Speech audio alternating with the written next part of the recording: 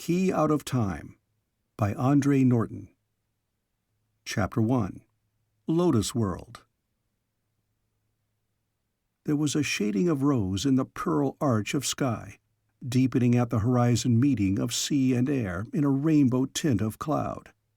The lazy swells of the ocean held the same soft color, darkened with crimson veins where spirals of weed drifted. A rose world bathed in soft sunlight, knowing only gentle winds, peace, and sloth. Ross Murdoch leaned forward over the edge of the rock ledge to peer down at a beach of fine sand, pale pink sand with here and there a glitter of a crystalline shell. Or were those delicate fluted oval shells?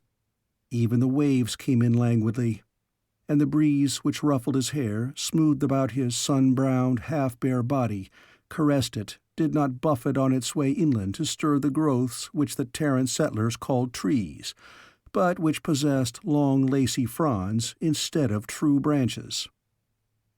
Hawaika, named for the old Polynesian paradise, a world seemingly without flaw, except the subtle one of being too perfect, too welcoming, too wooing.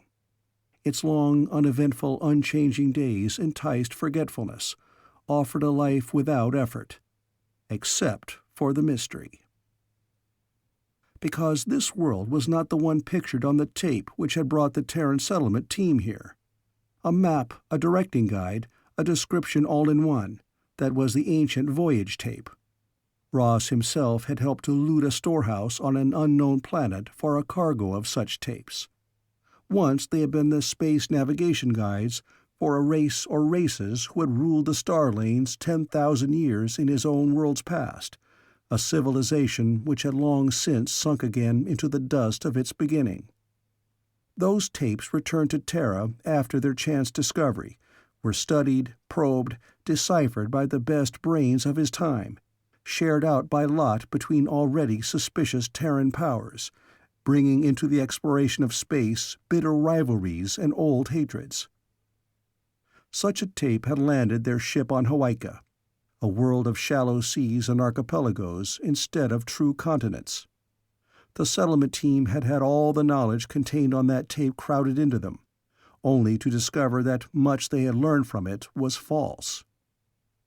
Of course, none of them had expected to discover here still the cities, the civilization the tape had projected as existing in that long-ago period. But no present island string they had visited approximated those on the maps they had seen, and so far they had not found any trace that any intelligent beings had walked, built, lived on these beautiful, slumberous atolls. So, what had happened to the Hawaika of the tape?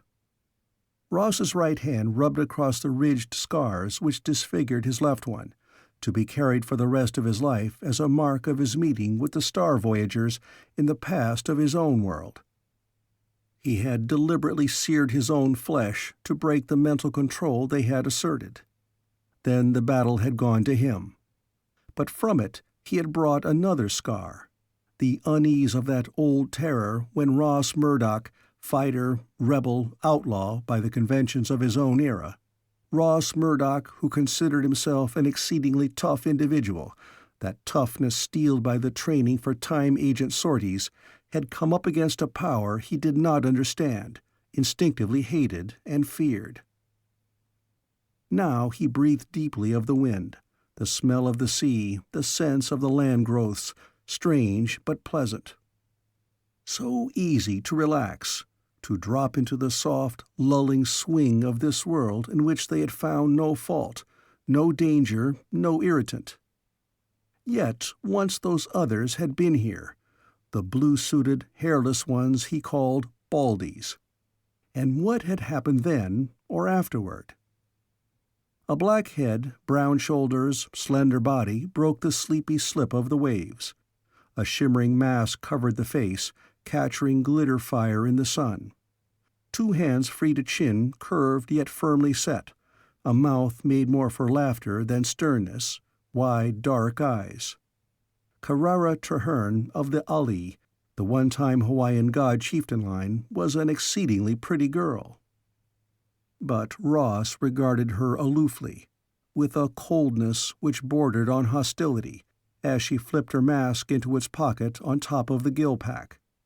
Below his rocky perch, she came to a halt, her feet slightly apart in the sand, an impish twist to her lips as she called mockingly, "Why not come in?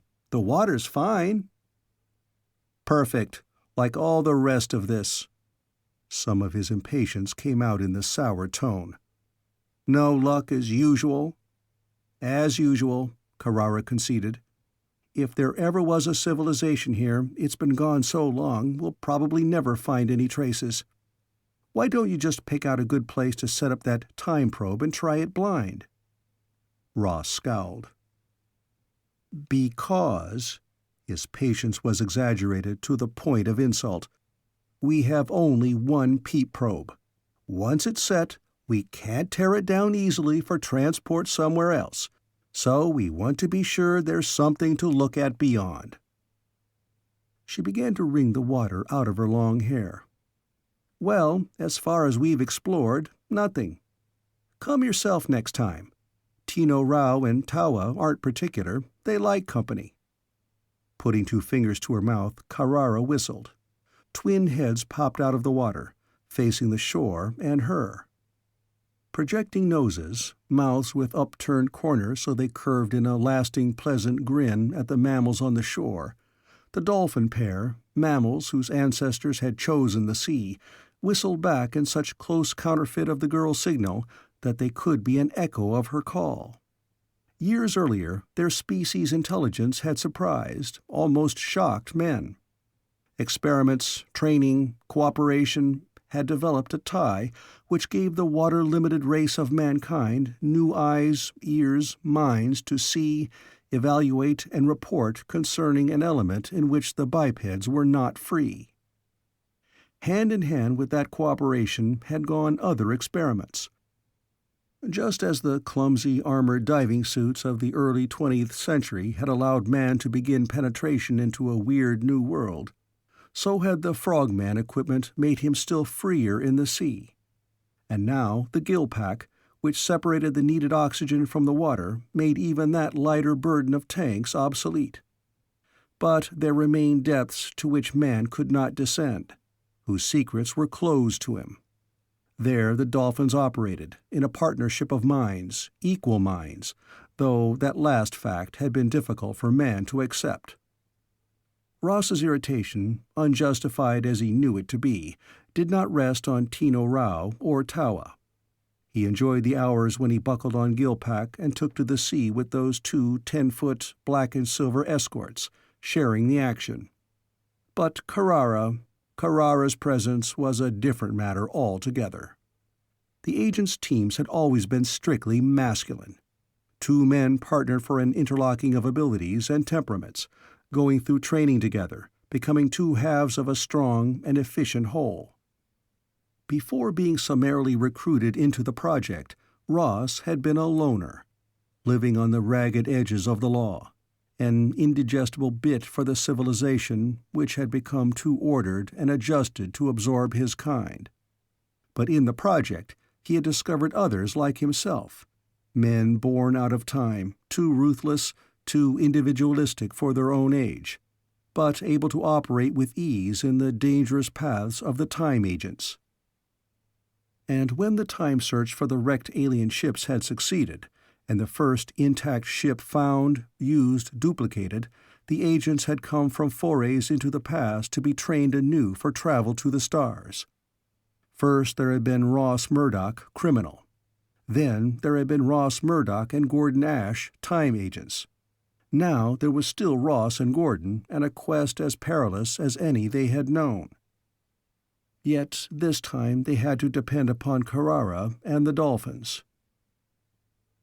Tomorrow. Ross was still not sorting out his thoughts, truly aware of the feeling which worked upon him as a thorn in the finger.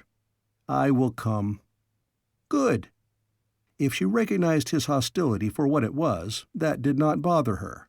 Once more she whistled to the dolphins, waved a casual farewell with one hand, and headed up the beach toward the base camp. Ross chose a more rugged path over the cliff. Suppose they did not find what they sought near here. Yet the old taped map suggested that this was approximately the site starred upon it, marking a city, a starport. Ash had volunteered for Hawaika, demanded this job after the disastrous Topaz affair, when the team of Apache volunteers had been sent out too soon to counter what might have been a Red sneak settlement. Ross was still unhappy over the ensuing months, when only Major Calgary's and maybe, in a lesser part, Ross had kept Gordon Ash in the project at all. That Topaz had been a failure was accepted when the settlement ship did not return, and that had added to Ash's sense of guilt for having recruited and partially trained the lost team.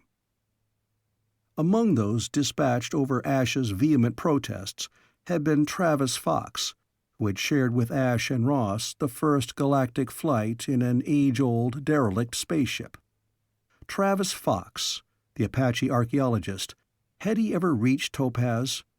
Or would he and his team wander forever between worlds?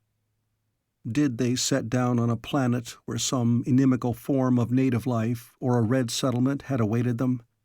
The very uncertainty of their fate continued to ride Ash. So he insisted on coming out with the second settlement team, the volunteers of Samoan and Hawaiian descent, to carry on a yet more exciting and hazardous exploration. Just as the project had probed into the past of Terra, so would Ash and Ross now attempt to discover what lay in the past of Hawaika, to see this world as it had been at the height of the galactic civilization, and so to learn what they could about their forerunners into space. And the mystery they had dropped into upon landing added to the necessity for that discovery or discoveries. Their probe, if fortune favored them, might become a gate through time. The installation was a vast improvement over these passage points they had first devised. Technical information had taken a vast leap forward after Terran engineers and scientists had had access to the tapes of the Stellar Empire. Adaptations and shortcuts developed, so that a new hybrid technology came into use, woven from the knowledge and experimentation of two civilizations thousands of years apart in time. If and when he or Ash, or Carrara and her dolphins, discovered the proper site, the two agents could set up their own equipment. Both Ross and Ash had had enough drill in the process. All they needed was the brick of discovery. Then they could build their wall. But they must find some remainder of the past, the smallest trace of ancient ruin upon which to center their peep probe. And since landing here, the long days had flowed into weeks, with no such discovery made. Ross crossed the ridge of rock that formed a coxcomb rise on the island's spine and descended to the village. As they had been trained, the Polynesian settlers adapted native products to their own heritage of building and tools. It was necessary that they live off the land, for their transport ship had had storage space only for a limited number of supplies and tools. After it took off to return home, they would be wholly on their own for several years. Their ship, a silvery ball, rested on a rock ledge, its pilot and crew having lingered to learn the results of Ash's search. 4 days more, and they would have to lift off for home, even if the agents still had only negative results to report. That disappointment was driving Ash, the way that 6 months earlier his outrage and guilt feelings over the Topaz affair had driven him. Carrara's suggestion carried weight the longer Ross thought about it. With more swimmers hunting, there was just that much increased chance of turning up some clue. So far, the dolphins had not reported any dangerous native sea life, or any perils except the natural ones any diver always had at his shoulder under the waves. There were extra gill packs, and all of the settlers were good swimmers. An organized hunt ought to shake the Polynesians out of their present do-it-tomorrow attitude. As long as they had had definite work before them, the unloading of the ship, the building of the village, all the labors incidental to the establishing of this base, they had shown energy and enthusiasm. It was only during the last couple of weeks that the languor which appeared part of the atmosphere here had crept up on them, so that now they were content to live at a slower and lazier pace. Ross remembered Ash's comparison made the evening before, likening Hawaika to a legendary Terran island where the inhabitants lived a drugged existence, feeding upon the seeds of a native plant. Hawaika was fast becoming a lotus land for Terrans. Through here, then westward. Ash hunched over the crate table in the mat-walled house. He did not look up as Ross entered. Carrara's still damp head was bowed until those black locks, now sleek to a round skull, almost touched the man's close-cropped brown hair. They were both studying a map as if they saw not lines on paper, but the actual inlets and lagoons which that drawing represented. "You are sure, Gordon, that this is the modern point to match the site on the tape?" The girl brushed back straying hair. Ash shrugged. There were tight brackets about his mouth which had not been there 6 months ago. He moved jerkily, not with the fluid grace of those old days when he had faced the vast distance of time travel with unruffled calm and a self-confidence to steady and support the novice Ross. The general outline of these two islands could stand for the capes on this. He pulled a second map, this on transparent plastic to fit over the first. The capes marked on the much larger body of land did slip over the modern islands with a surprising fit. The once large island, shattered and broken, could have produced the groups of atolls and islets they now prospected. "How long?" Carrara mused aloud. "And why?" Ash shrugged. 10,000 years? 5? 2? He shook his head. "We have no idea. It's apparent that there must have been some worldwide cataclysm here to change the contours of the land masses so much. We may have to wait on a return spaceflight to bring a copter or a hydroplane to explore farther." His hand swept beyond the boundaries of the map to indicate the whole of Hawaika. "A year, maybe 2 before we could hope for that," Ross cut in. "Then we'll have to depend on whether the Council believes this important enough." The contrariness which spiked his tongue whenever Carrara was present made him say that without thinking. Then the twitch of Ash's lip brought home Ross's error. Gordon needed reassurance now, not a recitation of the various ways their mission could be doomed. "Look here." Ross came to the table, his hand sweeping past Carrara as he used his forefinger for a pointer. "We know that what we want could be easily overlooked, even with the dolphins helping us to check. This whole area is too big. And you know that it is certain that whatever might be down there would be hidden with sea growths. Suppose 10 of us start out in a semicircle from about here and go as far as this point, heading inland. Video cameras here and here.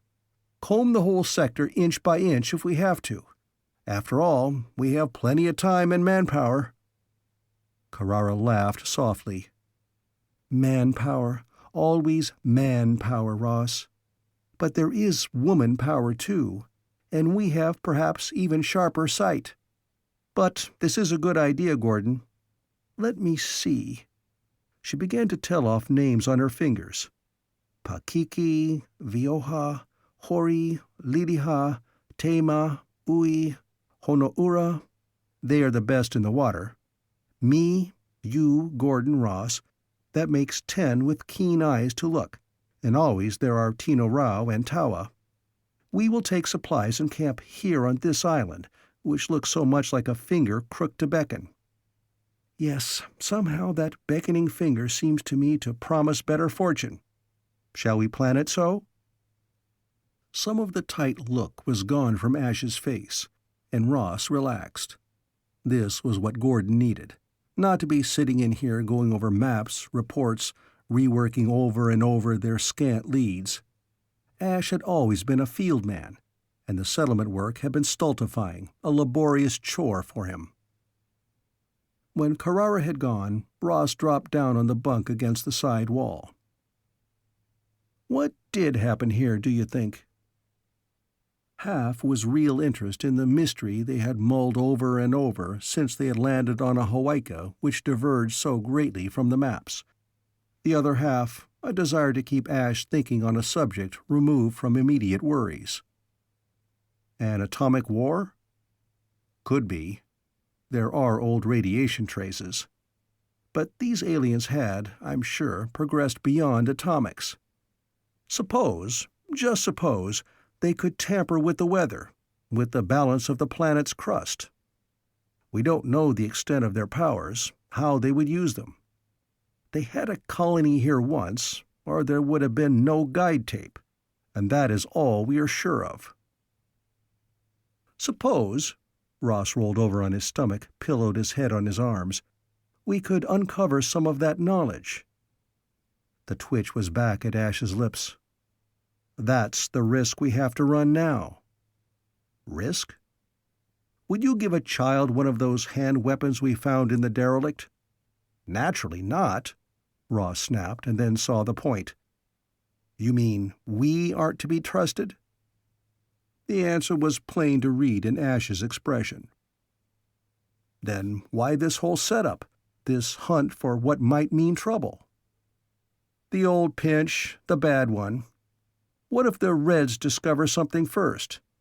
They drew some planets in the tape lottery, remember? It's a seesaw between us. We advance here, they there. We have to keep up the race or lose it. They must be combing their stellar colonies for a few answers just as furiously as we are.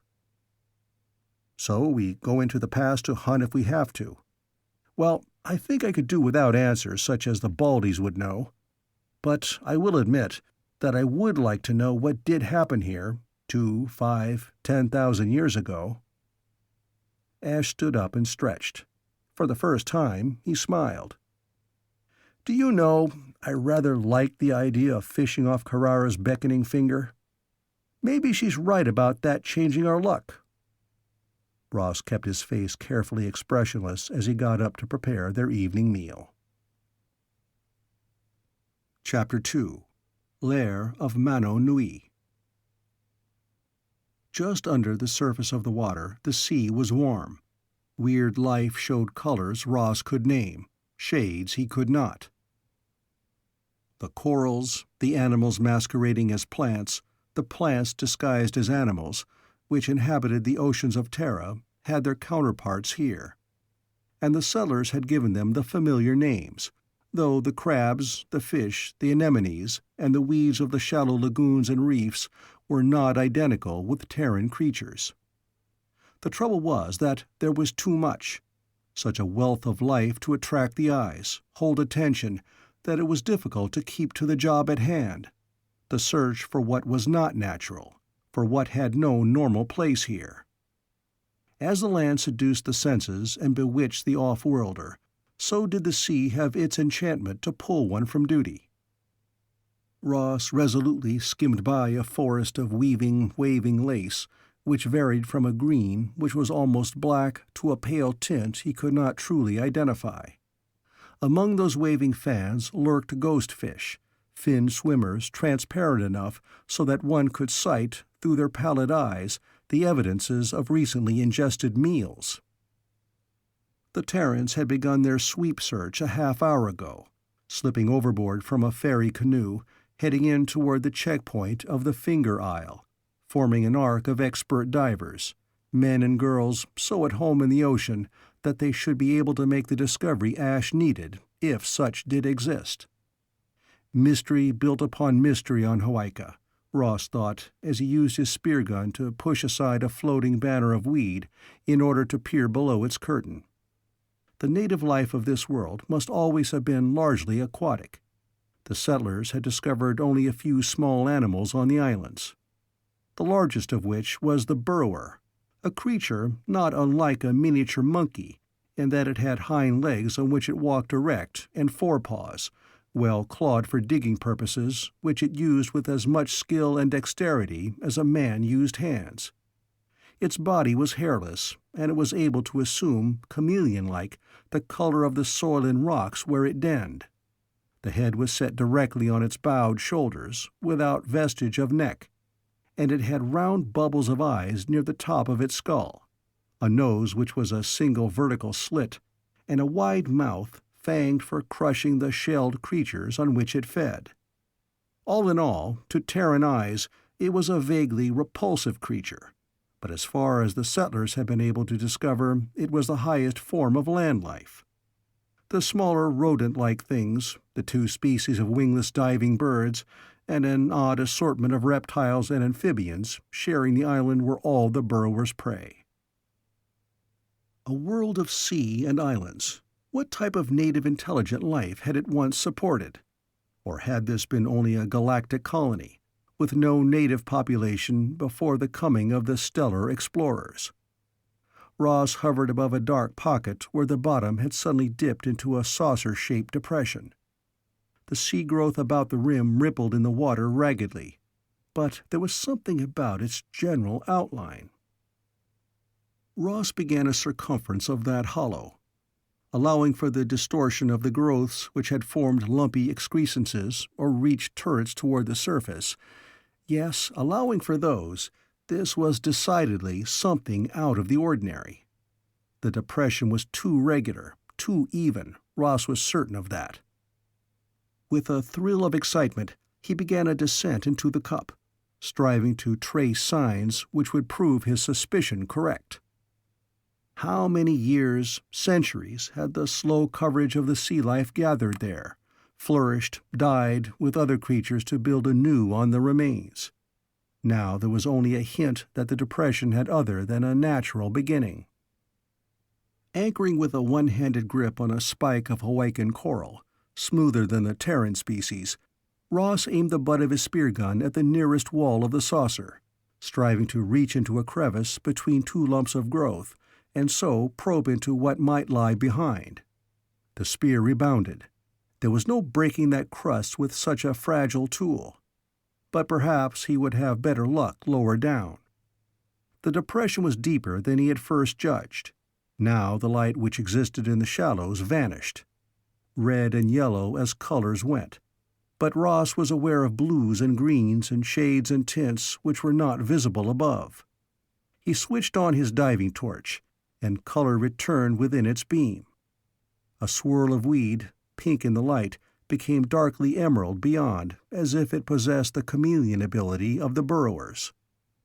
He was distracted by that phenomenon, and so he transgressed the diver's rule of never becoming so absorbed in surroundings as to forget caution. Just when did Ross become aware of that shadow below? Was it when a school of ghost fish burst unexpectedly between weed growths, and he turned to follow them with the torch? Then the outer edge of his beam caught the movement of a shape, a flutter in the water of the gloomy depths. Ross swung around, his back to the wall of the saucer, as he aimed the torch down at what was arising there.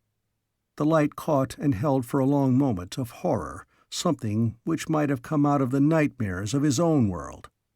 Afterward, Ross knew that the monster was not as large as it seemed in that endless minute of fear, perhaps no bigger than the dolphins. He had had training in shark-infested seas on Terra, been carefully briefed against the danger from such hunters of the deep and ocean jungles. But this kind of thing had only existed before in the fairy tales of his race, as the dragon of old lore. A scaled head with wide eyes gleaming in the light beam with cold and sullen hate, a gaping mouth fang-filled, a horn-set muzzle, that long, undulating neck, and below it, the half-seen bulk of a monstrous body. His spear gun, the knife at his waist-belt, neither were protection against this. Yet to turn his back on that rising head was more than Ross could do. He pulled himself back against the wall of the saucer. The thing before him did not rush to attack. Plainly, it had seen him, and now it moved with the leisure of a hunter, having no fears concerning the eventual outcome of the hunt. But the light appeared to puzzle it, and Ross kept the beam shining straight into those evil eyes. The shock of the encounter was wearing off. Now Ross edged his flipper into a crevice to hold him steady while his hand went to the sonic comm at his waist. He tapped out a distress call which the dolphins could relay to the swimmers. The swaying dragon had paused, held rigid on a stiff, scaled column in the center of the saucer. That sonic vibration either surprised or bothered the hunter, made it wary. Ross tapped again. The belief that if he tried to escape he was lost, that only while he faced it so had he any chance, grew stronger. The head was only inches below the level of his flippered feet as he held to the weeds. Again that weaving movement, the rise of head, a tremor along the serpent neck, an agitation in the depths. The dragon was on the move again. Ross aimed the light directly at the head. The scales, as far as he could determine, were not horny plates, but lapped silvery ovals such as fish possessed. And the underparts of the monster might even be vulnerable to his spear. But knowing the way a Terran shark could absorb the darts of that weapon and survive, Ross feared to attack except as a last resort. Above and to his left, there was a small hollow where in the past some portion of the growths had been ripped away. If he could fit himself into that crevice, perhaps he could keep the dragon at bay until help arrived. Ross moved with all the skill he had. His hand closed upon the edge of the niche, and he whirled himself up, just making it into that refuge as the head lashed at him wickedly. His suspicion that the dragon would attack anything on the run was well founded, and he knew he had no hope of winning to the surface above. Now he stood in the crevice, facing outward, watching the head darting in the water. He had switched off the torch, and the loss of light appeared to bewilder the reptile for some precious seconds. Ross pulled as far back into the niche as he could, until the point of one shoulder touched a surface which was sleek, smooth, and cold. The shock of that contact almost sent him hurtling out again. Gripping the spear before him in his right hand, Ross cautiously felt behind him with the left. His fingertips glided over a seamless surface where the growths had been torn or peeled away. Though he could not, or dared not, turn his head to see, he was certain that this was his proof that the walls of the saucer had been fashioned and placed there by some intelligent creature. The dragon had risen, hovering now in the water directly before the entrance to Ross's hole, its neck curled back against its bulk. It had wide flippers moving like planes to hold it poised. The body, sloping from a massive round of shoulders to a tapering rear, was vaguely familiar. If one provided a Terran seal with a gorgon head and scales in place of fur, the effect would be similar. But Ross was assuredly not facing a seal at this moment. Slight movement of the flippers kept it stabilized as if it sprawled on a supporting surface. With the neck flattened against the body, the head curved downward until the horn on its snout pointed the tip straight at Ross's middle. The Terran steadied his spear gun. The dragon's eyes were its most vulnerable targets. If the creature launched the attack, Ross would aim for them. Both man and dragon were so intent upon their duel that neither was conscious of the sudden swirl overhead. A sleek, dark shape struck down, skimming across the humped-back ridge of the dragon. Some of the settlers had empathy with the dolphins to a high degree, but Ross's own powers of contact were relatively feeble. Only now he was given an assurance of aid and a suggestion to attack. The dragon head writhed, twisting as the reptile attempted to see above and behind its own length. But the dolphin was only a streak fast disappearing. And that writhing changed the balance the monster had maintained, pushing it toward Ross. The Terran fired too soon and without proper aim, so the dart snaked past the head. But the harpoon line half-hooked about the neck and seemed to confuse the creature. Ross squirmed as far back as he could into his refuge and drew his knife. Against those fangs, the weapon was an almost useless toy, but it was all he had. Again the dolphin dived in attack on the reptile, this time seizing in its mouth the floating cord of the harpoon and giving it a jerk which jolted the dragon even more off balance, pulling it away from Ross's niche and out into the center of the saucer. There were 2 dolphins in action now, Ross saw, playing the dragon as matadors might play a bull, keeping the creature disturbed by their agile maneuvers. Whatever prey came naturally to the Hawaiian monster was not of this type, and the creature was not prepared to deal effectively with their teasing, dodging tactics. Neither had touched the beast, but they kept it constantly striving to get at them.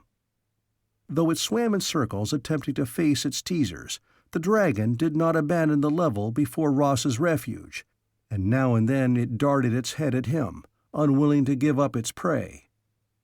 Only one of the dolphins frisked and dodged above now, as the sonic on Ross's belt vibrated against his lower ribs with its message warning to be prepared for further action. Somewhere above, his own kind gathered. Hurriedly, he tapped out in code his warning in return. 2 dolphins busy again, their last dive over the dragon pushing the monster down past Ross's niche toward the saucer's depths. Then they flashed up and away. The dragon was rising in turn, but coming to meet the Hawaiian creature was a ball giving off light, bringing sharp vision and color with it. Ross's arm swung up to shield his eyes. There was a flash. Such answering vibration carried through the waves that even his nerves, far less sensitive than those of the life about him, reacted. He blinked behind his mask. A fish floated by, spiraling up, its belly exposed. And about him growths drooped, trailed lifelessly through the water, while there was a now motionless bulk sinking to the obscurity of the depression floor. A weapon perfected on Terra to use against sharks and barracuda had worked here to kill what could have been a more formidable prey. The Terran wriggled out of the niche, rose to meet another swimmer. As Ash descended, Ross relayed his news via the sonic. The dolphins were already nosing into the depths in pursuit of their late enemy. "Look here." Ross guided Ash to the crevice which had saved him, aimed the torch beam into it. He had been right.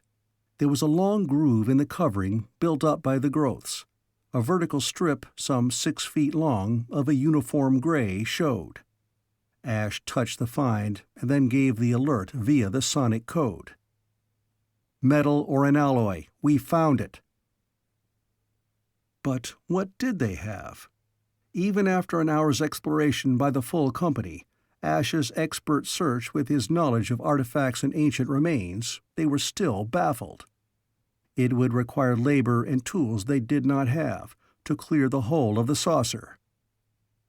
They could be sure only of its size and shape, and the fact that its walls were of an unknown substance which the sea could cloak but not erode. For the length of gray surface showed not the slightest pitting or time wear. Down at its centermost point they found the dragon's den, an arch coated with growth, before which sprawled the body of the creature. That was dragged aloft with the dolphin's aid, to be taken ashore for study. But the arch itself, was that part of some old installation? Torches to the fore, they entered its shadow, only to remain baffled. Here and there were patches of the same gray showing in its interior. Ash dug the butt of his spear gun into the sand on the flooring to uncover another oval depression. But what it all signified, or what had been its purpose, they could not guess. "Set up the peep probe here?" Ross asked. Ash's head moved in a slow negative. "Look farther. Spread out," the sonic clicked. Within a matter of minutes, the dolphins reported new remains, 2 more saucers, each larger than the first, set in a line on the ocean floor, pointing directly to Carrara's finger island. Cautiously explored, these were discovered to be free of any but harmless life. They stirred up no more dragons. When the Terrans came ashore on Finger Island to rest and eat their midday meal, one of the men paced along the beach dragon. Ashore, it lost none of its frightening aspect. And seeing it, Even beached and dead, Ross wondered at his luck in surviving the encounter without a scratch. "I think that this one would be alone," Pakiki commented. "Where there is an eater of this size, there is usually only one." "Mano-Nui." The girl Tama shivered as she gave to this monster the name of the shark demon of her people. "Such a one is truly king shark in these waters. But why have we not sighted its like before? Tino Rao, Tawa, they have not reported such." "Probably because, as Pakiki says, these things are rare," Ash returned. "A carnivore of size would have to have a fairly wide hunting range, yet there's evidence that this thing was laired in that den for some time. Which means that it must have a defined hunting territory allowing no trespassing from others of its species."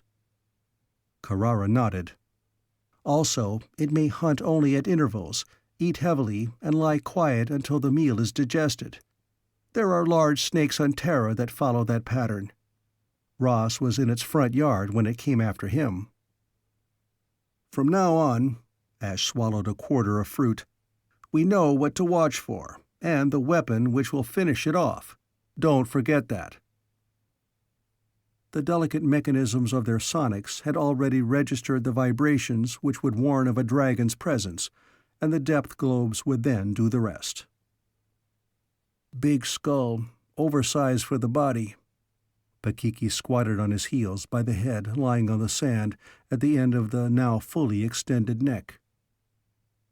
Ross had heretofore been more aware of the armament of that head, the fang set in the powerful jaws, the horn on the snout.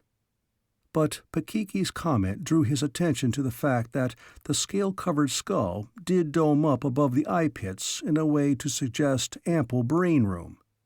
Had the thing been intelligent? Carrara put that into words. "Rule 1?"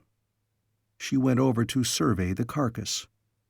Ross resented her half-question, whether it was addressed to him or mere thinking aloud on her part. "Rule 1. Conserve native life to the fullest extent. Humanoid form may not be the only evidence of intelligence." There were the dolphins to prove that point right on Terra. But did Rule 1 mean that you had to let a monster nibble at you because it might just be a high type of alien intelligence? Let Carrara spout Rule 1 while backed into a crevice underwater with that horn stabbing at her midsection. "Rule 1 does not mean to forego self-defense," Ash commented mildly. "This thing is a hunter, and you can't stop to apply recognition techniques when you are being regarded as legitimate prey. If you are the stronger, or an equal, yes. Stop and think before becoming aggressive. But in a situation like this, take no chances." "Anyway, from now on," Carrara pointed out, "it could be possible to shock instead of kill." "Gordon," Pakiki swung around, "what have we found here, besides this thing?" "I can't even guess, except that those depressions were made for a purpose, and have been there for a long time. Whether they were originally in the water or the land sank, that we don't know either, but now we have a site to set up the peep probe." "We do that right away?" Ross wanted to know. Impatience bit at him. But Ash still had a trace of frown. He shook his head. "Have to make sure of our site, very sure. I don't want to start any chain reaction on the other side of the time wall." And he was right, Ross was forced to admit. Remembering what had happened when the Galactics had discovered the red time gates and traced them forward to their 20th century source, ruthlessly destroying each station. The original colonists of Hawaika had been as giants to Terran pygmies when it came to technical knowledge. To use even a peep probe indiscreetly near one of their outposts might bring swift and terrible retribution. Chapter 3. The Ancient Mariners. Another map spread out, and this time pinned down with small stones on beach gravel. Here, and here. Ash's finger indicated the points marked in a pattern which flared out from 3 sides of Finger Island. Each marked a set of 3 undersea depressions in perfect alliance with the land, which, according to the galactic map, had once been a cape on a much larger landmass. Though the Terrans had found the ruins, if those saucers in the sea could be so termed, the remains had no meaning for the explorers. "Do we set up here?" Ross asked. "If we could just get a report to send back." That might mean the difference between awakening the cooperation of the project policymakers so that a flood of supplies and personnel would begin to head their way. "We set up here," Ash decided. He had selected a point between 2 of the lines where a reef would provide them with a secure base, and once that decision was made, the Terrans went into action. 2 days to go, to install the peep probe and take some shots before the ship had to clear with or without their evidence. Together, Ross and Ash floated the installation out to the reef, Ui and Carrara helping to tow the equipment and parts, the dolphins lending pushing noses on occasion. The aquatic mammals were as interested as the human beings they aided. And in water, their help was invaluable. Had dolphins developed hands, Ross wondered fleetingly, would they have long ago wrested control of their native world, or at least of its seas, from the humankind? All the human beings worked with practiced ease, even while masked and submerged, to set the probe in place, aiming it landward at the checkpoint of the finger's protruding nail of rock. After Ash made the final adjustments, tested each and every part of the assembly, he gestured them in. Carrara's swift hand movement asked a question, and Ash's sonic code clicked in reply, "At twilight." Yes, dusk was the proper time for using a peep probe.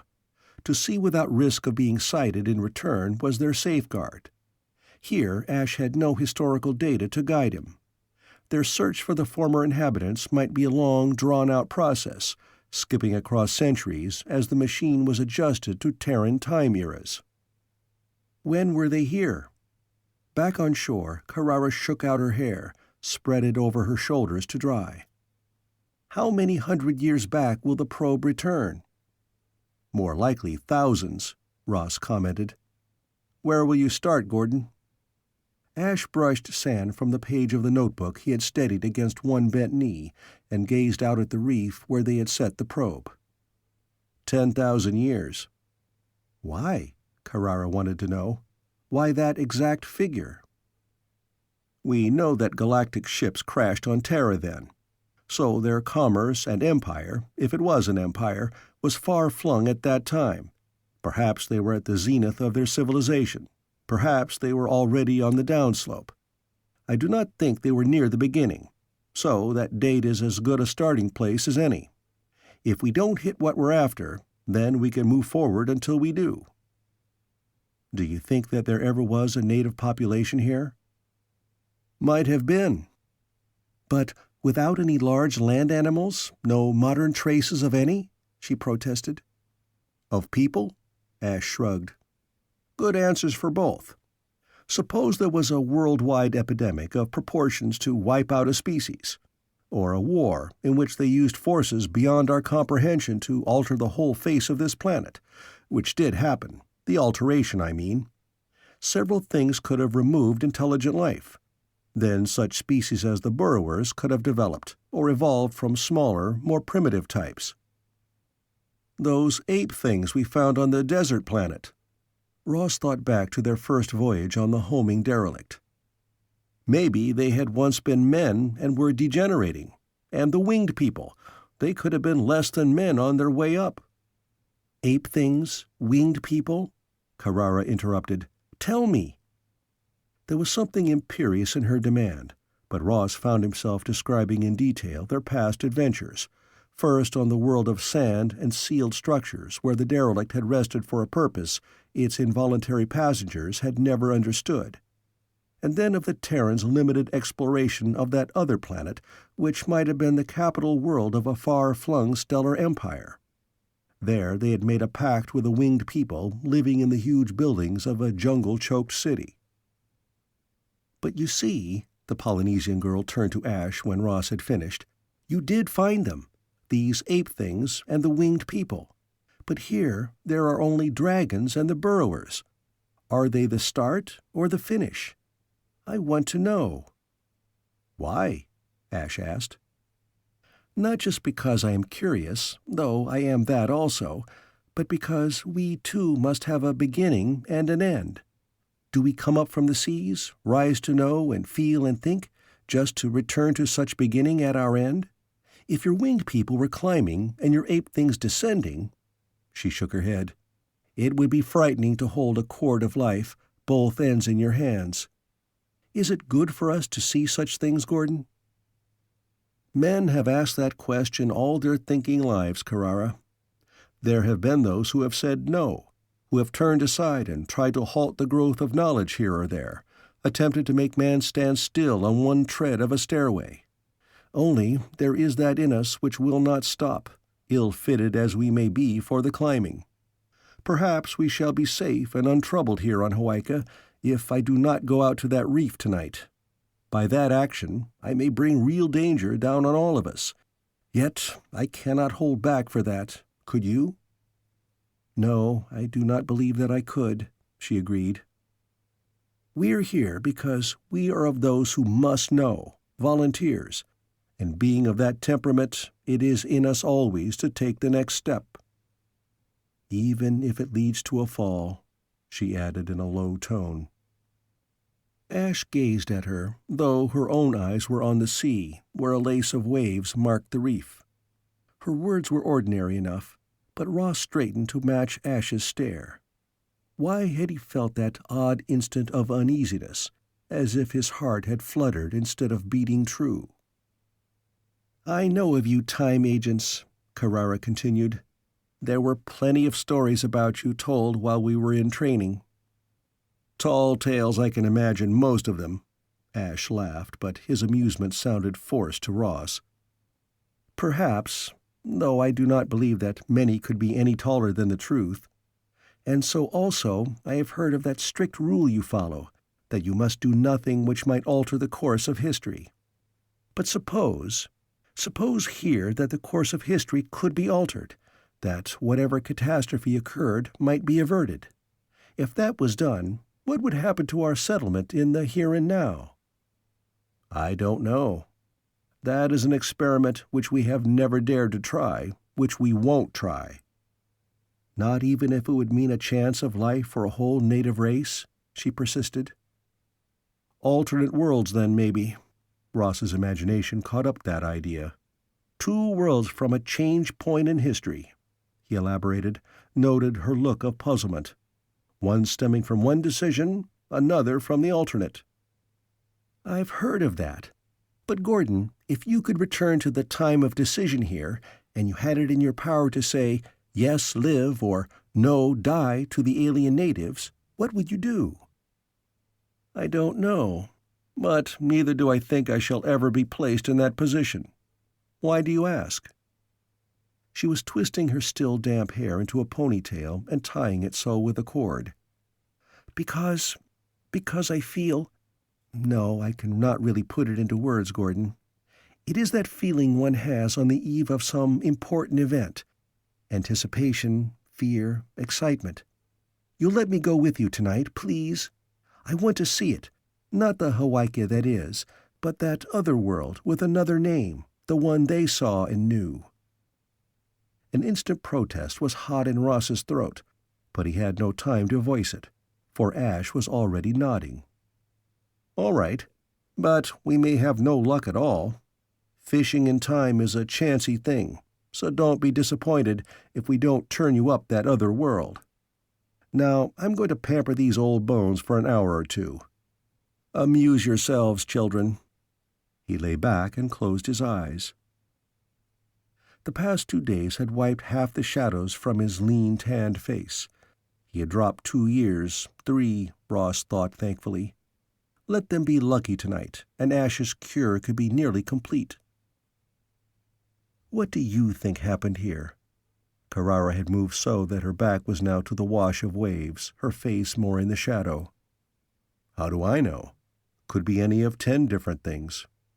"And will I please shut up and leave you alone?" she countered swiftly. "Do you wish to savor the excitement, then? Explore a world upon world? Or am I saying it right? We have Hawaika 1, which is a new world for us. Now there is Hawaika 2, which is removed in time, not distance. And to explore that—" "We won't be exploring it, really," Ross protested. "Why? Did your agents not spend days, weeks, even months of time in the past on Terra? What is to prevent your doing the same here?" "Training. We have no way of learning the drill." "What do you mean?" "Well, it wasn't as easy as you seem to think it was back on Terra," he began scornfully. "We didn't just stroll through one of those gates and set up business, say in Nero's Rome or Montezuma's Mexico. An agent was physically and psychologically fitted to the era he was to explore. Then he trained, and how he trained." Ross remembered the weary hours spent learning how to use a bronze sword, the technique of beaker trading, the hypnotic instruction in a language which was already dead centuries before his own country existed. You learned the language, the customs, everything you could about your time and your cover. You were letter perfect before you took even a trial run. "And here you would have no guides," Carrara said, nodding. "Yes, I can see the difficulty. Then you will just use the peep probe?" "Probably. Or maybe later we can scout through a gate. We have the material to set one up. But it would be a strictly limited project, allowing no chance of being caught. Maybe the big brains back home can take peep data and work out some basis of infiltration for us from it." "But that would take years." "I suppose so. Only you begin to swim in the shallows, don't you? Not by jumping off a cliff." She laughed. "True enough. However, even a look into the past might solve part of the big mystery." Ross grunted and stretched out to follow Ash's example. But behind his closed eyes his brain was busy, and he did not cultivate the patience he needed. Peep probes were all right, but Carrara had a point. You wanted more than a small window into a mystery. You wanted a part in solving it. The setting of the sun deepened rose to red, made a dripping, wine-hued banner of most of the sky, so that under it they moved in a crimson sea, looked back at an island where shadows were embers instead of ashes. 3 humans, 2 dolphins, and a machine mounted on a reef which might not even have existed in the time they sought. Ash made his final adjustments, and then his finger pressed a button and they watched the vista plate no larger than the palms of 2 hands. Nothing. A dull gray nothing. Something must have gone wrong with their assembly work. Ross touched Ash's shoulder, but now there were shadows gathering on the plate, thickening to sharpen into a distinct picture. It was still the sunset hour they watched, but somehow the colors were paler, less red and sullen than the ones about them in the here and now. And they were not seeing the isle toward which the probe had been aimed. They were looking at a rugged coastline where cliffs lifted well above the beach strand. While on those cliffs— Ross had not realized Carrara had reached out to grasp his arm until her nails bit into his flesh, and even then he was hardly aware of the pain, because there was a building on the cliff. Massive walls of native rock reared in outward defenses, culminating in towers, and from the high point of one tower the pointed tail of a banner cracked in the wind. There was a headland of rock reaching out, not toward them, but to the north, and rounding that— "War canoe!" Carrara exclaimed, but Ross had another identification. Longboat. In reality, the vessel was neither one nor the other, not the double canoe of the Pacific which had transported warriors on raid from one island to another, or the shield-hung warship of the Vikings. But the Terrans were right in its purpose. That rakish, sharp-prowed ship had been fashioned for swift passage of the seas, for maneuverability as a weapon. Behind the first nosed another and a third. Their sails were dyed by the sun, but there were devices painted on them, and the lines of those designs glittered as if they had been drawn with a metallic fluid. "The castle!" Ash's cry pulled their attention back to land. There was movement along those walls. Then came a flash, a splash in the water close enough to the lead ship to wet her deck with spray. "They're fighting!" Carrara shouldered against Ross for a better look. The ships were altering course, swinging away from land, out to sea. "Moving too fast for sails alone, and I don't see any oars." Ross was puzzled. "How do you suppose—" The bombardment from the castle continued, but did not score any hits. Already the ships were out of range, the lead vessel off the screen of the peep as well. Then there was just the castle in the sunset. Ash straightened up. "Rocks," he repeated wonderingly. "They were throwing rocks."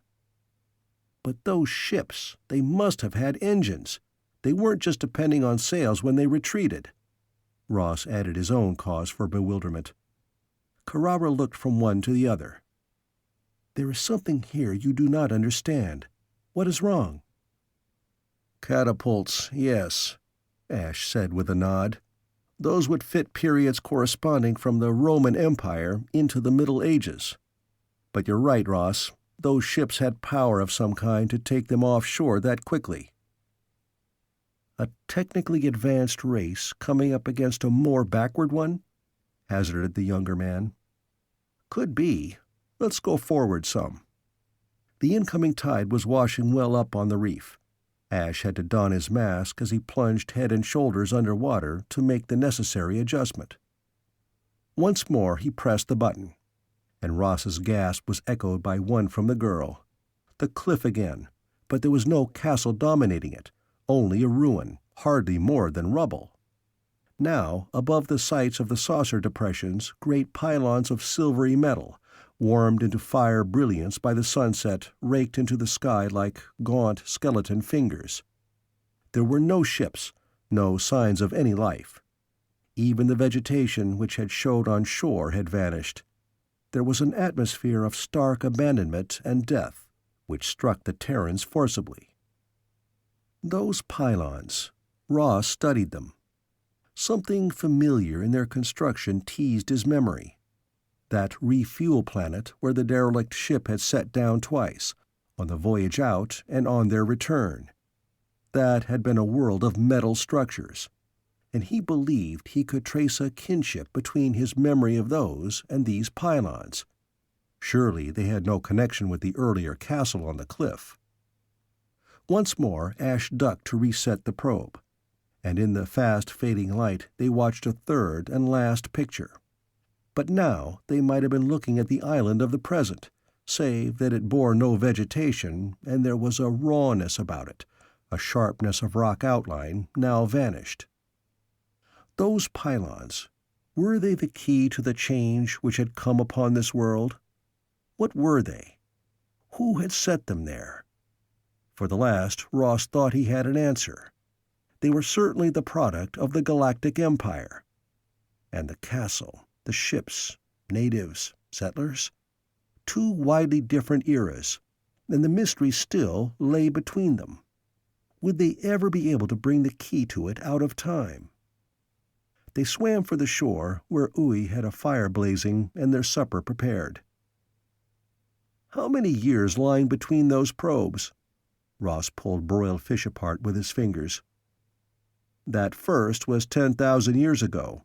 The second?" Ash paused. "Only 200 years later." "But," Ross stared at his superior, "that means—" "That there was a war or some drastic form of invasion, yes." "You mean that the Star People arrived and just took over this whole planet?" Carrara asked.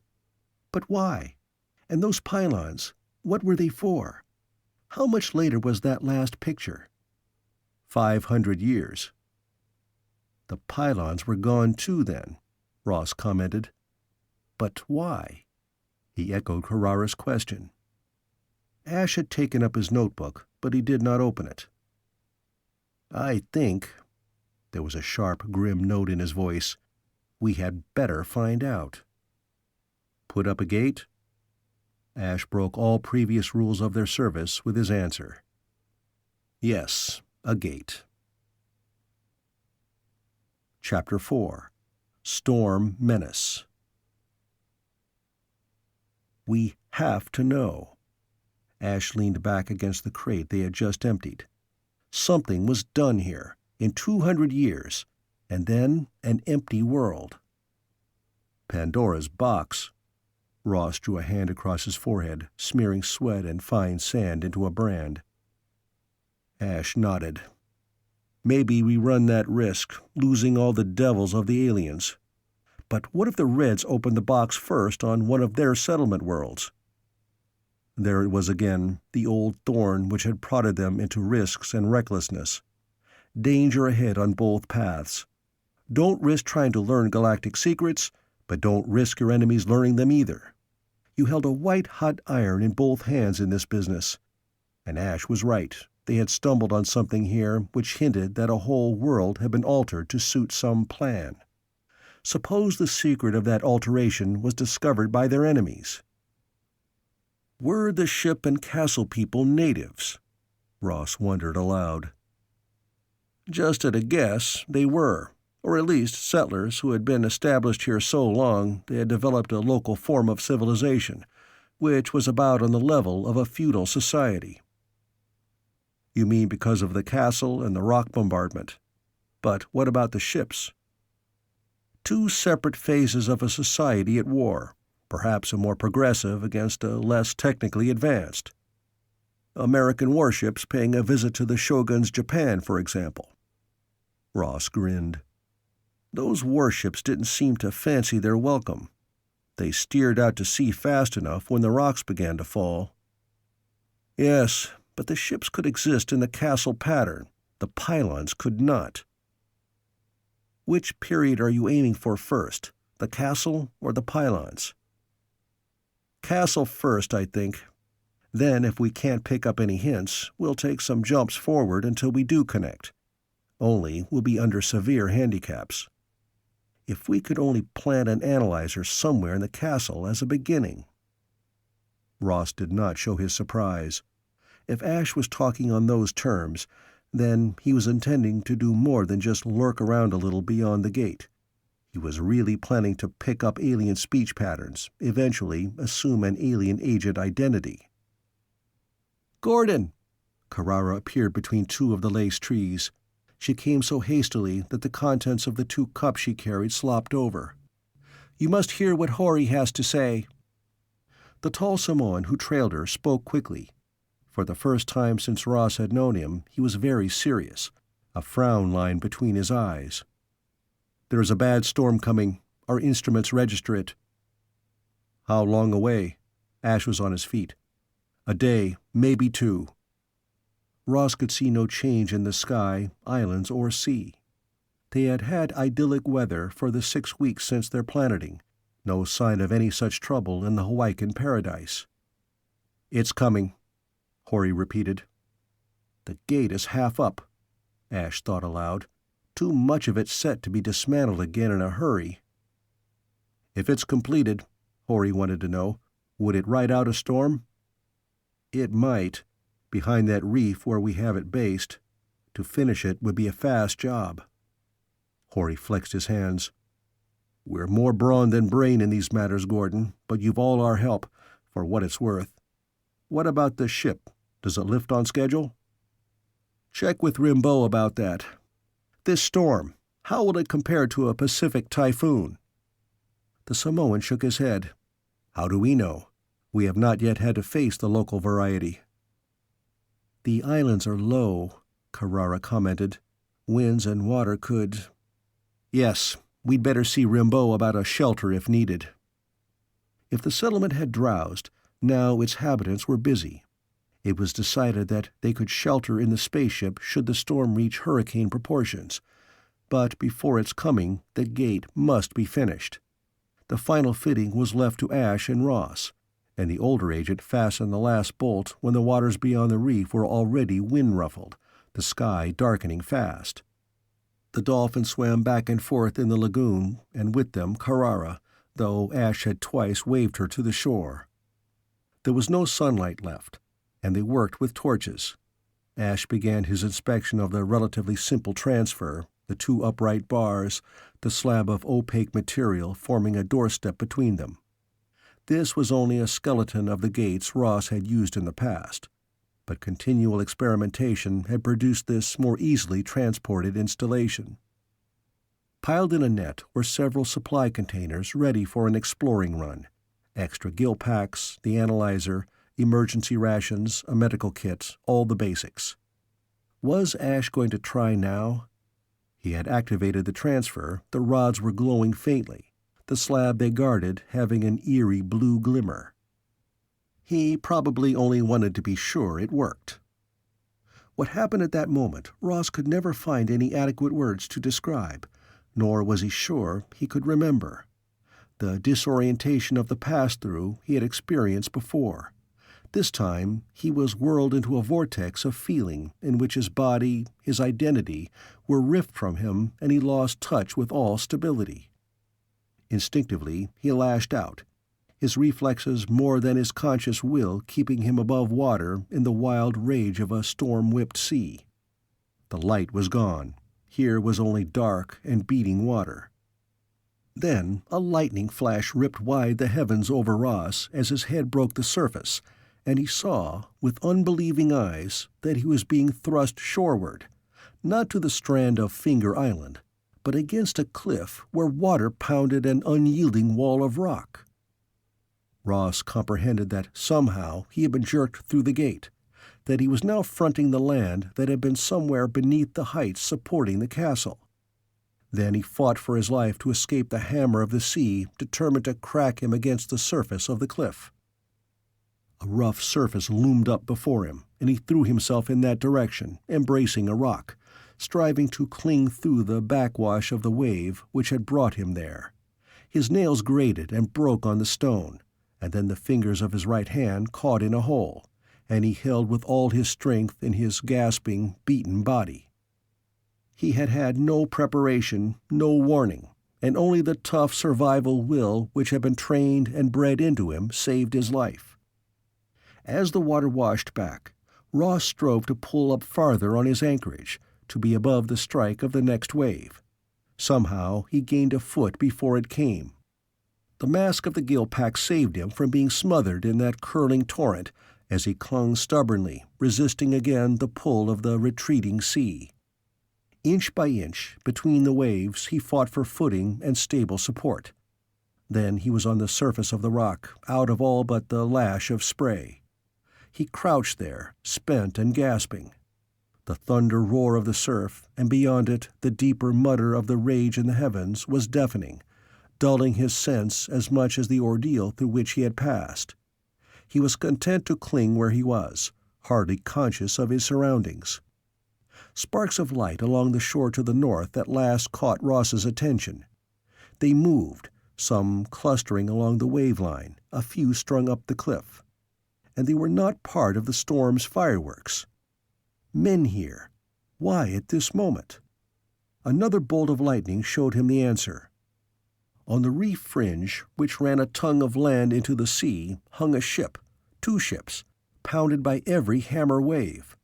Shipwrecks. And those lights must mark castle-dwellers drawn to aid the survivors.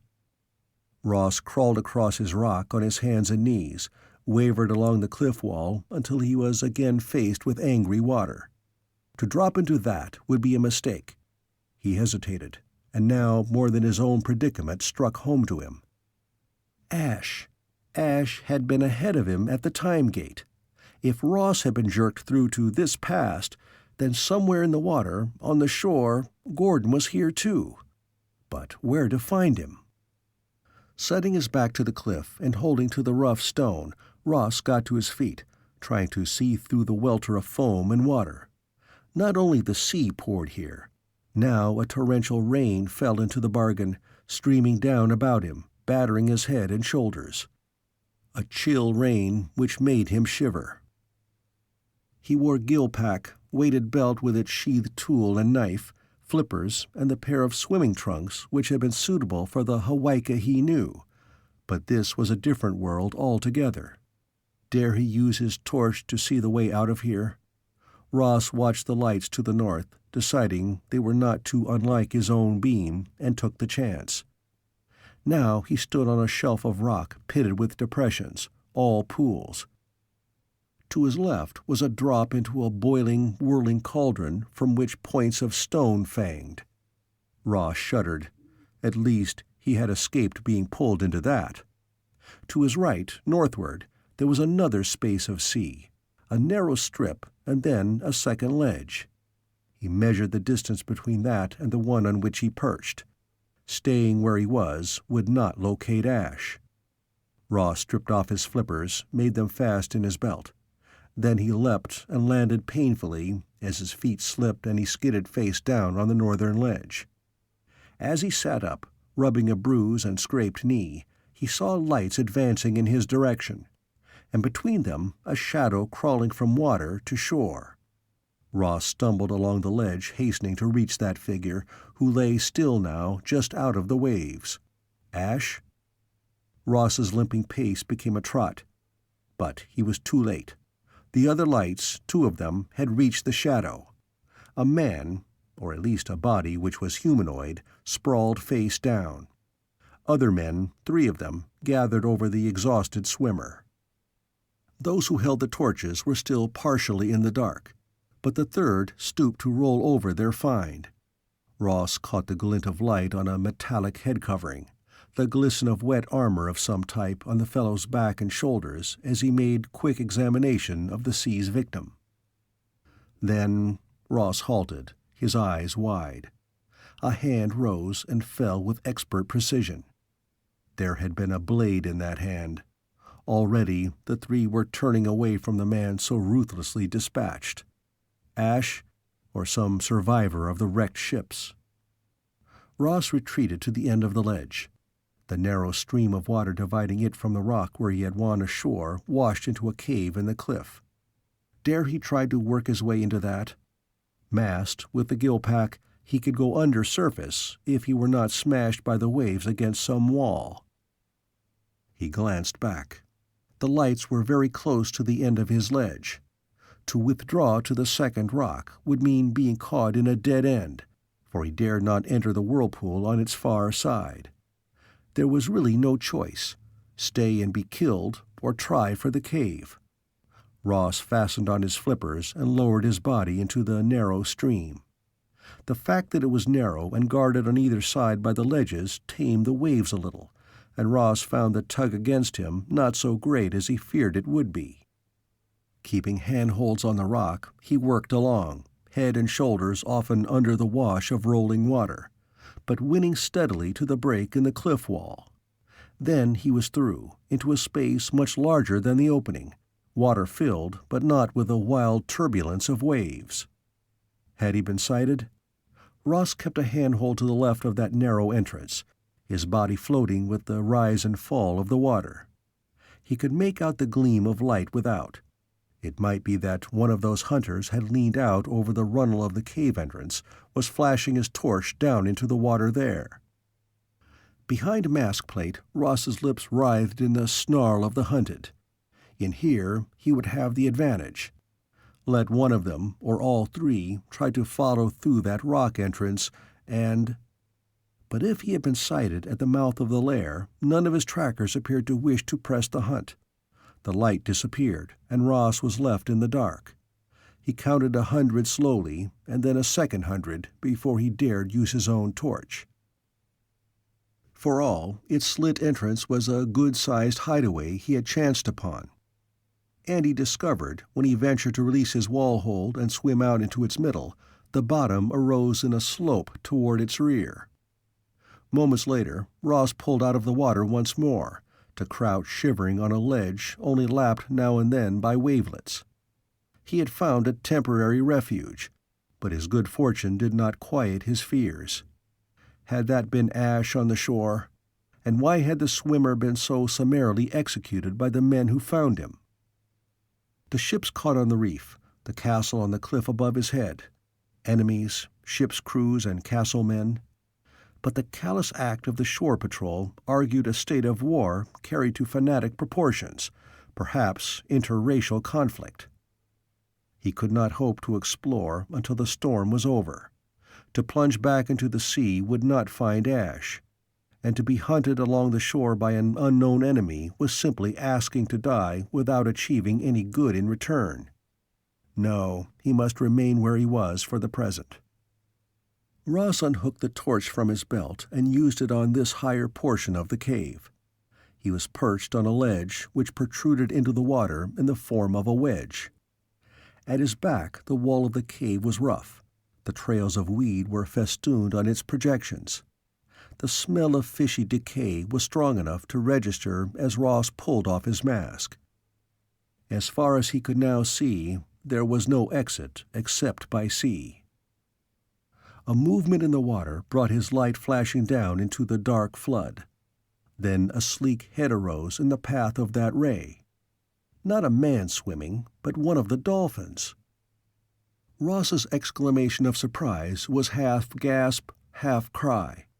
The second dolphin showed for a moment, and between the shadow of their bodies, just under the surface, moved a third form. Ash! Ross had no idea how the dolphins had come through the time gate, but that they had guided to safety at Terran he did not doubt at all. Ash! But it was not Ash who came wading to the ledge where Ross waited with hand outstretched. He had been so sure of the other's identity that he blinked in complete bewilderment as his eyes met Carrara's and she half stumbled, half reeled against him. His arms about her shoulders steadied her, and her shivering body was close to his as she leaned her full weight upon him. Her hands made a feeble movement to her mask, and he pulled it off. Uncovered, her face was pale and drawn. Her eyes were now closed, and her breath came in ragged, tearing sobs which shook her even more. "How did you get here?" Ross demanded, even as he pushed her down on the ledge. Her head moved slowly, in a weak gesture of negation. "I don't know. We were close to the gate. There was a flash of light. Then—" her voice sealed up with a note of hysteria in it. "Then I was here, and Tawa with me. Tina Rao came. Ross, there was a man swimming. He got ashore. He was getting to his feet and they killed him." Ross's hold tightened. He stared into her face with fierce demand. "Was it Gordon?" She blinked, brought her hand up to her mouth, and wiped it back and forth across her chin. There was a small red trickle growing between her fingers, dripping down her arm. "Gordon?" She repeated it as if she had never heard the name before. "Yes, did they kill Gordon?" In his grasp, she was swaying back and forth. Then, realizing he was shaking her, Ross got himself under control. But a measure of understanding had come into her eyes. "No, not Gordon. Where is Gordon?" "You haven't seen him?" Ross persisted, knowing it was useless. "Not since we were at the gate." Her words were less slurred. "Weren't you with him?" "No, I was alone." "Ross, where are we?" "Better say, when are we?" he replied. "We're through the gate and back in time. And we have to find Gordon." He did not want to think of what might have happened out on the shore. Chapter 5. Time Wrecked. "Can we go back?" Carrara was herself again, her voice crisp. "I don't know." Ross gave her the truth. The force which had drawn them through the gate was beyond his experience. As far as he knew, there had never been such an involuntary passage by Time Gate, and what their trip might mean he did not know. The main concern was that Ash must have come through too, and that he was missing. Just let the storm abate, and with the dolphin's aid, Ross's chance for finding the missing agent was immeasurably better. He said so now, and Carrara nodded. "Do you suppose there is a war going on here?" She hugged her arms across her breast, her shoulders heaving in the torchlight, with shudders she could not control. The damp chill was biting, and Ross realized that was also danger. Could be. He got to his feet, switched the light from the girl to the walls. That seaweed, could it make them some form of protective covering? Hold this. Aim it there. He thrust the torch into her hands and went for one of the loops of kelp. Ross reeled in lines of the stuff. It was rank-smelling, but only slightly damp, and he piled it on the ledge in a kind of nest. At least in the hollow of that mound they would be sheltered after a fashion. Carrara crawled into the center of the mass, and Ross followed her. The smell of the stuff filled his nose, was almost like a visible cloud, but he had been right. The girl stopped shivering, and he felt a measure of warmth in his own shaking body. Ross snapped off the torch, and they lay together in the dark, the half-rotten pile of weed holding them. He must have slept, Ross guessed, when he stirred, raising his head. His body was stiff, aching, as he braced himself up on his hands and peered over the edge of their kelp nest. There was light in the cave, a pale grayish wash, which grew stronger toward the split opening. It must be day, and that meant they could move. Ross groped in the weed, his hand falling on a curve of shoulder. "Wake up." His voice was hoarse and held the snap of an order. There was a startled gasp in answer, and the mound beside him heaved as the girl stirred. "Day out," Ross pointed. "And the storm?" She stood up. "I think it's over." It was true that the level of water within the cave had fallen, that wavelets no longer lapped with the same vigor. Morning, the storm over, and somewhere ash. Ross was about to snap his mask into place when Carrara caught at his arm. "Be careful. Remember what I saw. Last night they were killing swimmers." He shook her off impatiently. "I'm no fool. And with the packs on, we do not have to surface. Listen." He had another thought, one which would provide an excellent excuse for keeping her safely out of his company, reducing his responsibility for her. "You take the dolphins and try to find the gate. We'll want out as soon as I locate Ash." "And if you do not find him soon?" Ross hesitated. She had not said the rest. What if he could not find Gordon at all? But he would. He had to. "I'll be back here." He checked his watch, no longer an accurate timekeeper, for Hawaiian days held an hour more than the Terran 24, but the settlers kept the off-world measurement to check on work periods. "In, say, 2 hours. You should know by then about the gate, and I'll have some idea of the situation along the shore. But listen." Ross caught her shoulders in a taut grip, pulled her around to face him, his eyes hot and almost angry as they held hers. "Don't let yourself be seen."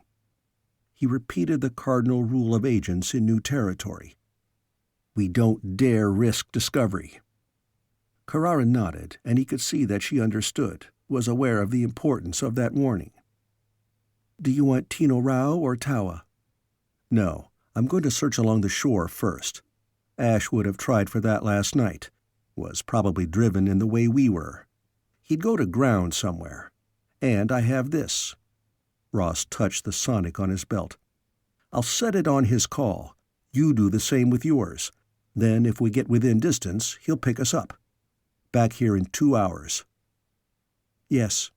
Carrara kicked free of the weed, was already wading down to where the dolphin circled in the cave pool, waiting for her. Ross followed, and the four swam for the open sea. It could not be much after dawn, Ross thought, as he clung by one hand to a rock and watched Carrara and the dolphins on their way. Then he paddled along the shore northward for his own survey of the coast. There was a rose cast in the sky, warming the silver along the far reaches of the horizon. And about him bobbed storm flotsam, so that he had to pick a careful way through floating debris. On the reef, one of the wrecked ships had vanished entirely. Perhaps it had been battered to death by the waves, ground to splinters against the rocks.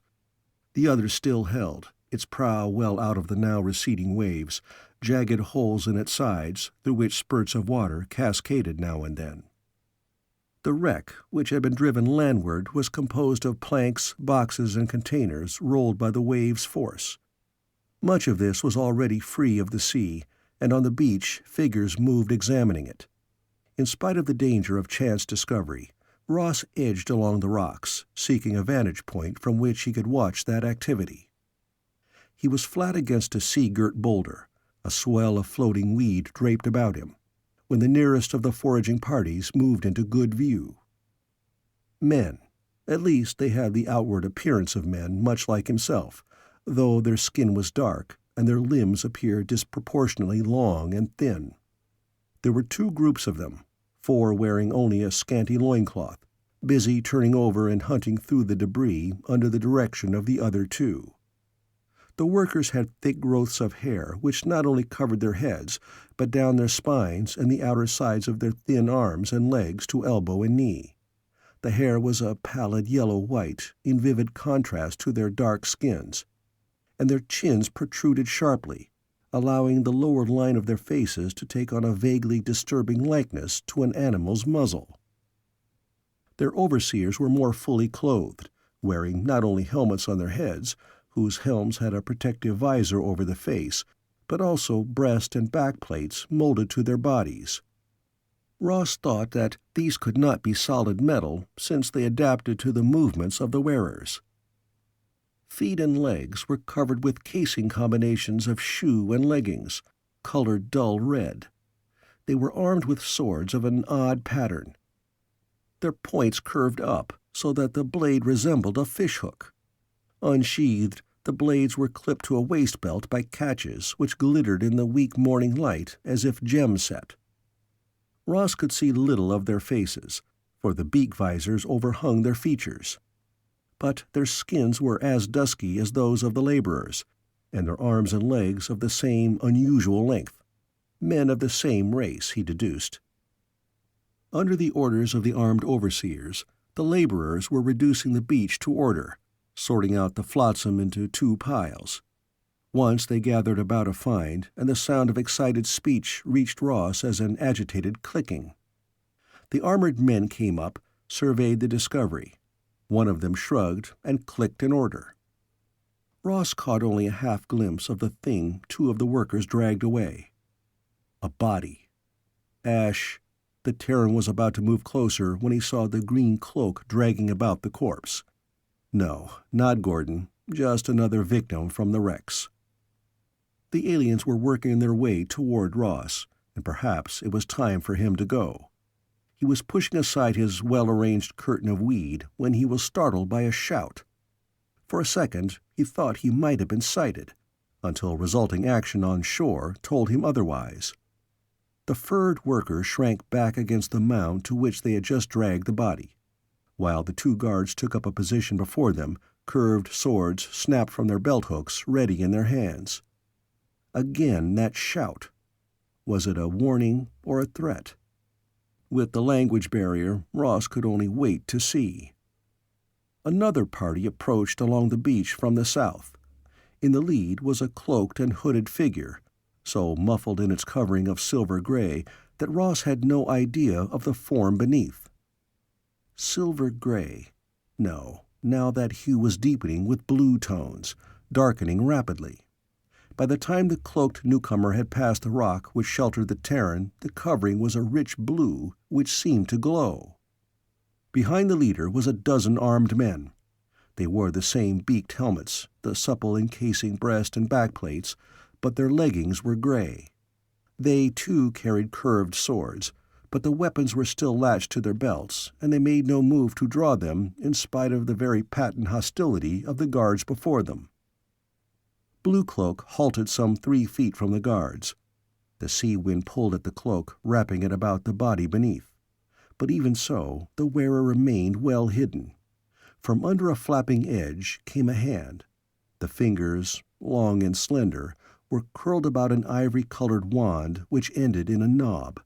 Sparks flashed from it in a continuous flickering. Ross clapped his hand to his belt. To his complete amazement, the sonic disc he wore was reacting to those flashes, pricking sharply in perfect beat to their blink-blink. The Terran cupped his scarred fingers over the disc as he waited to see what was going to happen, wondering if the holder of that wand might, in return, pick up the broadcast of the code set on Ash's call. The hand clasping the wand was not dusky-skinned, but had much of the same ivory shade as the rod, so that to Ross the meeting between flesh and wand was hardly distinguishable. Now by one firm thrust the hand planted the rod into the sand, leaving it to stand sentinel between the two parties. Retreating a step or two, the red-clad guards gave ground, but they did not reclasp their swords. Their attitude, Ross judged, was that of men in some awe of their opponent, but men urged to defiance either by a belief in the righteousness of their cause or strengthened by an old hatred. Now the cloaked one began to speak. Or was that speech? Certainly the flow of sound had little in common with the clicking tongue Ross had caught earlier. This trill of notes possessed the rise and fall of a chant or song, which could have been a formula of greeting or a warning. And the lines of warriors escorting the chanter stood to attention, their weapons still undrawn. Ross caught his lower lip between his teeth and bit down on it. That chanting, it crawled into the mind, set up a pattern. He shook his head vigorously, and then was shocked by that recklessness. Not that any of those on shore had glanced in his direction. The chant ended on a high, broken note. It was followed by a moment of silence through which sounded only the wind and the beat of wave. Then one of the laborers flung up his head and clicked a word or two. He and his fellows fell face down on the beach, cupping their hands to pour sand over their unkempt heads. One of the guards turned with a sharp yell to boot the nearest of the workers in the ribs. But his companion cried out. The wand, which had stood so erect when it was first planted, now inclined toward the working party, its sparks shooting so swiftly and with such slight break between that they were fast making a single beam. Ross jerked his hand from contact with the sonic. A distinct throb of pain answered that stepping up of the mysterious broadcast. The laborers broke and ran, or rather crawled on their bellies until they were well away before they got to their feet and pelted back down the strand. However, the guards were of sterner stuff. They were withdrawing all right, but slowly backing away, their swords held up before them as men might retreat before insurmountable odds. When they were well gone, the robed one took up the wand. Holding it out beyond, the cloaked leader of the second party approached the two piles of salvage the workers had heaped into rough order. There was a detailed inspection of both until the robed one came upon the body. At a trilled order, two of the warriors came up and laid out the corpse. When the robed one nodded, they stood well back. The rod moved, the tip rather than the knobbed head being pointed at the body. Ross's head snapped back. That bolt of light, energy, fire, whatever it was, issuing from the rod had dazzled him into momentary blindness. And a vibration of force through the air was like a blow. When he was able to see once more, there was nothing at all on the sand where the corpse had lain, nothing except a glassy trough from which some spirals of vapor arose. Ross clung to his rock support, badly shaken. Men with swords, and now this, some form of controlled energy which argued of technical development and science. Just as the cliff castle had bombarded with rocks ships sailing with a speed which argued engine power of an unknown type. A mixture of barbaric and advanced knowledge. To assess this, he needed more experience, more knowledge than he possessed. Now Ash could. Ash. Ross was jerked back to his own quest. The rod was quiet, no more sparks were flung from its knob. And under Ross's touch, his sonic was quiet also. He snapped off the broadcast. If that device had picked up the flickering of the rod, the reverse could well be true. The cloaked one chose from the pile of goods, and its escort gathered up the designated boxes, a small cask or two. So laden, the party returned south the way they had come. Ross allowed his breath to expel in a sigh of relief. He worked his way farther north along the coast, watching other parties of the furred workers and their guards. Lines of the former climbed the cliff, hauling their spoil, their destination the castle. But Ross saw no sign of Ash, received no answer to the sonic code he had reset once the strangers were out of distance. And the Terran began to realize that his present search might well be fruitless, though he fought against accepting it. When he turned back to the slit cave, Ross's fear was ready to be expressed in anger, the anger of frustration over his own helplessness.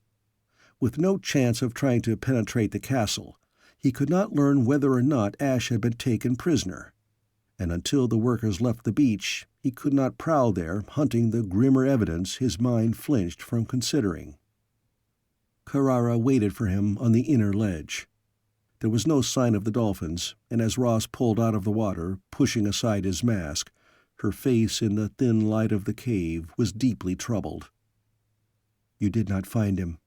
She made that a statement rather than a question. "No. And I did not find it." Ross used a length of weed from the nest as a towel, but now he stood very still. "The gate.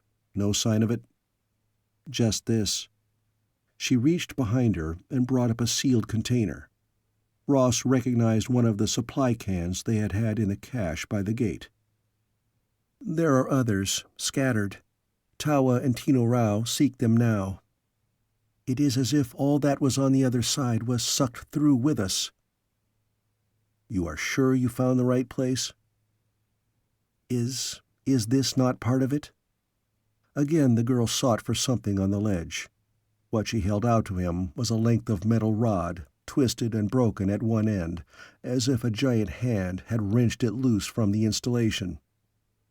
Ross nodded dully. "Yes." His voice was harsh, as if the words were pulled out of him against his will and against all hope. "That's part of a sidebar. It must have been totally wrecked." Yet, even though he held that broken length in his hands, Ross could not really believe the gate was gone. He swam out once more, heading for the reef where the dolphins joined him as guides.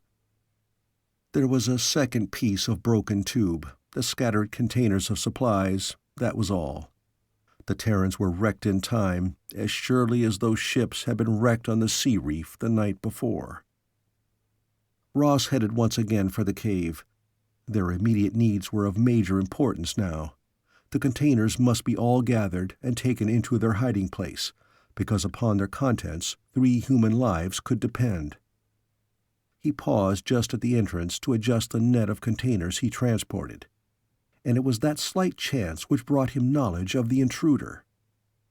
On the ledge, Carrara was heaping up the kelp of the nest, but to one side and on a level with the girl's head. Ross dared not flash his torch, thus betraying his presence. Leaving the net hitched to a rock by its sling, he swam underwater along the side of the cave by a route which should bring him out within striking distance of that hunched figure perching above to watch Carrara's every move. Chapter 6. Loketh the Useless. The wash of waves covered Ross's advance until he came up against the wall not too far from the spy's perch. Whoever crouched there still leaned forward to watch Carrara, and Ross's eyes, having adjusted to the gloom of the cavern, made out the outline of head and shoulders. The next 2 or 3 minutes were the critical ones for the Terran. He must emerge on the ledge in the open before he could attack. Carrara might almost have read his mind and given conscious help, for now she went out on the point of the ledge to whistle the dolphin's summons. Tino Rao's sleek head bobbed above water as he answered the girl with a bubbling squeak. Carrara knelt and the dolphin came to butt against her outheld hand. Ross heard a gasp from the watcher, a faint sound of movement. Carrara began to sing softly, her voice rippling in one of the liquid chants of her own people, the dolphin interjecting a note or two. Ross had heard them at that before, and it made perfect cover for his move. He sprang. His grasp tightened on flesh, fingers closed about thin wrists. There was a yell of astonishment and fear from the stranger as the Terran jerked him from his perch to the ledge. Ross had his opponent flattened under him before he realized that the other had offered no struggle but lay still. "What is it?" Carrara's torch beam caught them both. Ross looked down into a thin brown face not too different from his own. The wide-set eyes were closed, and the mouth gaped open. Though he believed the Hawaiian unconscious, Ross still kept hold on those wrists as he moved from the sprawled body. With the girl's aid, he used a length of kelp to secure the captive. The stranger wore a garment of glistening skin-tight material which covered his body, legs, and feet, but left his lanky arms bare. A belt about his waist had loops for a number of objects, among them a hook-pointed knife which Ross prudently removed. "Why, he is only a boy," Carrara said. "Where did he come from, Ross?" The Terran pointed to the wall crevice. "He was up there, watching you." Her eyes were wide and round. "Why?" Ross dragged his prisoner back against the wall of the cave. After witnessing the fate of those who had swum ashore from the wreck, he did not like to think what motive might have brought the Hawaiian here. Again, Carrara's thoughts must have matched his, for she added, "But he did not even draw his knife. What are you going to do with him, Ross?" The problem already occupied the Terran. The wisest move undoubtedly was to kill the native out of hand, but such ruthlessness was more than he could stomach. And if he could learn anything from the stranger, gain some knowledge of this new world and its ways, he might be twice winner. Why, this encounter might even lead to ash. "Ross, his leg. See?" The girl pointed. The tight fit of the alien's clothing made the defect clear. The right leg of the stranger was shrunken and twisted. He was a cripple. "What of it?" Ross demanded sharply. This was no time for an appeal to the sympathies. But Carrara did not urge any modification of the bonds as he half feared she would. Instead, she sat back cross-legged, an odd, withdrawn expression making her seem remote, though he could have put out his hand to touch her. "His lameness. It could be a bridge," she observed, to Ross's mystification. "A bridge? What do you mean?" The girl shook her head. "This is only a feeling, not a true thought, but also it is important. Look, I think he is waking." The lids above those large eyes were fluttering. Then, with a shake of the head, the Hawaiian blinked up at them. Blank bewilderment was all Ross could read in the stranger's expression until the alien saw Carrara. Then a flood of clicking speech poured from his lips. He seemed utterly astounded when they made no answer, and the fluency of his first outburst took on a pleading note, while the expectancy of his first greeting faded away. Carrara spoke to Ross. "He is becoming afraid, very much afraid. At first, I think he was pleased, happy." "But why?" The girl shook her head. "I do not know. I can only feel. Wait." Her hand rose in imperious command. She did not rise to her feet, but crawled on hands and knees to the edge of the ledge. Both dolphins were there, raising their heads well out of the water, their actions expressing unusual excitement. "Ross!" Carrara's voice rang loudly. "Ross! They can understand him! Tino Rao and Tawa can understand him!" "You mean they understand this language?"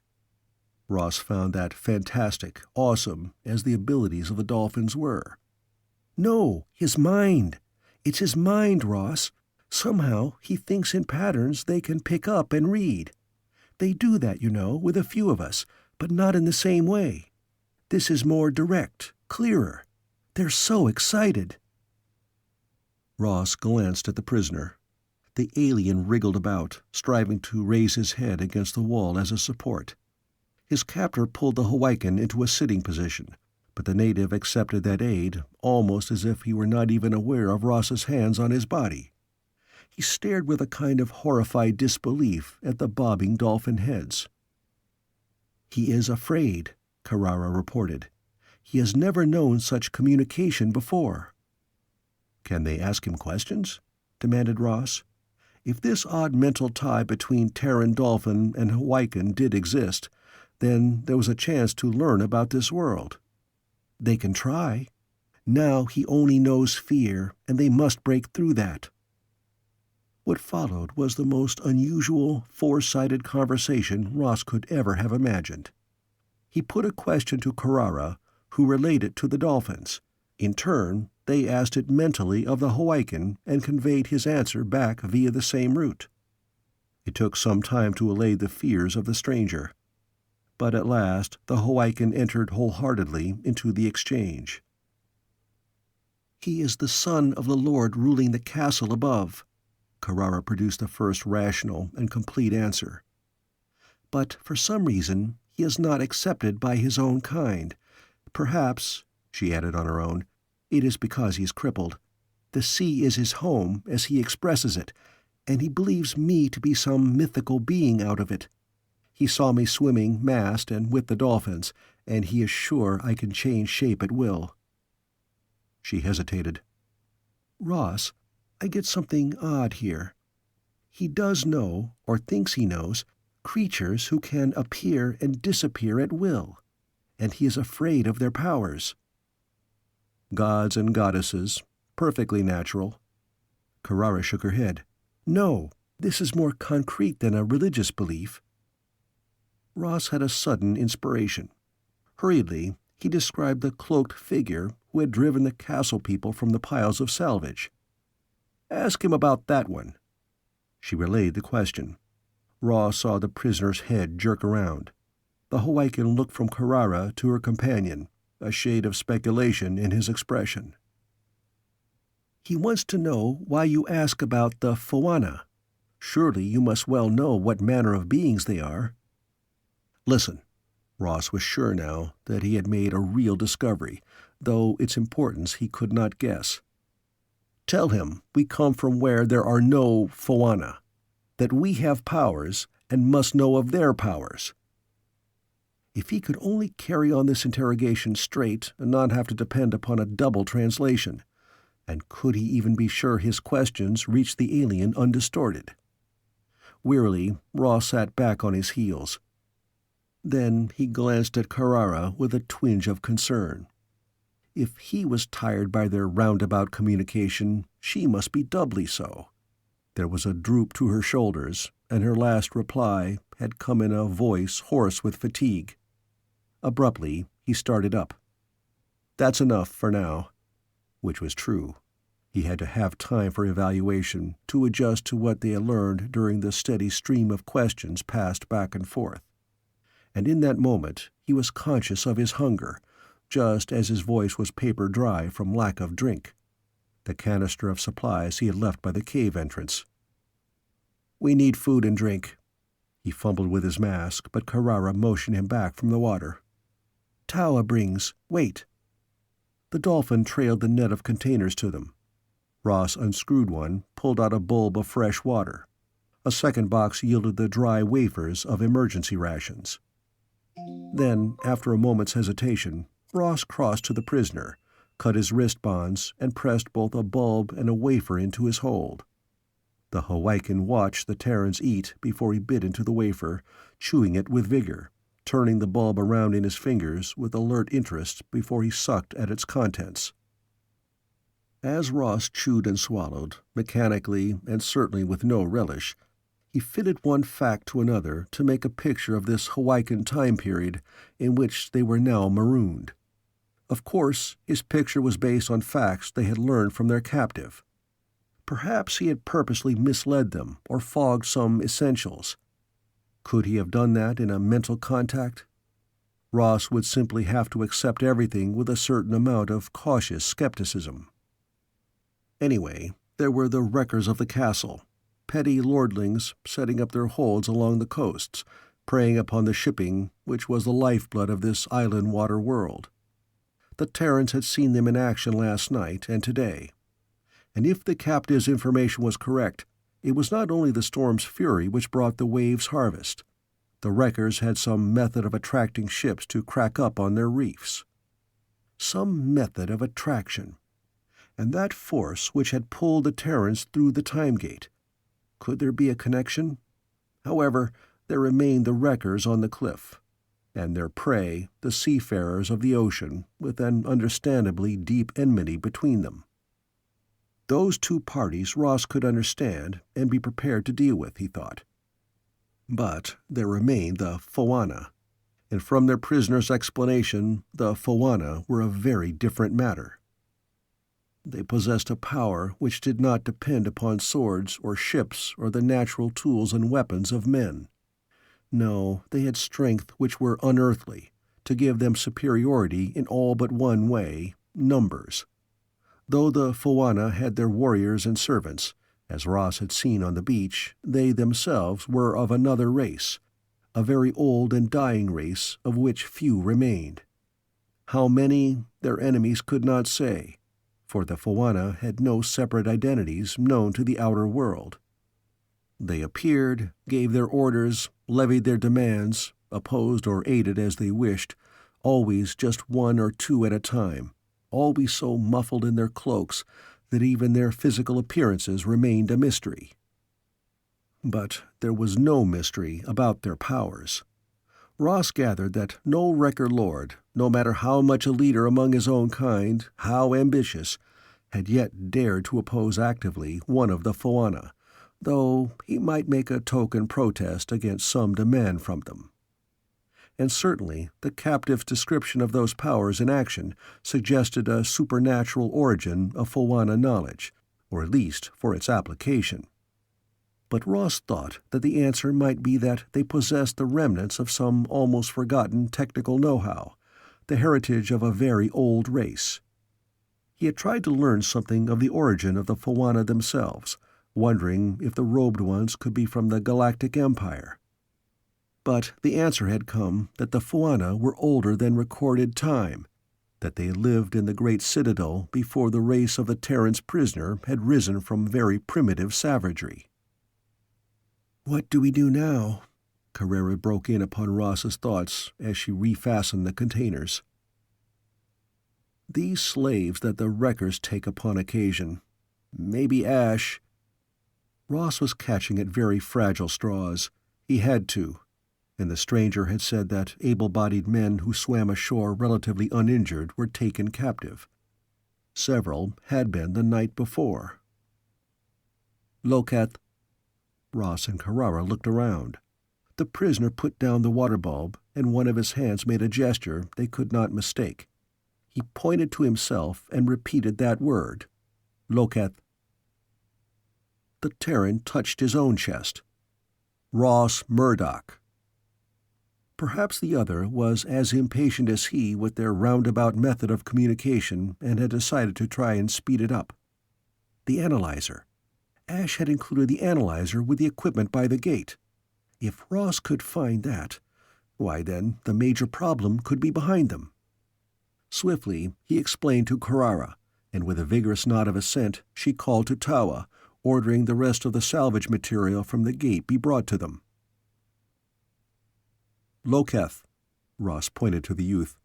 "Ross," that was himself. "Carrara," he indicated the girl. "Ross," the alien made a clicking hiss of the first name. "Carrara." He did better with the second. Ross carefully unpacked the box Tawa had located. He had only slight knowledge of how the device worked. It was intended to record a strange language, break it down into symbols already familiar to the time agents. But could it also be used as a translator with a totally alien tongue? He could only hope that the rough handling of its journey through the gate had not damaged it, and that the experiment might possibly work. Putting the box between them, he explained what he wanted, and Carrara took up the small microdisc, speaking slowly and distinctly the same liquid syllables she had used in the dolphin song. Ross clicked the lever when she was finished and watched the small screen. The symbols which flashed there had meaning for him right enough.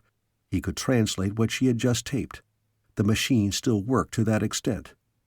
Now he pushed the box into place before Loketh and made the visibly reluctant Hawaiian take the disc from Carrara.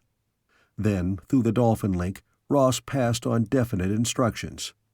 Would it work as well to translate a stellar tongue as it had with languages past and present of his own planet? Reluctantly, Loketh began to talk to the disk, at first in a very rapid mumble, and then, as there was no frightening response, with less speed and more confidence. There were symbol lines on the vista plate in accordance, and some of them made sense. Ross was elated. "Ask him, can one enter the castle unseen to check on the slaves?" For what reason? Ross was sure he had read those symbols correctly. "Tell him that one of our kind may be among them." Loketh did not reply so quickly this time. His eyes, grave and measuring, studied Ross, then Carrara, then Ross again. "There is a way, discovered by this useless one." Ross did not pay attention to the odd adjective Loketh chose to describe himself. He pressed to the important matter. "Can and will he show me that way?" Again that long moment of appraisal on the part of Loketh before he answered. Ross found himself reading the reply symbols aloud. "If you dare, then I will lead." Chapter 7. Witches Meet. He might be recklessly endangering all of them, Ross knew. But if Ash was immured somewhere in that rock pile over their heads, then the risk of trusting Loketh would be worth it. However, because Ross was chancing his own neck, did not mean that Carrara need be drawn into immediate peril too. With the dolphins at her command and the supplies, scanty as those were, she would have a good chance to hide here safely. "Holding out for what?" she asked quietly, after Ross elaborated on this subject, thus bringing him to silence. Because her question was just. With the gate gone, the Terrans were committed to this time, just as they had earlier been committed to Huaika when on their homeworld they had entered the spaceship for takeoff. There was no escape from the past, which had become their present. "The Foanna," she continued, "these wreckers, the sea people, all at odds with one another. Do we join any, then their quarrels must also become ours." Tawa nosed the ledge behind the girl, squeaked a demand for attention. Carrara looked around at Loketh. Her look was as searching as the one the native had earlier turned on her and Ross. "He," the girl nodded at the Huaican, "wishes to know if you trust him, and he says to tell you this. Because the Shades chose to inflict upon him a twisted leg, he is not one with those of the castle, but to them a broken, useless thing.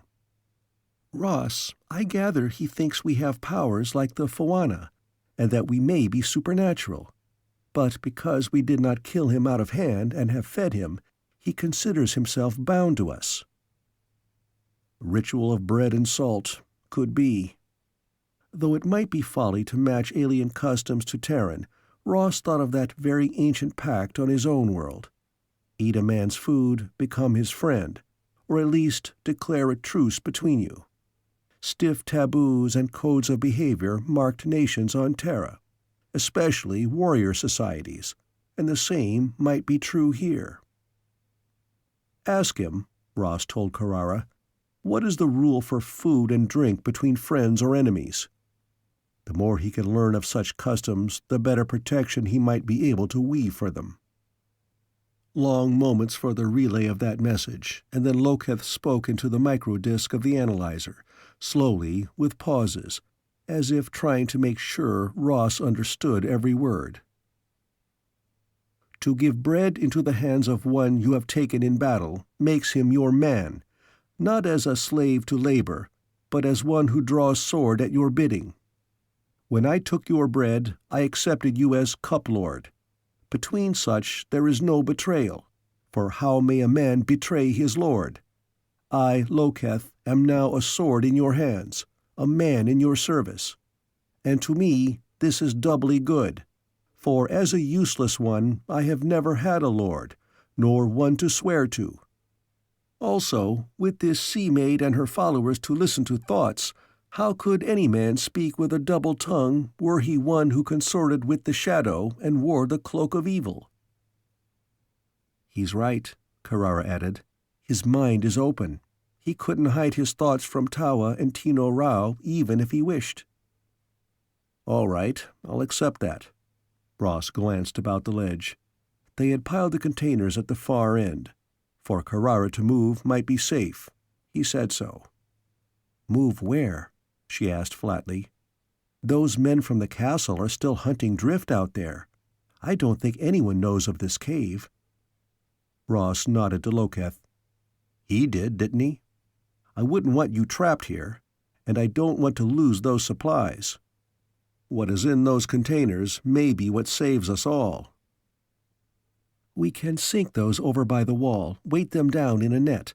Then, if we have to move, they will be ready. Do not worry, that is my department." She smiled at him with a slightly mocking lift of lips.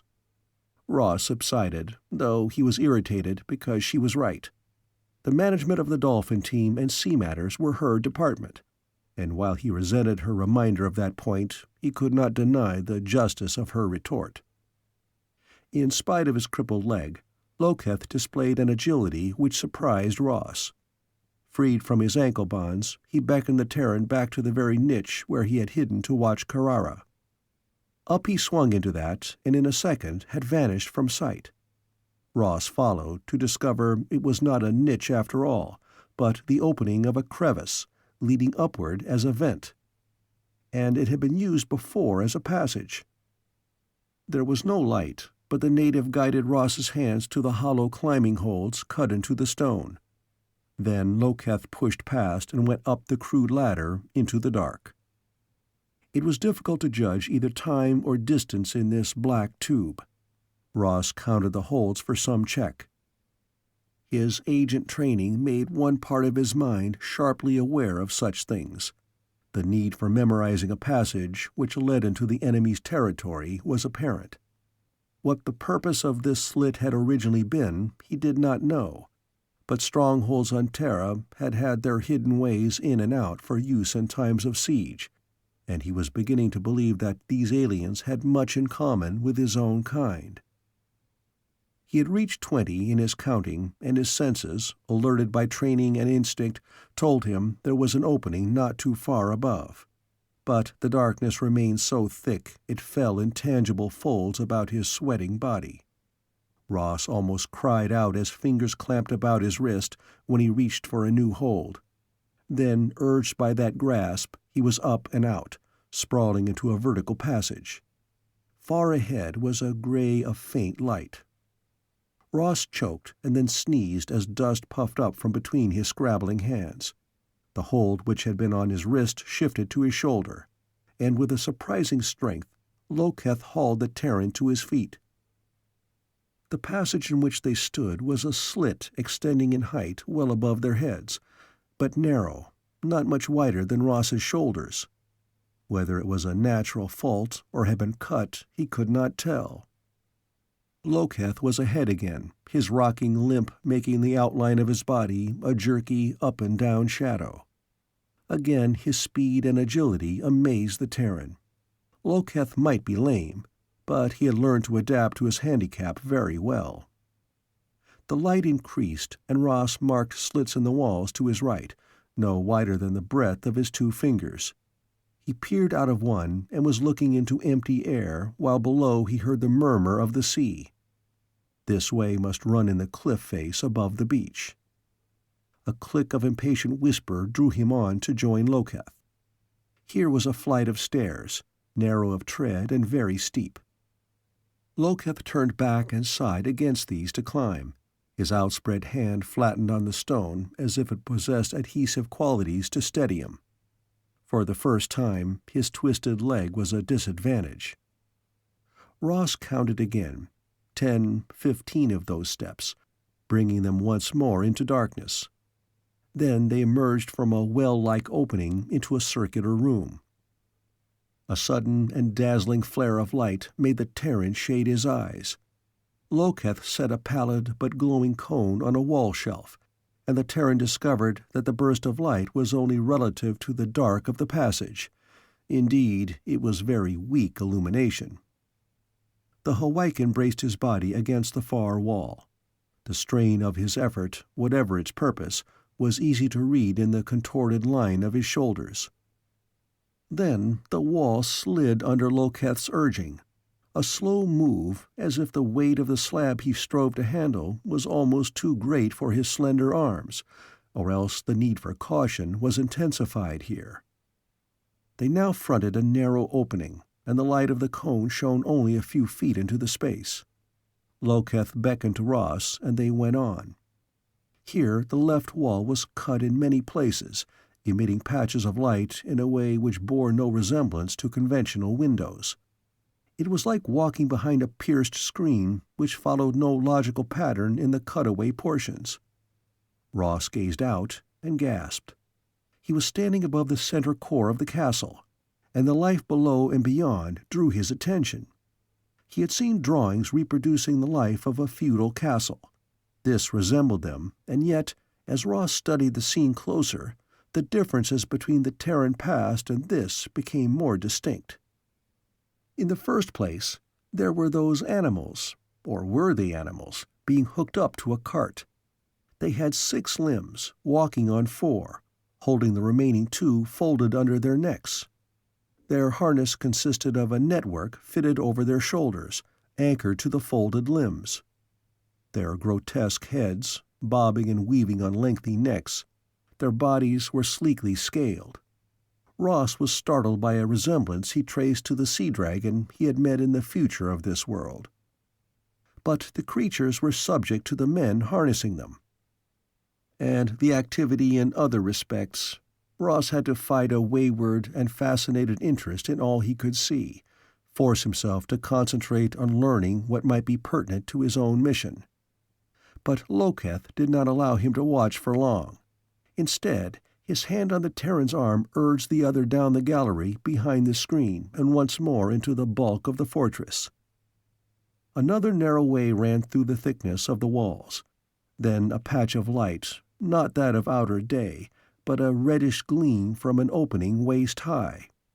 There Loketh went awkwardly to his good knee, motioning Ross to follow his example. What lay below was a hall furnished with a barbaric rawness of color and glitter.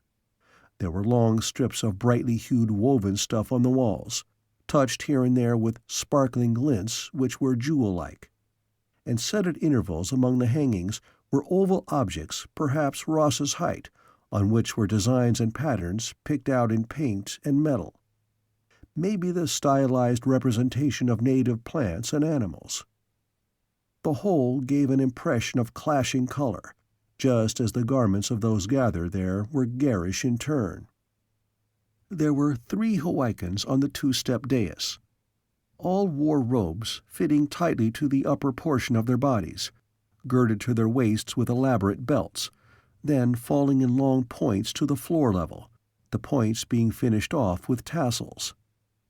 Their heads were covered with tight caps which were a latticework of decorated strips, glittering as they moved. And the mixture of colors in their apparel was such as to offend Terran eyes with their harsh clash of shade against shade. Drawn up below the dais were 2 rows of guards, but the reason for the assembly baffled Ross, since he could not understand the clicking speech. There came a hollow echoing sound as from a gong. The 3 on the dais straightened, turned their attention to the other end of the hall. Ross did not need Loketh's gesture to know that something of importance was about to begin. Down the hall was a somber note in the splash of clashing color. The Terran recognized the gray-blue robe of the Foanna. There were 3 of the robed ones this time, one slightly in advance of the other 2. They came at a gliding pace, as if they swept along above the paved flooring, not by planting feet upon it. As they halted below the dais, the men there rose. Ross could read their reluctance to make that concession in the slowness of their movements. They were plainly being compelled to render deference when they longed to refuse it. Then the middle one of the castle lords spoke first. "Sahur," Loketh breathed in Ross's ear, his pointed finger indicating the speaker. Ross longed vainly for the ability to ask questions, a chance to know what was in progress. That the meeting of the two Hawaiian fashions was important, he did not doubt. There was an interval of silence after the castle lord finished speaking. To the Terran, this spun on, and he sensed the mounting tension. This must be a showdown, perhaps even a declaration of open hostilities between wreckers and the older race. Or perhaps the pause was a subtle weapon of the Foanna, used to throw a less sophisticated enemy off balance, as a judo fighter might use an opponent's attack as part of his own defense. When the Foanna did make answer, it came in the sing-song of chanted words. Ross felt Loketh shiver, felt the crawl of chill along his own spine. The words, if those were words and not just sounds intended to play upon the mind and emotions of a listener, cut into one. Ross wanted to close his ears, thrust his fingers into them to drown out that sound, yet he did not have the power to raise his hands. It seemed to him that the men on the dais were swaying now, as if the chant were a rope leashed about them, pulling them back and forth. There was a clatter. One of the guards had fallen to the floor and lay there, rolling, his hands to his head. A shout from the dais. The chanting reached a note so high that Ross felt the torment in his ears. Below, the lines of guards had broken. A party of them was heading for the end of the hall, making a wide detour around the Foanna. Loketh gave a small, choked cry. His fingers tightened on Ross's forearm with painful intensity as he whispered. What was about to happen meant something important. To Loketh or to him? Ash. Was this concerned with Ash? Ross crowded against the opening, tried to see the direction in which the guards had disappeared. The weight made him doubly impatient. One of the men on the dais had dropped on the bench there, his head forward on his hands, his shoulders quivering. But the one Loketh had identified as Zahur still fronted the Foanna spokesman, and Ross gave tribute to the strength of will which kept him there. They were returning, the guards, and herded between their lines 3 men. 2 were Hawaiians, their bare dark bodies easily identifiable. But the third, Ash. Ross almost shouted his name aloud. The Terran stumbled along, and there was a bandage above his knee. He had been stripped to his swimming trunks, all his equipment taken from him. There was a dark bruise on his left temple, the angry wheal of a lash mark on neck and shoulder. Ross's hands clenched. Never in his life had he so desperately wanted a weapon as he did at that moment. To spray the company below with a machine gun would have given him great satisfaction. But he had nothing but the knife in his belt, and he was cut off from Ash as if they were in separate cells of some prison. The caution, which had been one of his inborn gifts and which had been fostered by his training, clamped down on his first wild desire for action. There was not the slightest chance of his doing Ash any good at the present. But he had this much. He knew that Gordon was alive and that he was in the alien's hands. Faced by those facts, Ross could plan his own moves. The Foanna chant began again, and the 3 prisoners moved. The 2 Hawaiians turned, set themselves on either side of Ash, and gave him support. Their actions had a mechanical quality, as if they were directed by a will beyond their own.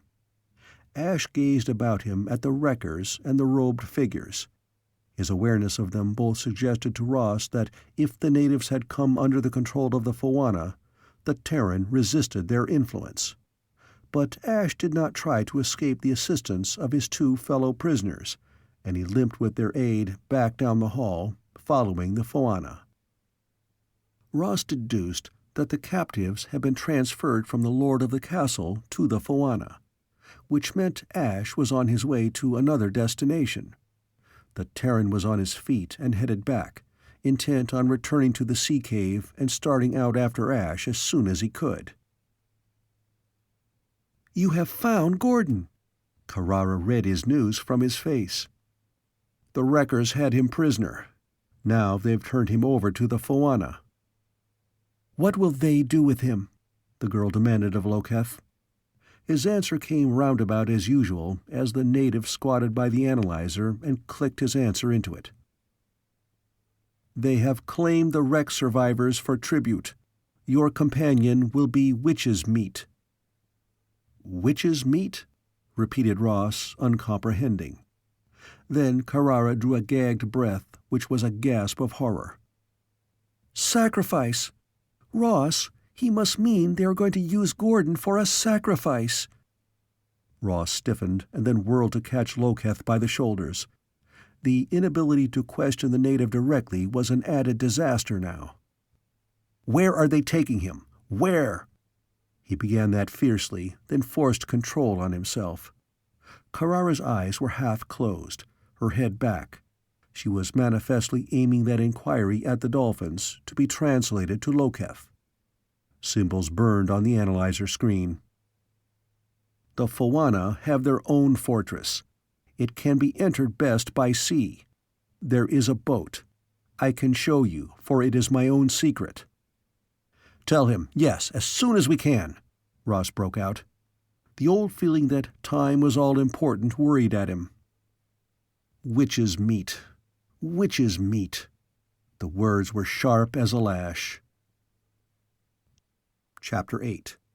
The Free Rovers. Twilight made a gray world where one could not trace the true meeting of land and water, sea and sky. Surely the haze about them was more than just the normal dusk of coming night. Ross balanced in the middle of the skiff as it bobbed along the swell of waves inside a barrier reef. To his mind, the craft carrying the three of them and their net of supplies was too frail, rode too high. But Carrara paddling in the bow, Loketh at the stern, seemed to be content, and Ross could not, for pride's sake, question their competency. He comforted himself with the knowledge that no agent was able to absorb every primitive skill, and Carrara's people had explored the Pacific in outrigger canoes hardly more stable than their present vessel, navigating by currents and stars. Smothering his feeling of helplessness and the slow anger that roused in him, the Terran busied himself with study of sort. They had had the longer part of the day in the cave before Loketh would agree to venture out of hiding and paddle south. Ross, using the analyzer, had, with Loketh's aid, set about learning what he could of the native tongue. Now possessed of a working vocabulary of clicked words, he was able to follow Loketh's speech so that translation through the dolphins was not necessary except for complicated directions. Also, he had a more detailed briefing of the present situation on Hawaika. Enough to know that they might be embarking on a mad venture. The citadel of the Foanna was distinctly forbidden ground, not only for Loketh's people, but also for the Foanna's Hawaiian followers, who were housed and labored in an outer ring of the fortification cum village. Those natives were, Ross gathered, a hereditary corps of servants and warriors, born to that status and not recruited from the native population at large. As such, they were armored by the magic of their masters. If the Foanna are so powerful, Ross had demanded, why do you go with us against them? To depend so heavily on the native made him uneasy. The Hawaiian looked to Carrara. One of his hands raised, his finger sketched a sign toward the girl. With the sea maid and her magic I do not fear. He paused before adding, always has it been said of me, and to me, that I am a useless one, fit only to do women's tasks. No word-weaver shall ever chant my battle deeds in the great hall of Zahur. I, who am Zahur's true son, cannot carry my sword in any lord's train. But now you offer me one of the great-to-be-remembered quests. If I go, so may I prove that I am a man, even if I go limpingly. There is nothing the Foanna can do to me which is worse than what the Shadow has already done. Choosing to follow you, I may stand up to face Zahur in his own hall, show him that the blood of his house has not been drained from my veins because I walk crookedly. There was such bitter fire, not only in the sputtering rush of Loketh's words, but in his eyes, his face, the wry twist of his lips, that Ross believed him.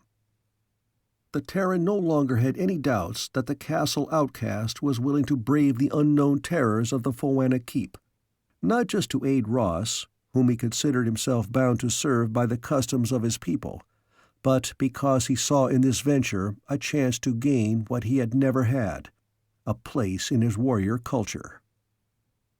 Shut off from the normal life of his people, he had early turned to the sea. His twisted leg had not proved a handicap in the water, and he stated with confidence that he was the best swimmer in the castle. Not that the men of his father's following had taken greatly to the sea, which they looked upon merely as a way of preying upon the true sea rovers. The reef on which the ships had been wrecked was a snare of sorts, first by the whim of nature when wind and current piled up the trading ships there. Then Ross was startled when Loketh elaborated on a later development of that trap. So Zahur returned from this meeting and set up a great magic among the rock, according to the spells he was taught. Now ships are drawn there, so the wrecks have been many, and Zahur becomes an even greater lord, with many men coming to take sword oath under him. "This magic," asked Ross, "of what manner is it, and where did Zahur obtain it?" "It is fashioned so." Loketh sketched 2 straight lines in the air. "Not curved as a sword, and the color of water under a storm sky, both rods being as tall as a man. There was much care to set them in place. That was done by a man of Glickmas." "A man of Glickmas?" "Glickmas is now the High Lord of the Ichio. He is blood-kin to Zahur, yet Zahur must take sword oath to send to Glickmas a fourth of all his sea gleanings for a year in payment for this magic." "And Glickmas, where did he get it? From the Foanna?" Loketh made an emphatic denial of that. "No, the Foanna have spoken out against their use, making even greater ill-feeling between the Old Ones and the coast people. It is said that Glickmas saw a great wonder in the sky and followed it to a high place of his own country. A mountain broke in twain, and a voice issued forth from the rent, calling that the lord of the country come and stand to hear it. When Glickmas did so, he was told that the magic would be his. Then the mountain closed again, and he found many strange things upon the ground. As he uses them, they make him akin to the Foanna in power. Some he gives to those who are his blood kin, and together they will be great until they close their fists not only upon the sea rovers, but upon the Foanna also. This they have come to believe." "But you do not?" Carrara asked then. "I do not know, Sea-Maid. The time is coming when perhaps they shall have their chance to prove how strong is their magic. Already the rovers gather in fleets as they never did before, and it seems that they too have found a new magic, for the ships fly through the water, depending no longer on wind-filling sails, or upon strong arms of men at long paddles. There is a struggle before us, but that you must know, being who and what you are, Sea-Maid." "And what do you think I am? What do you think Ross is?" "If the Foanna dwell on land and hold old knowledge and power beyond our reckoning in their 2 hands," he replied, "then it is possible that the same could have roots in the sea. It is my belief that you are of the shades, but not the shadow, and this warrior is also of your kind, but perhaps in different degree, putting into action your desires and wishes. Thus, if you go up against the Foanna, you shall be well matched, kind to kind."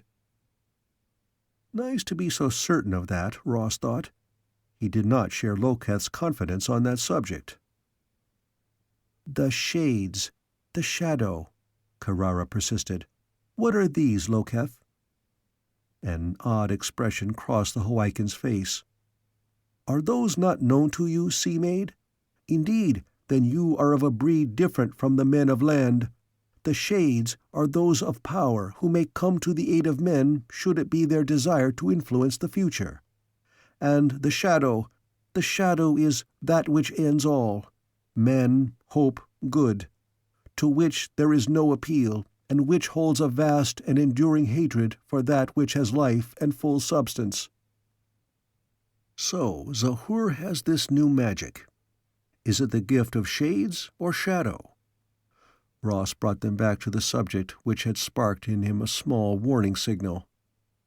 Zahur prospers mightily. Loketh's answer was ambiguous. And so the shadow could not provide such magic? The Terran pushed. But before the Hawaiian had a chance to answer, Carrara added another question. But you believe that it did? I do not know. Only the magic has made Zahur a part of Glickmas, and Glickmas is now perhaps a part of that which spoke from the mountain. It is not well to accept gifts which tie one man to another unless there is from the first a saying of how deep that bond may run. I think you are wise in that, Loketh, Carrara said. But the uneasiness had grown in Ross. Alien powers, out of a mountain heart, passed from one lord to another, and on the other hand the Rovers' sudden magic in turn, lending their ships wings. The two facts balanced in an odd way. Back on Terra, there had been those sudden and unaccountable jumps in technical knowledge on the part of the enemy, jumps which had set in action the whole time-travel service of which he had become a part. And these jumps had not been the result of normal research. They had come from the looting of derelict spaceships wrecked on his world in the far past. Could driblets of the same stellar knowledge have been here deliberately fed to warring communities? He asked Loketh about the possibility of space-borne explorers, but to the Hawaiian that was a totally foreign conception. The stars, for Loketh, were the doorways and windows of the shades, and he treated the suggestion of space travel as perhaps natural to those all-powerful specters, but certainly not for beings like himself. There was no hint that Hawaii had been openly visited by a galactic ship, though that did not bar such landings. The planet was, Ross thought, thinly populated. Whole sections of the interiors of the larger islands were wilderness, and this world must be in the same state of only partial occupation as his own Earth had been in the Bronze Age, when tribes on the march had fanned out into virgin wilderness, great forests, and steppes unwalked by man before their coming. Now, as he balanced in the canoe and tried to keep his mind off the queasiness in his middle, and the insecurity of the one thickness of the sea creature hide stretched over a bone framework which made up the craft between his person and the water, Ross still mulled over what might be true. Had the galactic invaders for their own purposes begun to meddle here, leaking weapons or tools to upset what must be a very delicate balance of power? Why? To bring on a conflict which would occupy the native population to the point of exhaustion or depopulation? So they could win a world for their own purposes without effort or risk on their part?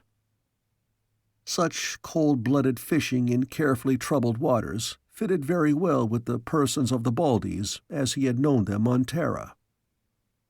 And he could not set aside that memory of this very coast as he had seen it through the peep, the castle in ruins, tall pylons reaching from the land into the sea.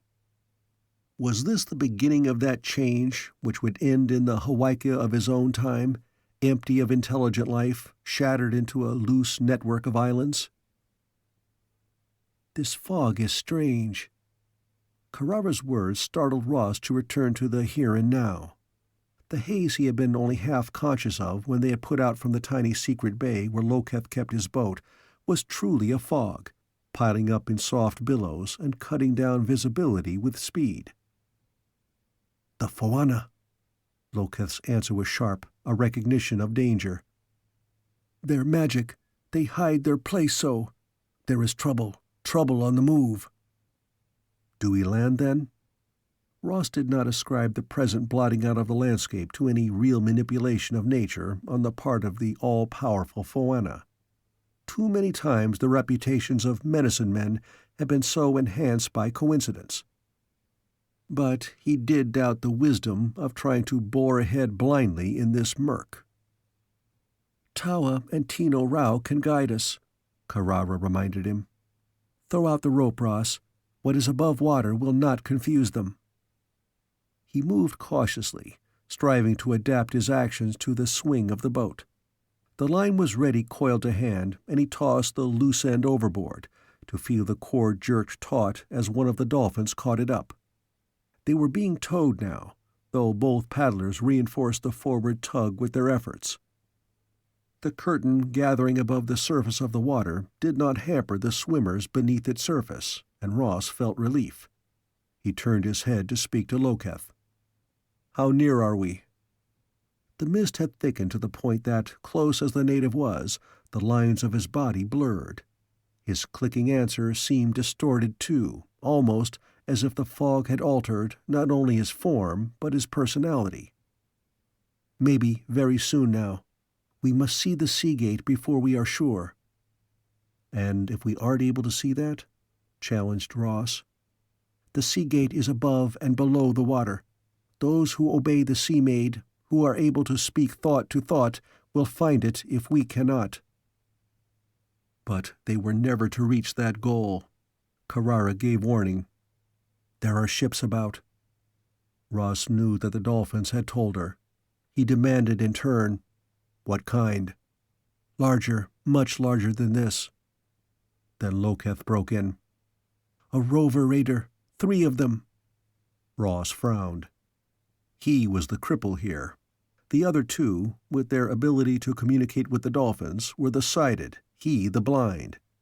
And he resented his handicap in a burst of bitterness, which must have colored his tone as he ordered, "Head inshore, now."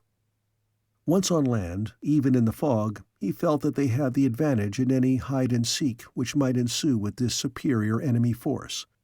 But afloat he was helpless and vulnerable, a state Ross did not accept easily.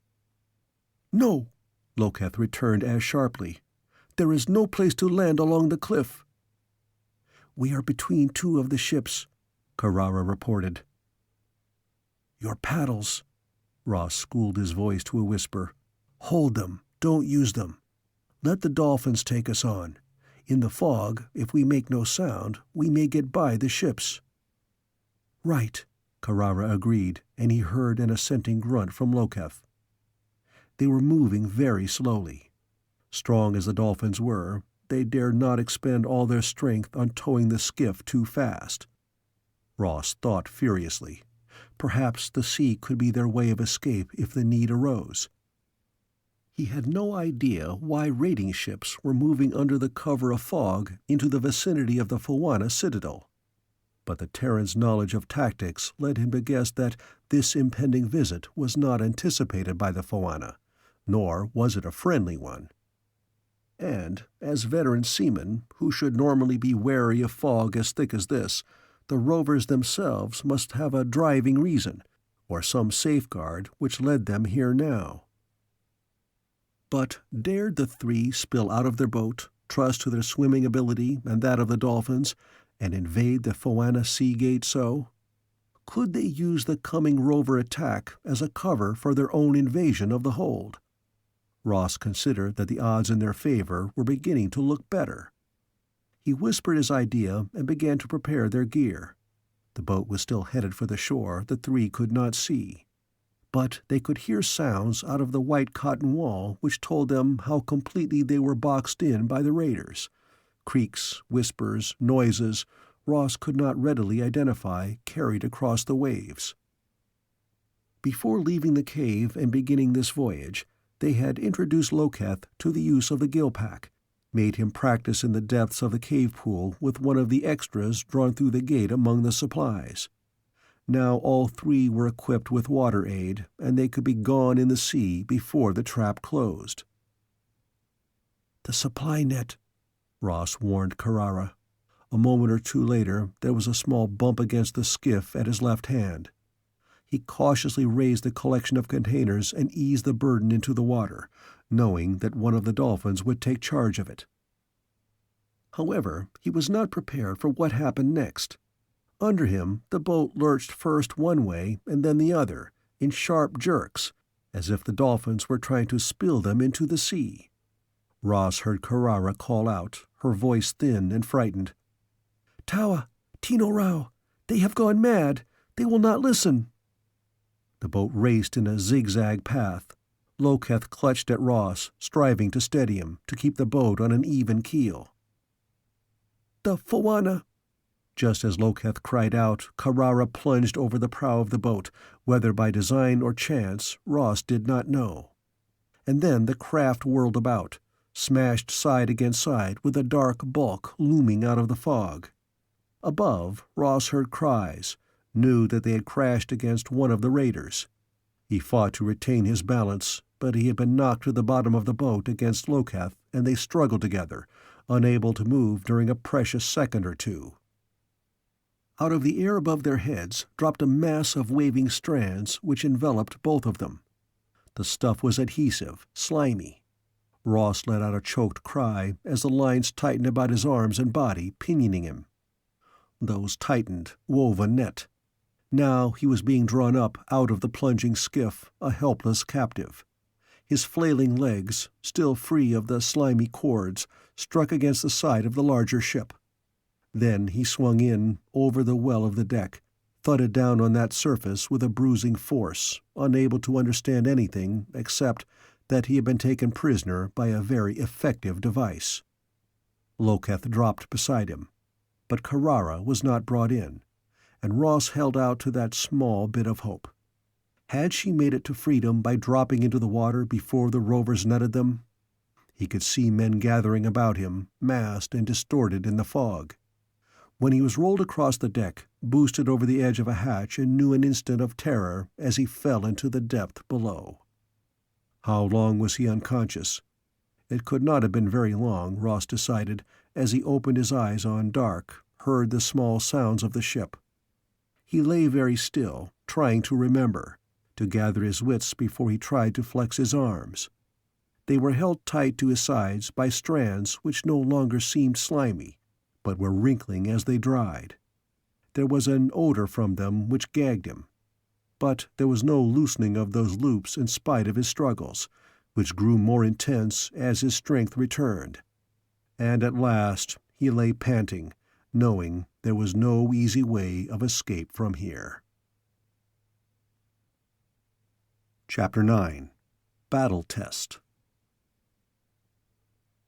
Babble of speech, cries, sounded muffled to Ross, made a mounting clamor on the deck. Had the raider's ship been boarded? Was it now under attack? He strove to hear and think through the pain in his head, the bewilderment. Loketh? He was certain that the Hawaiian had been dumped in the same hold.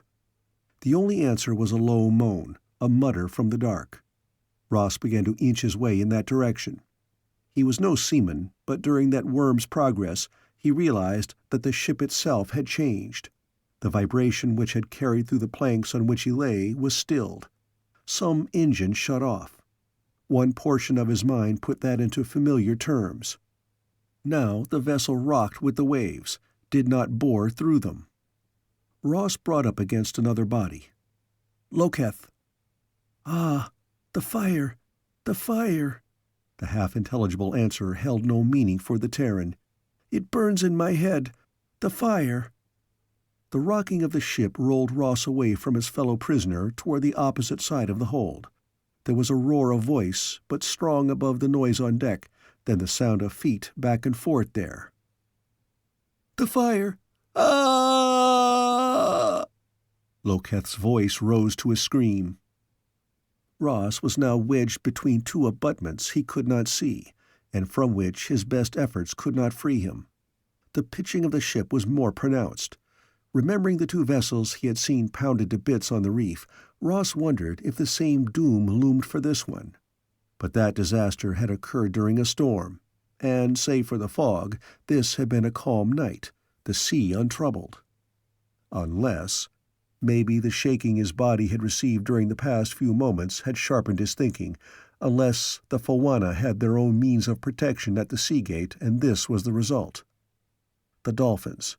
What had made Tino Rao and Tawa react as they did? And if the rover ship was out of control, it would be a good time to attempt escape. Loketh! Ross dared to call louder. "Loketh!" He struggled against the drying strands which bound him from shoulder to mid-thigh. There was no give in them. More sounds from the upper deck.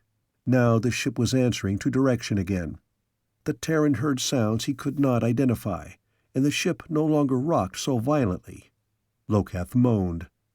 As far as Ross could judge, they were heading out to sea. "Loketh!" He wanted information. He must have it. To be so ignorant of what was going on was unbearable frustration. If they were now prisoners in a ship leaving the island behind, the threat of that was enough to set Ross struggling with his bonds until he lay panting with exhaustion. "Ross." Only a Hawaiian could make that name a hiss. "Here, Loketh?" But of course it was Loketh. "I am here." The other's voice sounded oddly weak, as if it issued from a man drained by a long illness. "What happened to you?" Ross demanded. The fire in my head. Eating. Loketh's reply came with long pauses between the words. The Terran was puzzled. What fire?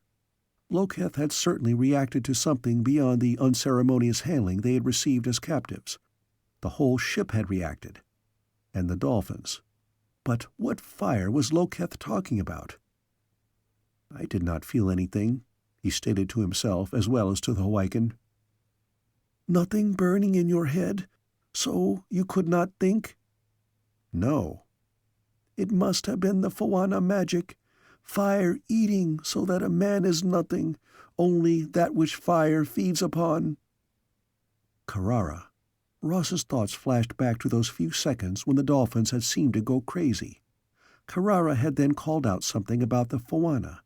So the dolphins must have felt this, and Carrara, and Loketh. Whatever it was. But why not Ross Murdoch? Carrara possessed an extra, undefinable sense which gave her contact with the dolphins.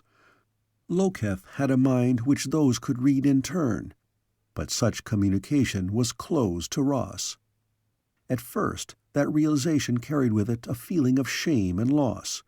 That he did not have what these others possessed, a subtle power beyond the body, a part of mind, was humbling. Just as he had felt shut out and crippled when he had been forced to use the analyzer instead of the sense the others had, so did he suffer now. Then Ross laughed shortly. All right, sometimes insensitivity could be a defense as it had at the Seagate. Suppose his lack could also be a weapon. He had not been knocked out as the others appeared to be. But for the bad luck of having been captured before the raiders had succumbed, Ross could perhaps have been master of this ship by now. He did not laugh now. He smiled sardonically at his own grandiose reaction. No use thinking about what might have been, just file this fact for future reference. A creaking overhead heralded the opening of the hatch. Light lanced down into the cubby, and a figure swung over and down a side ladder, coming to stand over Ross, feet apart for balancing, accommodating to the swing of the vessel with the ease of long practice. Thus Ross came face to face with his first representative of the third party in the Hawaiian tangle of power, a rover. The seaman was tall, with a heavier development of shoulder and upper arms than the landsman. Like the guards, he wore supple armor, but this had been colored or overlaid with a pearly hue in which other tints wove opaline lines. His head was bare except for a broad, scaled band running from the nape of his neck to the midpoint of his forehead, a band supporting a sharply serrated crest, not unlike the erect fin of some Terran fish. Now, as he stood, fists planted on hips, the rover presented a formidable figure, and Ross recognized in him the air of command. This must be one of the ship's officers. Dark eyes surveyed Ross with interest. The light from the deck focused directly across the raider's shoulder to catch the Terran in its full glare, and Ross fought the need for squinting. But he tried to give back stare for stare, confidence for self-confidence. On Terra, in the past, more than one adventurer's life had been saved simply because he had the will and nerve enough to face his captors without any display of anxiety. Such bravado might not hold here and now, but it was the only weapon Ross had to hand, and he used it. "You," the rover broke the silence first, "you are not of the Foanna." He paused as if waiting for an answer, denial or protest. Ross provided neither. "No, not of the Foanna, nor of the scum of the coast either." Again a pause. "So, what manner of fish has come to the net of Torgul?" He called an order aloft. "A rope here! We'll have this fish and its fellow out!" Loketh and Ross were jerked up to the outer deck, dumped into the midst of a crowd of seamen. The Hawaiian was left to lie, but at a gesture from the officer, Ross was set on his feet. He could see the nature of his bonds now, a network of dull gray strands, shriveled and stinking, but not giving in the least when he made another try at moving his arms. "Oh," the officer grinned, "this fish does not like the net. You have teeth, fish. Use them. Slash yourself free." A murmur of applause from the crew answered that mild taunt. Ross thought it time for a counter-move. "I see you do not come too close to those teeth." He used the most defiant words his limited Hawaiian vocabulary offered. There was a moment of silence, and then the officer clapped his hands together with a sharp explosion of sound. "You would use your teeth, fish?" he asked, and his tone could be a warning. This was going it blind with a vengeance, but Ross took the next leap in the dark. He had the feeling, which often came to him in tight quarters, that he was being supplied from some hard core of endurance and determination far within him with the right words, the fortunate guess. "On which one of you?" He drew his lips tight, displaying those same teeth, wondering for one startled moment if he should take the rover's query literally.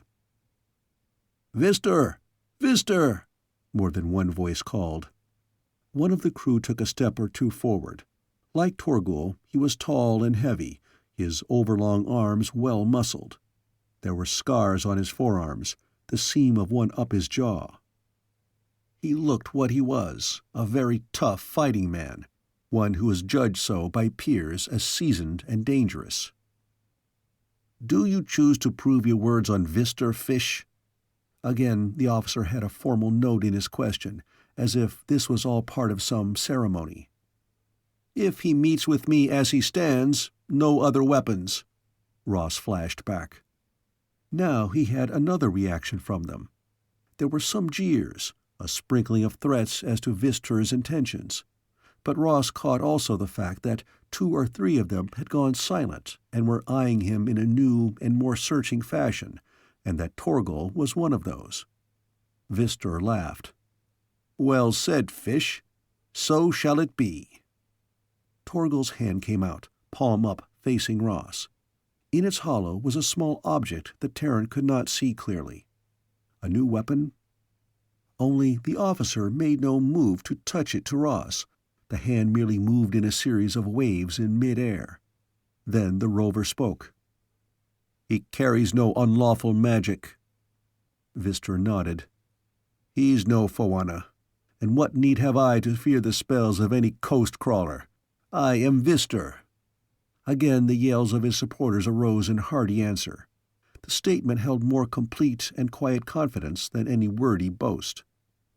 "And I am Ross Murdoch." The Terran matched the rover tone for tone. "But does a fish swim with its fins bound to its sides? Or does Vister fear a free fish too greatly to face one?" His taunt brought the result Ross wanted. The ties were cut from behind, to flutter down as withered, useless strings. Ross flexed his arms. Tight as those thongs had been, they had not constricted circulation, and he was ready to meet Vister. The Terran did not doubt that the rover champion was a formidable fighter, but he had not had the advantage of going through one of the agent training courses. Every trick of unarmed fighting known on his own world had been pounded into Ross long ago. His hands and feet could be as deadly weapons as any crook-bladed sword, or gun, provided he could get close enough to use them properly. Vister stripped off his weapon belt, put to one side his helmet, showing that under it his hair was plaited into a braid coiled about the crown of his head to provide what must be an extra padding for that strangely narrowed helm. Then he peeled off his armor, peeled it literally indeed, catching the lower edge of the scaled covering with his hands and pulling it up and over his head and shoulders as one might skin off a knitted garment. Now he stood facing Ross, wearing little more than the Terran swimming trunks. Ross had dropped his belt and gill-pack. He moved into the circle the crew had made. From above came a strong light, centering from a point on the mainmast and giving him good sight of his opponent. Vister was being urged to make a quick end of the reckless challenger, his supporters shouting directions and encouragement. But if the rover had confidence, he also possessed the more intelligent and valuable trait of caution in the face of the unknown. He outweighed, apparently outmatched Ross, but he did not rush in rashly as his backers wished him to. They circled, Ross studying every move of the rover's muscles, every slight fraction of change in the other's balance. There would be something to telegraph an attack from the other, for he intended to fight purely in defense. The charge came at last as the crew grew impatient and yelled their impatience to see the prisoner taught a lesson. But Ross did not believe it was that which sent Vister at him.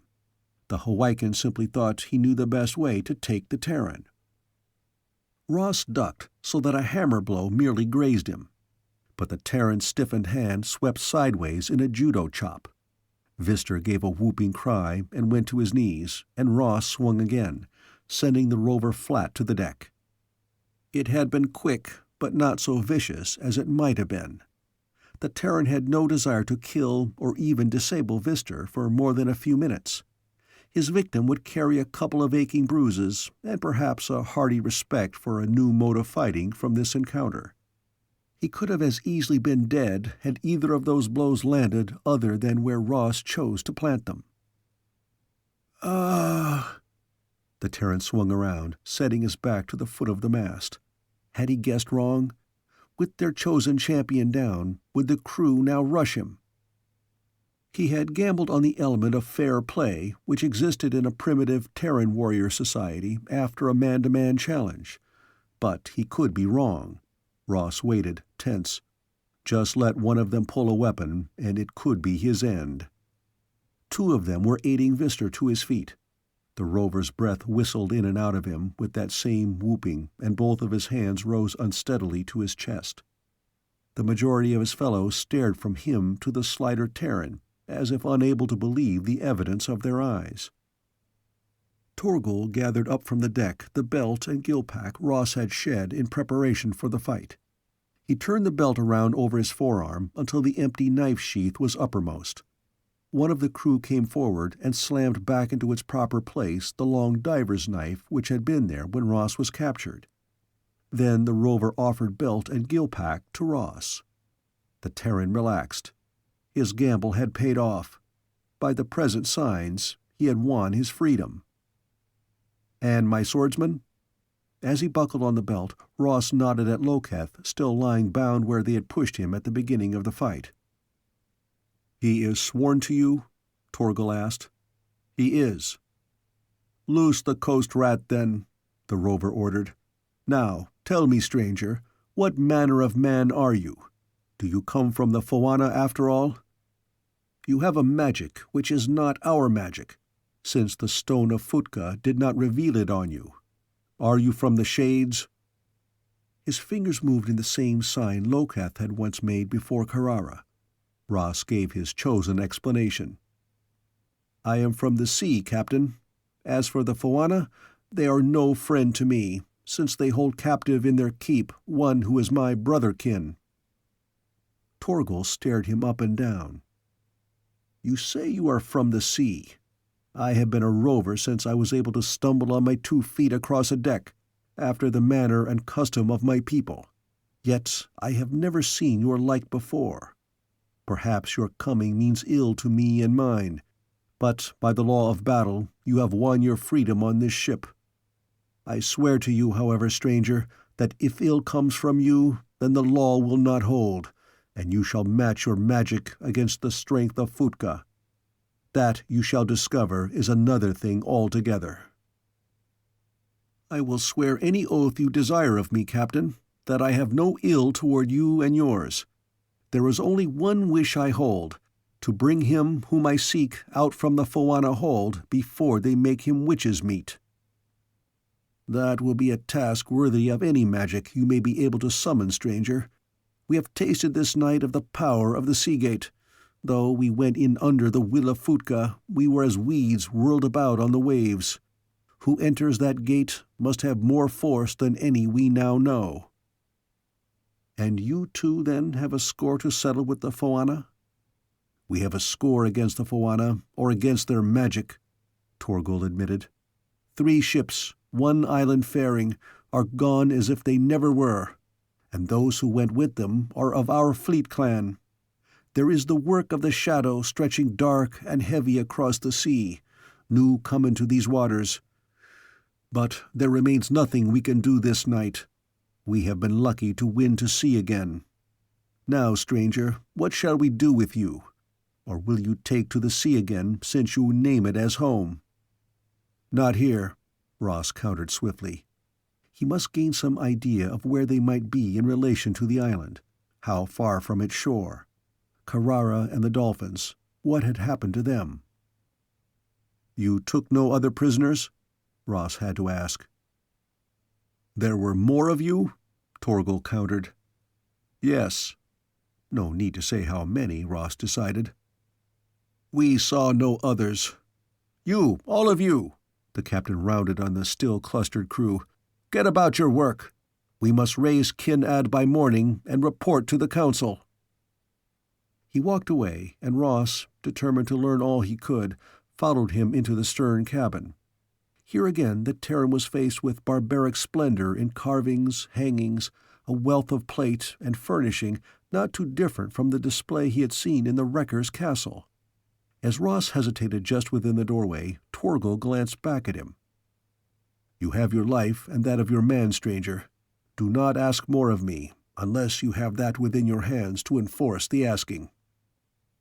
"I want nothing, save to be returned to where you took me, Captain." Torgal smiled grimly. "You are the sea. You yourself said that. The sea is wide, but it is all one. Through it you must have your own paths. Take any you choose.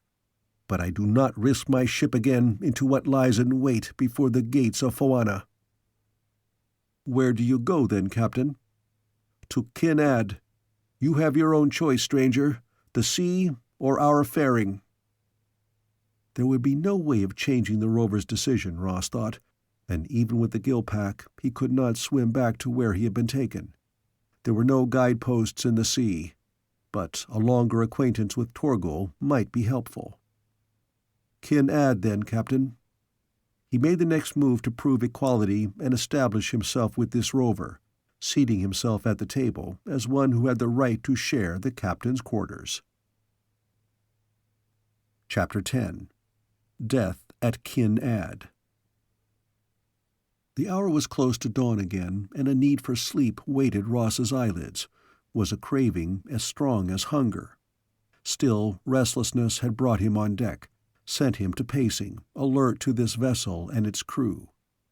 He had seen the ships of the Terran Bronze Age traders, small craft compared to those of his own time, depending upon oarsmen when the wind failed their sails, creeping along coasts rather than venturing too far into dangerous seas, sometimes even tying up at the shore each night.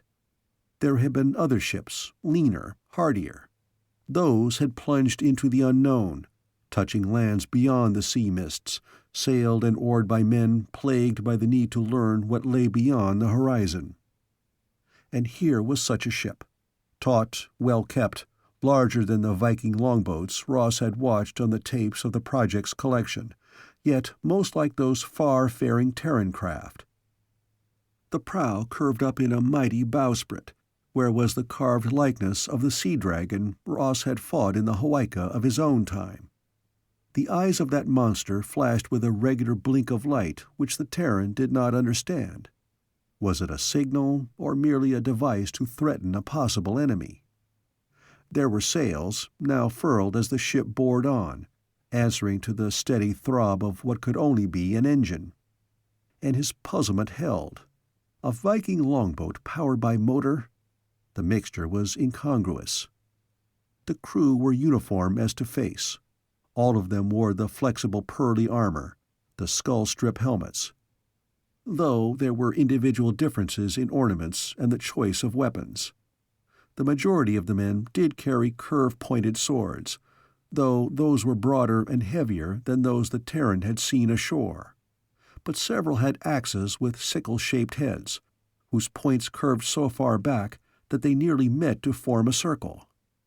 Spaced at regular intervals on the deck were box-like objects fronting what resembled gun ports, and smaller ones of the same type were on the raised deck at the stern and mounted in the prow, their muzzles, if the square fronts might be deemed muzzles, flanking the blinking dragon head. Catapults of some type, Ross wondered. Ross. His name was given the hiss Loketh used, but it was not the wrecker youth who had joined him now at the stern of the ship. "Oh, that was strong magic, that fighting knowledge of yours." Vistor rubbed his chest reminiscently. "You have big magic, seaman. But then you serve the maid, do you not? Your swordsman has told us that even the great fish understand and obey her." "Some fish," qualified Ross. "Such fish as that, perhaps?" Vistor pointed to the curling wake of foam. Startled, Ross stared in that direction. Torgal's command was the centermost in a trio of ships, and those cruised in a line, leaving 3 trails of troubled wave behind them. Coming up now to port in the comparative calm between 2 wakes was a dark object. In the limited light, Ross could be sure of nothing save that it trailed the ships, appeared to rest on or only lightly in the water, and that its speed was less than that of the vessels it doggedly pursued. "A fish, that?" Ross asked. "Watch," Vistor ordered. But the Hawaiian's sight must have been keener than the Terran's. Had there been a quick movement back there? Ross could not be sure. "What happened?" He turned to Vistor for enlightenment. "As a Selkar, it leaps now and then above the surface. But that is no Selkar. Unless, Ross, you who say you are from the sea have servants unlike any finned one we have drawn in by net or line before this day." The dolphins. Could Tino Rao or Taua or both be in steady pursuit of the ships? But Carrara. Ross leaned against the rail, stared until his eyes began to water from the strain of trying to make out the nature of the black blot. No use. The distance was too great. He brought his fist down against the wood, trying to control his impatience. More than half of him wanted to burst into Torgal's quarters, demand that the captain bring the ship about to pick up or contact that trailer or trailers. "Yours?" again Vistor asked. Ross had tight rein on himself now. "I do not know. It could well be."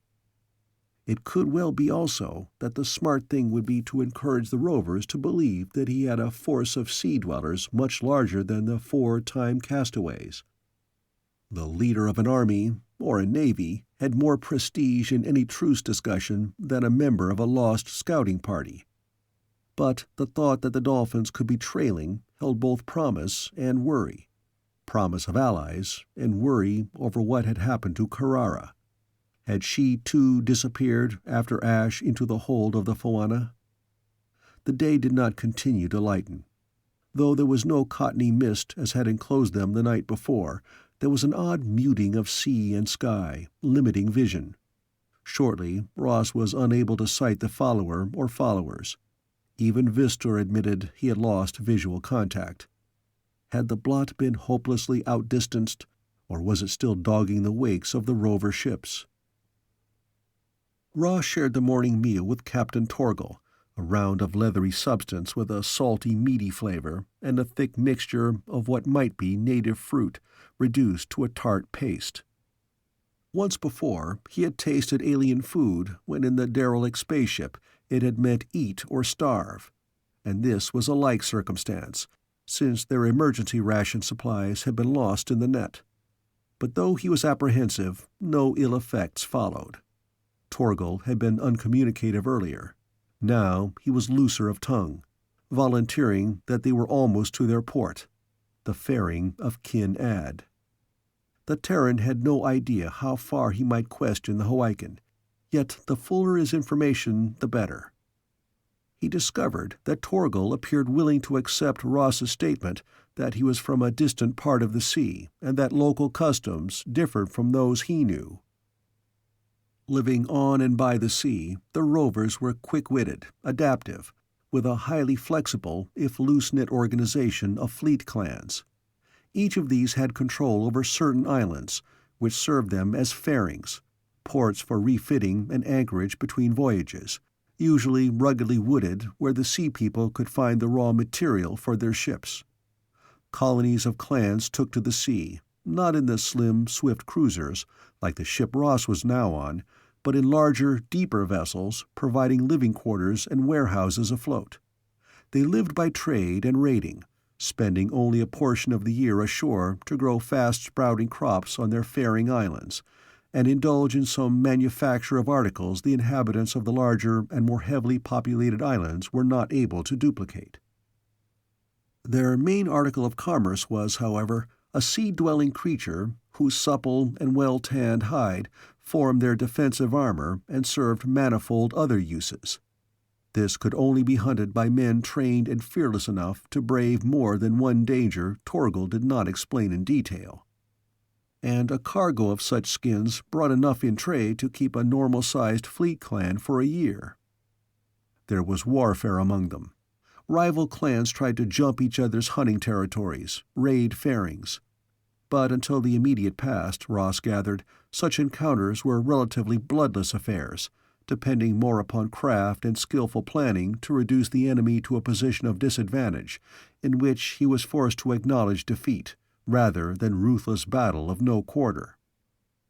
The shoreside wrecker lords were always considered fair game, and there was no finesse in rover raids upon them. Those were conducted with a cold-blooded determination to strike hard at a long-time foe.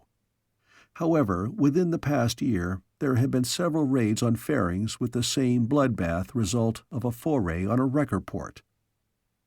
And since all the fleet clans denied the sneak-and-strike, kill-and-destroy tactics which had finished those rover holdings, the seafarers were divided in their opinion as to whether the murderous raids were the work of wreckers suddenly acting out of character and taking to the sea to bring war back to their enemies, or whether there was a rogue fleet moving against their own kind for some purpose no rover could yet guess.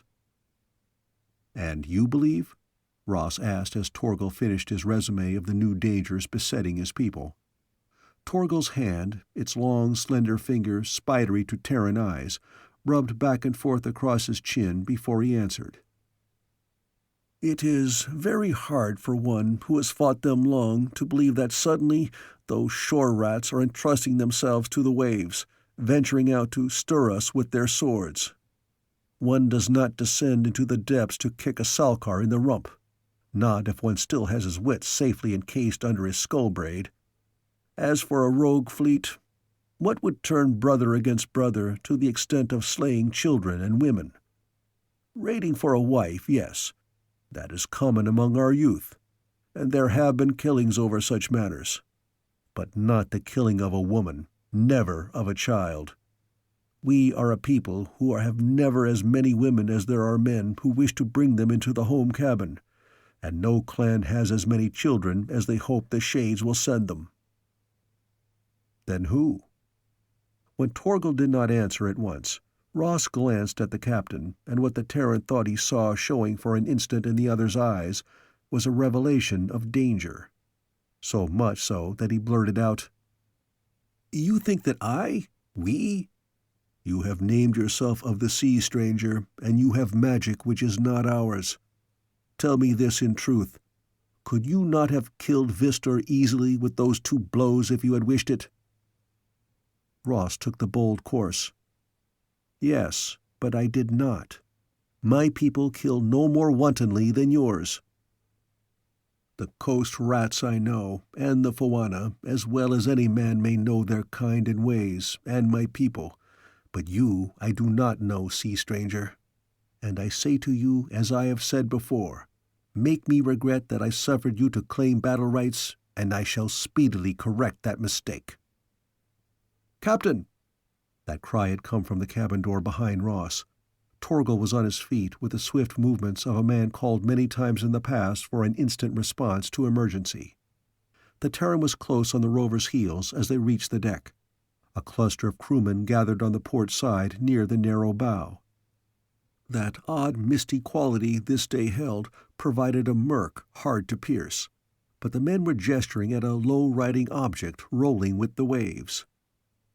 That was near enough for even Ross to be able to distinguish a small boat akin to the one in which he, Carrara, and Loketh had dared the sea-gate of the Foanna. Torgal took up a great curved shell hanging by a thong on the mainmast. Setting its narrow end to his lips, he blew. A weird booming note, like the coughing of a sea monster, carried over the waves. But there was no answer from the drifting boat, no sign it carried any passengers. "Ho! Ho! Ho!" Torgal's signal was re-echoed by shell calls from the other 2 cruisers. "Heave to," the captain ordered. "Wakti, Ziman, Joanna, out and bring that in." 3 of the crew leapt to the railing, poised there for a moment, and then dived almost as one into the water. A rope end was thrown, caught by one of them. And then they swam with powerful strokes toward the drifting boat. Once the rope was made fast, the small craft was drawn toward Torgal's command, the crewmen swimming beside it. Ross longed to know the reason for the tense expectancy of the men around him. It was apparent the skiff had some ominous meaning for them. Ross caught a glimpse of a body huddled within the craft. Under Torgal's orders, a sling was dropped to rise weighted with a passenger. The Terran was shouldered back from the rail as the limp body was hurried into the captain's cabin. Several crewmen slid down to make an examination of the boat itself. Their heads came up, their eyes searched along the rail and centered on Ross. The hostility was so open that Terran braced himself to meet those cold stares as he would a rush from a challenger.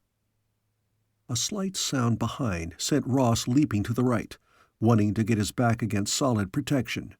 Loketh came up, his limp making him awkward, so that he clutched at the rail for support. In his other hand was one of the hooked swords, bared and ready. "Get the murderers!" Someone in the back line of the massing crew yipped at. Ross drew his diver's knife. Shaken at this sudden change in the crew's attitude, he was warily on the defensive. Loketh was beside him now, and the Wycan nodded to the sea. "Better go there," he cried. "Over, before they try to gut you." "Kill!" The word shrilled into a roar from the Rovers. They started up the deck toward Ross and Loketh. Then someone leapt between, and Vistor fronted his own comrades. "Stand away!" One of the others ran forward, thrusting at the tall rover with a stiffened outheld arm to fend him out of their path. Vistor rolled a shoulder, sending the fellow shunting away.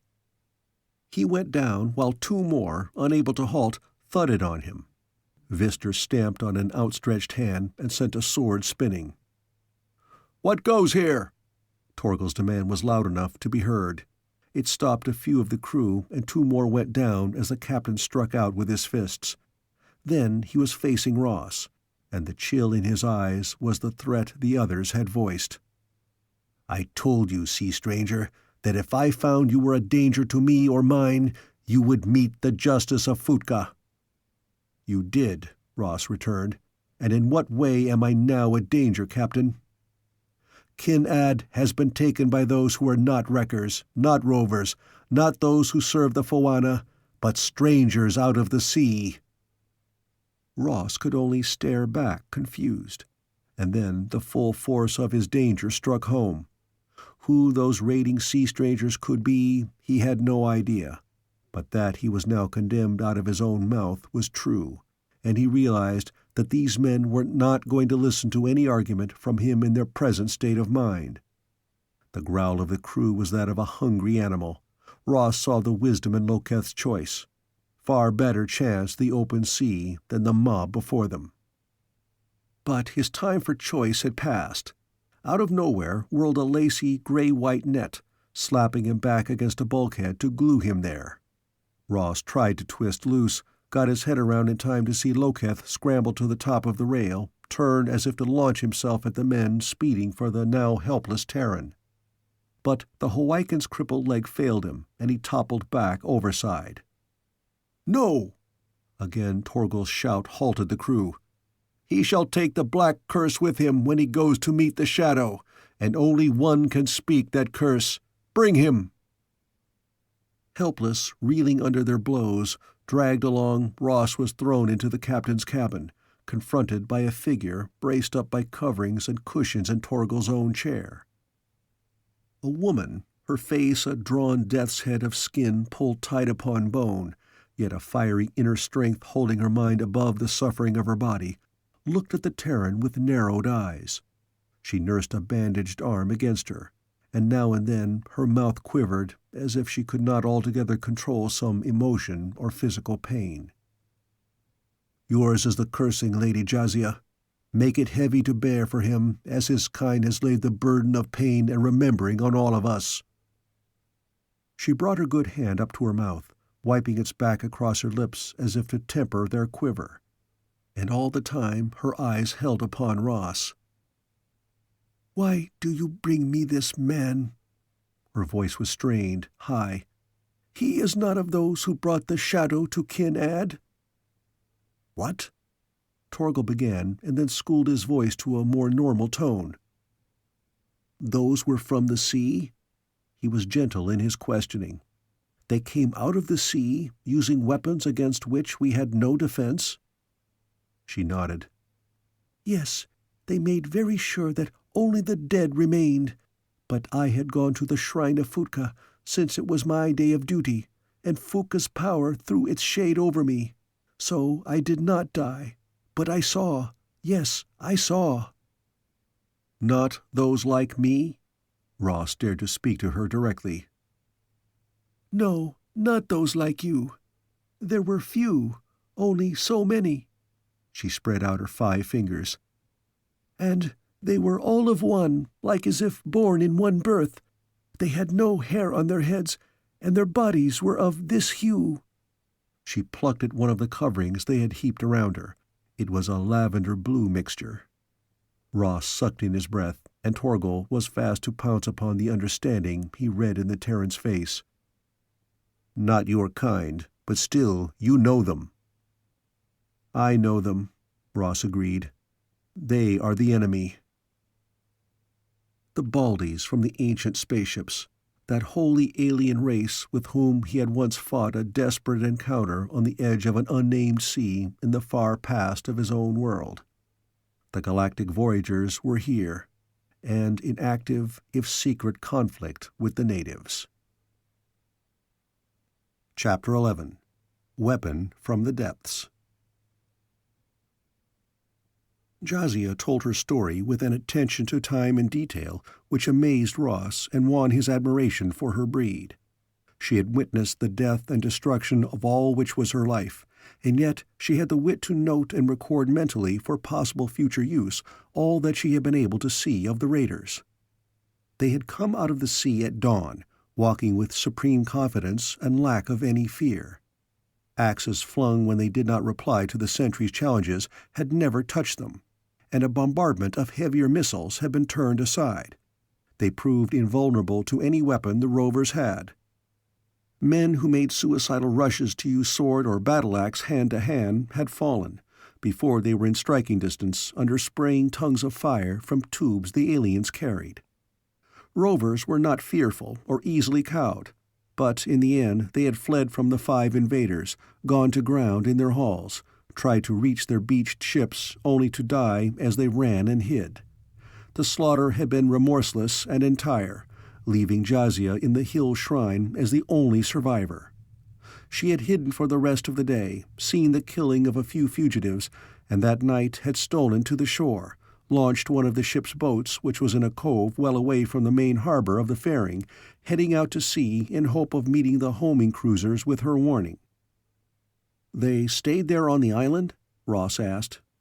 That point of her story puzzled him. If the object of that murderous raid had been only to stir up trouble among the Hawaiian Rovers, perhaps turning one clan against the other, as he had deduced when he had listened to Torgal's report of similar happenings, then the Starmen should have withdrawn as soon as their mission was complete, leaving the dead to call for vengeance in the wrong direction. There would be no reason to court discovery of their true identity by lingering. "When the boat was a sea, there were still lights at the fairing hall, and they were not our lights, nor did the dead carry them," she said slowly. "What have those to fear? They cannot be killed." "If they are still there, that we can put to the test," Torgal replied grimly, and a murmur from his officers bore out his determination. "And lose all the rest of you?" Ross retorted coldly. "I have met these before. They can will a man to obey them. Look you." He slammed his left hand flat on the table. The ridges of scar tissue were plain against his tanned skin. He knew no better way of driving home the dangers of dealing with the Starmen than providing this graphic example. "I held my own hand in fire so that the hurt of it would work against their pull upon my thoughts, against their willing that I come and be easy meat for their butchering." Jazia's fingers flickered out, smoothed across his old scars lightly as she gazed into his eyes.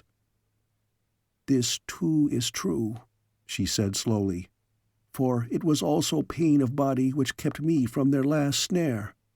They stood by the hall, and I saw Prahad, Okun, Mosaji come out to them to be killed as if they were in a hold net and were drawn. And there was that which called me also, so that I would go to them, though I called upon the power of Futka to save. And the answer to that plea came in a strange way, for I fell as I went from the shrine and cut my arm on the rocks. The pain of that hurt was as a knife severing the net. Then I crawled for the wood, and that calling did not come again." "If you know so much about them, tell us what weapons we may use to pull them down." That demand came from Vistur. Ross shook his head. "I do not know." "Yet," Jazia mused, "all things which live must also die sooner or later, and it is in my mind that these have also a fate they dread and fear. Perhaps we may find and use it." "They came from the sea. By a ship, then?" Ross asked. She shook her head. "No, there was no ship. They came walking through the breaking waves, as if they followed some road across the sea bottom." "A sub." "What is that?" Torgal demanded. "A type of ship which goes under the waves, not through them, carrying air within its hull for the breathing of the crew." Torgal's eyes narrowed. One of the other captains who had been summoned from the two companion cruisers gave a snort of disbelief. "There are no such ships," he began, to be silenced by a gesture from Torgal. "We know of no such ships," the other corrected. "But then, we know of no such devices as Jazia saw in operation either. How does one war upon these under-the-sea ships, Ross?" The Terran hesitated. To describe to men who knew nothing of explosives the classic way of dealing with a sub via depth charges was close to impossible, but he did his best. "Among my people, one imprisons in a container a great power. Then the container is dropped near the sub, and—" "And how," broke in the skeptical captain, "do you know where such a ship lies? Can you see it through the water?" "In a way, not see, but hear. There is a machine which makes for the captain of the above-sea ship a picture of where the sub lies or moves, so that he may follow its course. Then, when he is near enough, he drops the container and the power breaks free, to also break apart the sub." "Yet the making of such containers and the imprisoning of the power within them," Torgal said, "this is the result of a knowledge which is greater than any save the Foanna may possess. You do not have it?" His conclusion was half statement, half question. "No. It took many years and the combined knowledge of many men among my people to make such containers, such a listening device. I do not have it." "Why then think of what we do not have?" Torgal's return was decisive. "What do we have?" Ross's head came up. He was listening, not to anything in that cabin, but to a sound which had come through the port just behind his head. There, it had come again. He was on his feet. "What?" Vister's hand hovered over the axe at his belt. Ross saw their gaze centered on him. "We may have reinforcements now." The Terran was already on his way to the deck. He hurried to the rail and whistled, the thin, shrill summons he had practiced for weeks before he had ever begun this fantastic adventure. A sleek, dark body broke water, and the dolphin grin was exposed as Tino Rao answered his call. Though Ross's communication powers with the two finned scouts was very far from Carrara's, he caught the message in part and swung around to face the Rovers who had crowded after him. "We have a way now of learning more about your enemies." "A boat! It comes without sail or oars!" One of the crew pointed. Ross waved vigorously, but no hand replied from the skiff. Though it came steadily onward, the three cruisers its apparent goal. "Carrara!" Ross called. Then, side by side with Tino Rao were two wet heads, two masked faces showing as the swimmers trod water, Carrara and Loketh. "Drop ropes!" Ross gave that order, as if he, rather than Torgal, commanded. And the captain himself was one of those who moved to obey. Loketh came out of the sea first, and as he scrambled over the rail he had his sword ready, looking from Ross to Torgal. The Terran held up empty hands and smiled. "No trouble now." Loketh snapped up his mask. "So the sea maid said the Finn ones reported. Yet before, these thirsted for your blood on their blades. What magic have you worked?" "None. Just the truth has been discovered."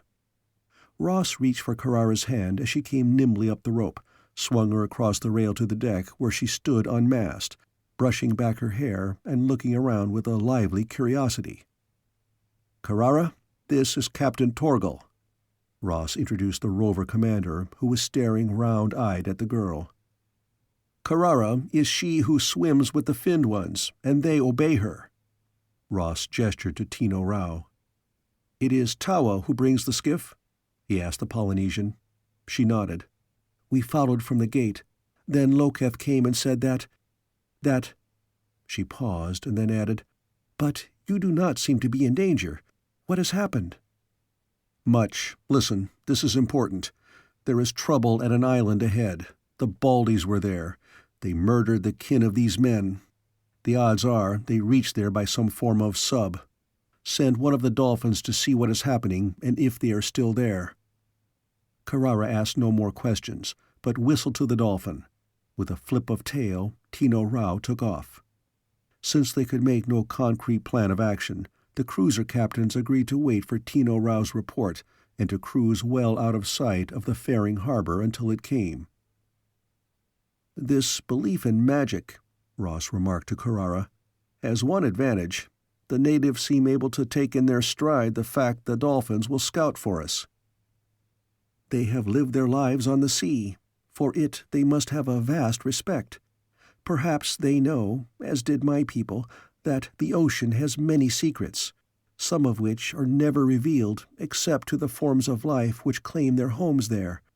But even if you discover this Baldy sub, what will the Rovers be able to do about it?" "I don't know, yet." Ross could not tell why he clung to the idea that they could do anything to strike back at the superior alien force. He only knew that he was not yet willing to relinquish the thought that in some way they could. "And Ash?" "Yes, Ash."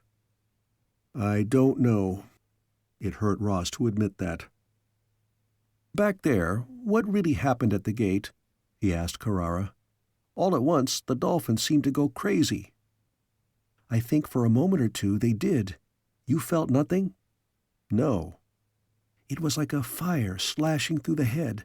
Some protective device of the Foanna, I think." a mental defense to which he was not sensitive, which meant that he might be able to breach that gate if none of the others could. But he had to be there first. Suppose, just suppose, Torgal could be persuaded that this attack on the gutted Kyn Add was useless. Would the rover commander take them back to the Foanna keep? Or, with the dolphins and the skiff, could Ross himself return to make the try? That he could make it on his own, Ross doubted. Excitement and willpower had buoyed him up throughout the past Hawaiian day and night. Now fatigue closed in, past his conditioning and the built-in stimulant of the Terran rations, to enclose him in a groggy haze. He had been warned against this reaction, but that was just another item he had pushed out of his conscious mind. The last thing he remembered now was seeing Carrara move through a fuzzy cloud. Voices argued somewhere beyond. The force of that argument carried more by tone than any words Ross could understand. He was pulled sluggishly out of a slumber too deep for any dream to trouble, and lifted heavy eyelids to see Carrara once again. There was a prick in his arm, or was that part of the unreality about him? 4, 5, 6. She was counting, and Ross found himself joining in. 7, 8, 9, 10. On reaching 10, he was fully awake, and knew that she had applied the emergency procedure they had been drilled in using, giving him a pep shot. When Ross sat up on the narrow bunk, there was a light in the cabin and no sign of day outside the porthole.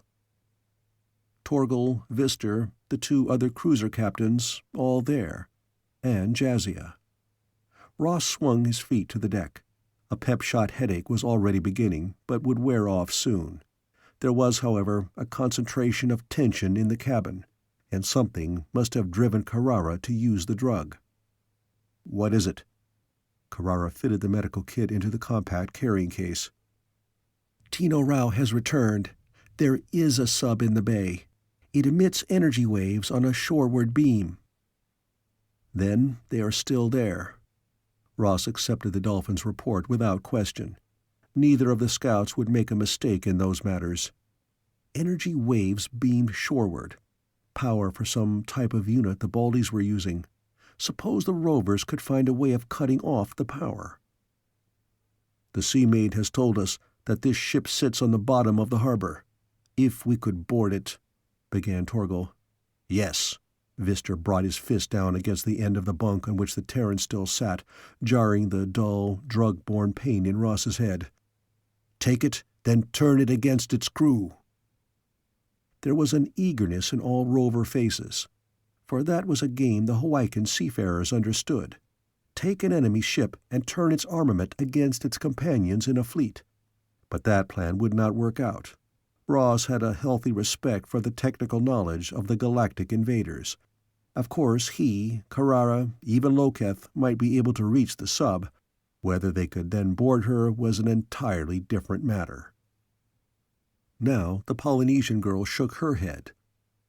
"The broadcast there, Tino Rao rates it as lethal. There are dead fish floating in the bay. He had warning at the reef entrance.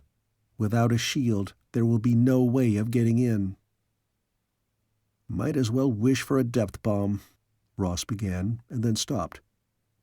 "You have thought of something?" "A shield." Ross repeated her words. It was so wild, this thought of his, and one which might have no chance of working. He knew almost nothing about the resources of the invaders. Could that broadcast, which protected the sub and perhaps activated the weapons of the invaders ashore, be destroyed? A wall of fish. Sea life herded in there as a shield. Wild, yes. Even so wild, it might work. Ross outlined the idea, speaking more to Carrara than to the Rovers. "I do not know," she said doubtfully. "That would need many fish, too many to herd and drive." "Not fish," Torgal cut in. "Salkars." "Salkars?" "You have seen the bow carving on this ship. That is a salkar. Such are larger than 100 fish. Salkars driven in. They might even wreck this undersea ship with their weight and anger." "And you could find these salkars nearby?" Ross began to take fire. That dragon which had hunted him. The bulk of the thing was well above any other sea life he had seen here, and to its ferocity he could give testimony. At the spawning reefs, we do not hunt at this season, which is the time of the taking of mates. Now, too, they are easily angered, so they will even attack a cruiser. To slay them at present is a loss, for their skins are not good, but they would be ripe for battle were they to be disturbed. And how would you get them from the spawning reefs to Kyn Add? That is not too difficult. The reef lies here. Torgal drew lines with the point of his sword on the tabletop. And here is Kyn Add. Salkars have a great hunger at this time. Show them bait, and they will follow. Especially will they follow swimming bait.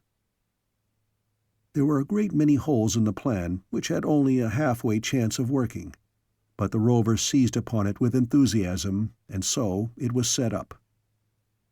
Perhaps some 2 hours later, Ross swam toward the landmass of Kyn Add. Gleams of light pricked on the shore well to his left. Those must mark the Rover settlement. And again the Terran wondered why the invaders had remained there.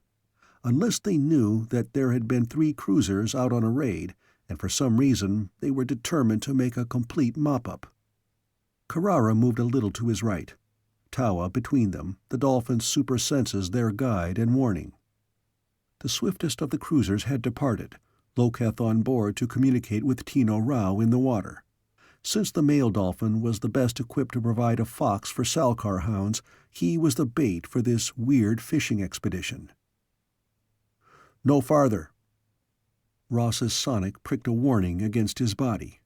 Through that he took a jolt which sent him back, away from the bay entrance. On the reef.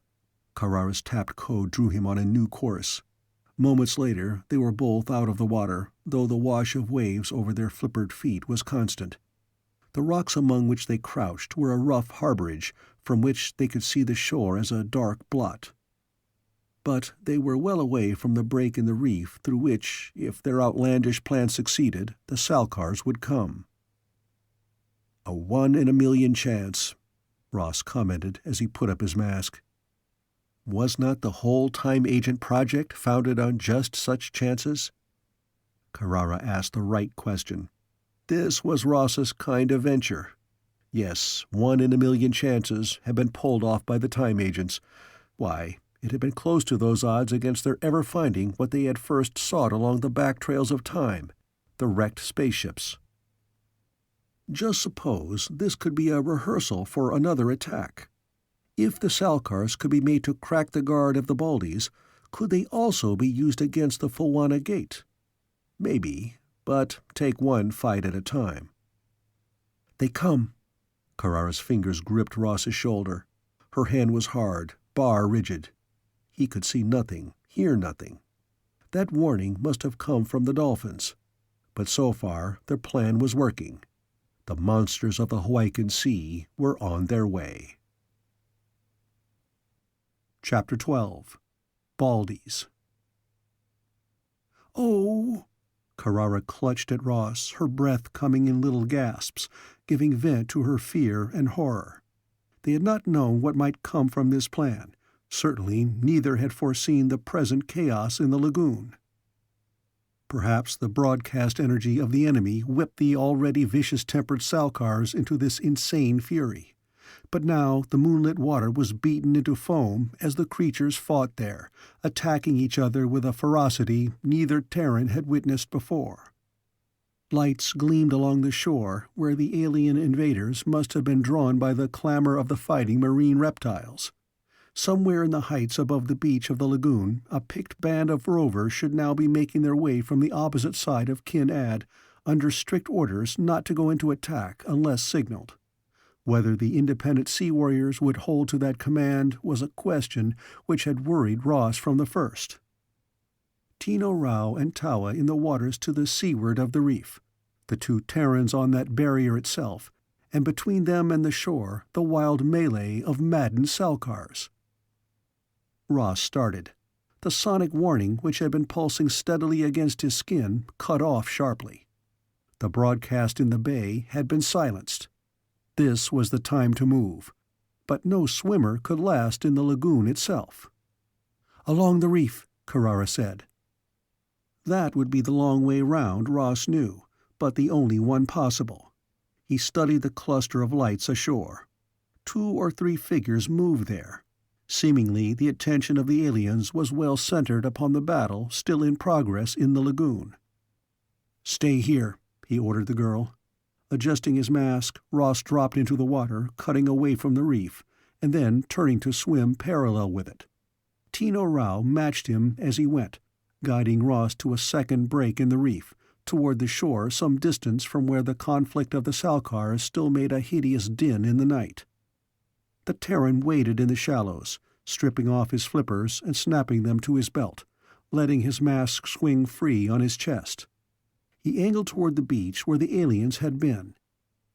At least he was better armed for this than he had been when he had fronted the Rovers with only a diver's knife. From the time agent supplies, he had taken the single hand weapon he had long ago found in the armory of the derelict spaceship. This could only be used sparingly, since they did not know how it could be recharged, and the secret of its beam still remained secret as far as Terran technicians were concerned. Ross worked his way to a curtain of underbrush from which he had a free view of the beach and the aliens. 3 of them he counted, and they were Baldies all right, taller and thinner than his own species, their bald heads gray-white, the upper dome of their skulls overshadowing the features on their pointed-chinned faces. They all wore the skin-tight blue-purple-green suits of the space voyagers, suits which Ross knew of old were insulated and protective for their wearers, as well as a medium for keeping in touch with one another. Just as he, wearing one, had once been trailed over miles of wilderness. To him, all 3 of the invaders looked enough alike to have been stamped out from one pattern. And their movements suggested that they worked or went into action with drilled precision. They all faced seaward, holding tubes aimed at the Salkar-infested lagoon. There was no sound of any explosion, but green spears of light struck at the scaled bodies plunging in the water. And where those beams struck, flesh seared. Methodically, the trio raked the basin. But, Ross noted, those beams which had been steady at first sighting were now interrupted by flickers. One of the Baldies upended his tube, rapped its butt against a rock as if trying to correct a jamming. When the alien went into action once again, his weapon flashed and failed. Within a matter of moments, the other 2 were also finished. The lighted rods pushed into the sand, giving a glow to the scene, darkened as a fire might sink to embers. Power fading? An ungainly shape floundered out of the churned water, lumbered over the shale of the beach, its supple neck outstretched, its horned nose down for a gore-threatening charge. Ross had not realized that the Salkars could operate out of what he thought was their natural element, but this wild-eyed dragon was plainly bent on reaching its tormentors. For a moment or 2, the Baldies continued to front the creature, almost, Ross thought, as if they could not believe that their weapons had failed them. Then they broke and ran back to the fairing which they had taken with such contemptuous ease. The Salkar plowed along in their wake, but its movements grew more labored the farther it advanced, until at last it lay with only its head upraised, darting it back and forth, its fanged jaws well agape, voicing a coughing howl. Its plaint was answered from the water as a second of its kin wallowed ashore. A terrible wound had torn skin and flesh just behind its neck. Yet still it came on, hissing and bubbling a battle challenge. It did not attack its fellow.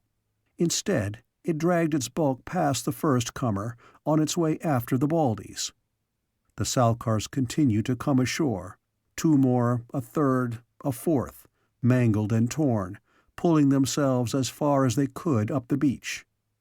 To lie facing inward, their necks weaving, their horned heads bobbing, their cries a frightful din. What had drawn them out of their preoccupation of battle among themselves into this attempt to reach the aliens, Ross could not determine. Unless the intelligence of the beast was such that they had been able to connect the searing beams which the Baldies had turned on them so tellingly with the men on the beach, and had responded by striving to reach a common enemy. But no desire could give them the necessary energy to pull far ashore. Almost helplessly beached, they continued to dig into the yielding sand with their flippers in a vain effort to pursue the aliens. Ross skirted the clamoring barrier of Salkars and headed for the fairing. A neck snapped about, a head was lowered in his direction. He smelled the rank stench of reptile combined with burned flesh. The nearest of the brutes must have scented the Terran in turn, as it was now trying vainly to edge around to cut across Ross's path. But it was completely outclassed on land, and the man dodged it easily. 3 Baldies had fled this way, yet Jazia had reported 5 had come out of the sea to take Kyn Add. 2 were missing. Where? Had they remained in the fairing? Were they now in the sub? And that sub, what had happened to it? The broadcast had been cut off. He had seen the failure of the weapons and the shore lights. Might the sub have suffered from Salkar attack? Though Ross could hardly believe that the beasts could wreck it. The Terran was traveling blindly, keeping well under cover of such brush as he could, knowing only that he must head inland. Under his feet the ground was rising, and he recalled the nature of this territory as Torgal and Jazia had pictured it for him. This had to be part of the ridge wall of the valley in which lay the buildings of the fairing. In these heights was the shrine of Futka where Jazia had hidden out. To the west now lay the Rover village, so he had to work his way left, downhill, in order to reach the hole where the Baldies had gone to ground. Ross made that progress with the stealth of a trained scout. Hawaika's moon, triple in size to Terra's companion, was up, and the landscape was sharply clear, with shadows well defined.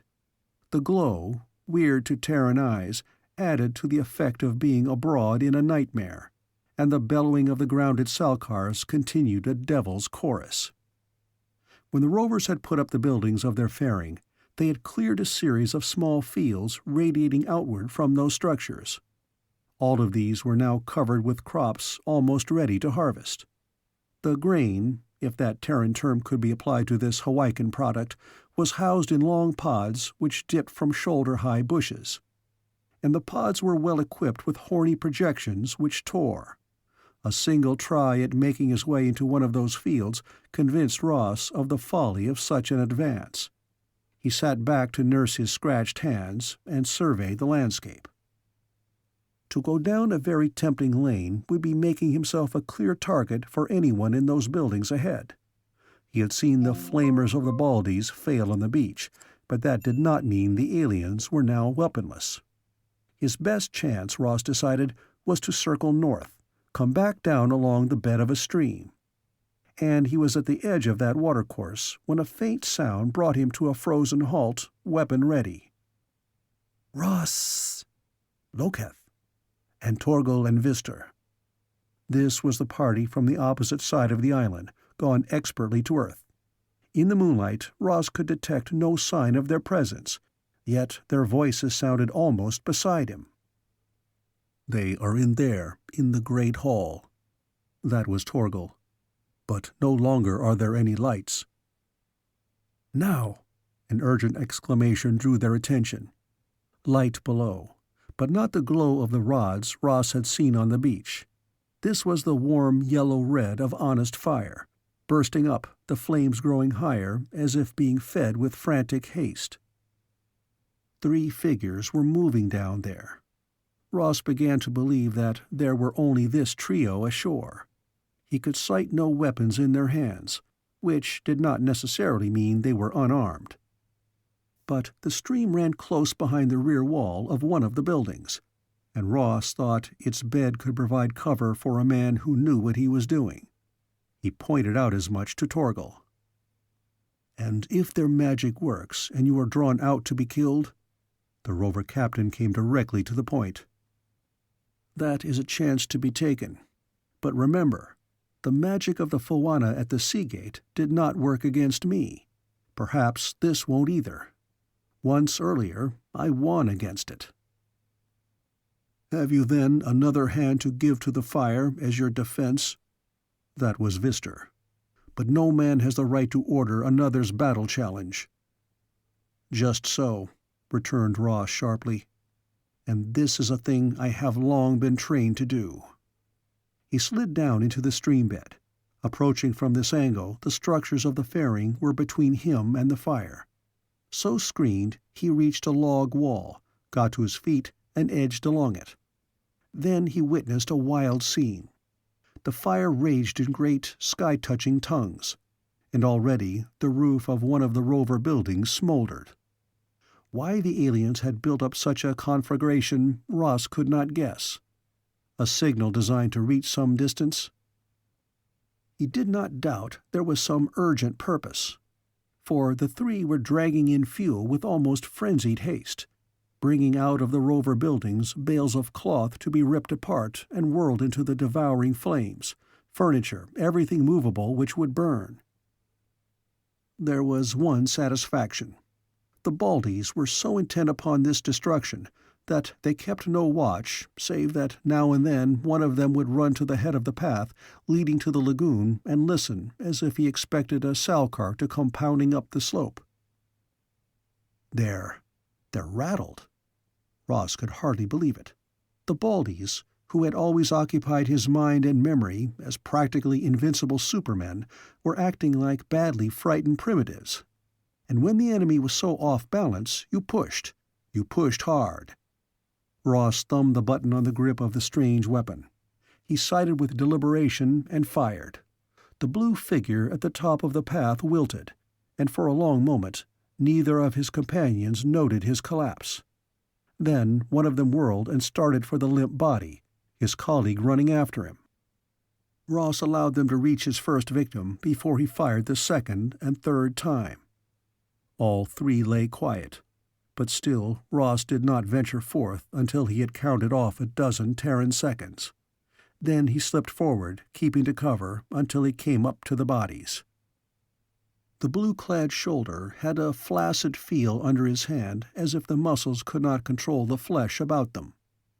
Ross rolled the alien over, looked down in the bright light of the fire into the Baldy's wide-open eyes. Amazement. The Terran thought he could read that in the dead stare which answered his intent gaze. And then anger, a cold and deadly anger which chilled into ice. Kill. Ross slewed around, still down on one knee, to face the charge of a Rover. In the firelight, the Hawaiian's eyes were blazing with fanatical hatred. He had his hooked sword ready to deliver a finishing stroke. The Terran blocked with a shoulder to meet the Rover's knees, threw him back. Then Ross landed on top of the fighting crewman, trying to pin the fellow to earth and avoid the recklessly slashing blade. "Loketh! Vister!" Ross shouted as he struggled. More of the Rovers appeared from between the buildings, bearing down on the limp aliens and the two fighting men. Ross recognized the limping gait of Loketh, using a branch to aid him into a running scuttle across the open. "Loketh, here!" The Hawaiian covered the last few feet in a dive which carried him into Ross and the Rover. "Hold him," the Terran ordered, and had just time enough to throw himself between the Baldies and the rest of the crew. There was a snarling from the Rovers, and Ross, knowing their temper, was afraid he could not save the captives which they considered, fairly, their legitimate prey. He must depend upon the hope that there were one or two cooler heads among them with enough authority to restrain the would-be avengers. Otherwise, he would have to beam them into helplessness. "Torgal!" he shouted. There was a break in the line of runners speeding for him. The big man lunging straight across could only be Vistor. The other, yelling orders, was Torgal. It could depend upon how much control the captain had over his men. Ross scrambled to his feet. He had clicked on the beamer to its lowest frequency. It would not kill, but would render its victim temporarily paralyzed. And how long that state would continue, Ross had no way of knowing. Tried on Terran laboratory animals, the time had varied from days to weeks. Vister used the flat side of his war axe, clapping it against the foremost runners, setting his own bulk to impose a barrier. And now Torgal's orders appeared to be getting through. More and more of the men slacked, leaving a trio of hotheads, two of whom Vister sent reeling with his fists. The captain came up to Ross. "They are alive, then?" He leaned over to inspect the Baldy the Terran had rolled on his back, assessing the alien's frozen stare with thoughtful measurement. "Yes, but they cannot move." "Well enough," Torgal nodded. "They shall meet the justice of Futka after the law. I think they will wish that they had been left to the boarding axes of angry men." "They are worth more alive than dead, Captain. Do you not wish to know why they have carried war to your people, how many of them there may be yet to attack, and other things? Also," Ross nodded at the fire now catching the second building, "why have they built up that blaze? Is it a signal to others of their kind?" "Very well said. Yes, it would be well for us to learn such things. Nor will Futka be jealous of the time we take to ask questions and get answers. Many answers." He prodded the Baldy with the toe of his sea boot. "How long will they remain so? Your magic has a bite in it." Ross smiled. "Not my magic, Captain. This weapon was taken from one of their own ships. As to how long they will remain so, that I do not know." "Very well, we can take precautions." Under Torgal's orders, the aliens were draped with capture nets like those Ross and Loketh had worn. The sea-grown plant adhered instantly, wet strands knitting in perfect restrainers as long as it was uncut.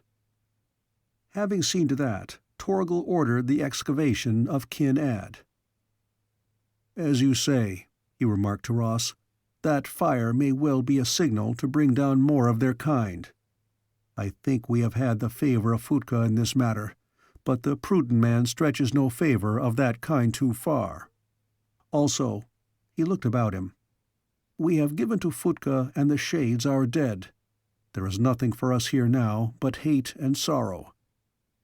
In one day we have been broken from a clan of pride and ships to a handful of standardless men." "You will join some other clan?"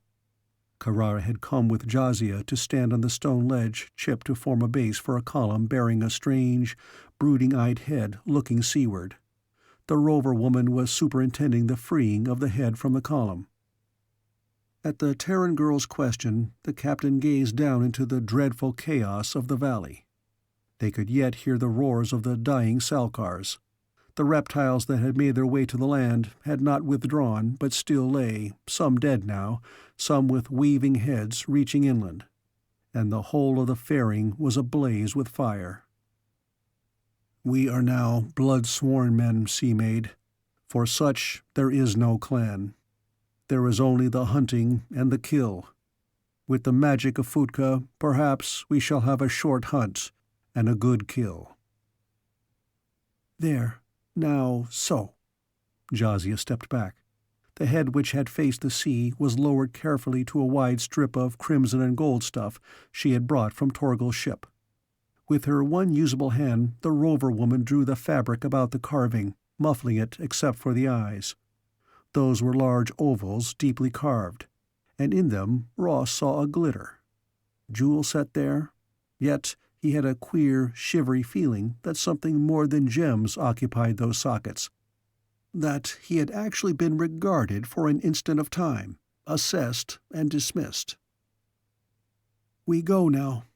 Jazia waved, and Torgal sent men forward. They lifted the wrapped carving to a board carried between them and started downslope. Carrara cried out, and Ross looked around.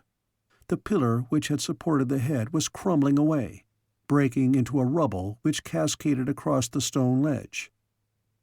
Ross blinked.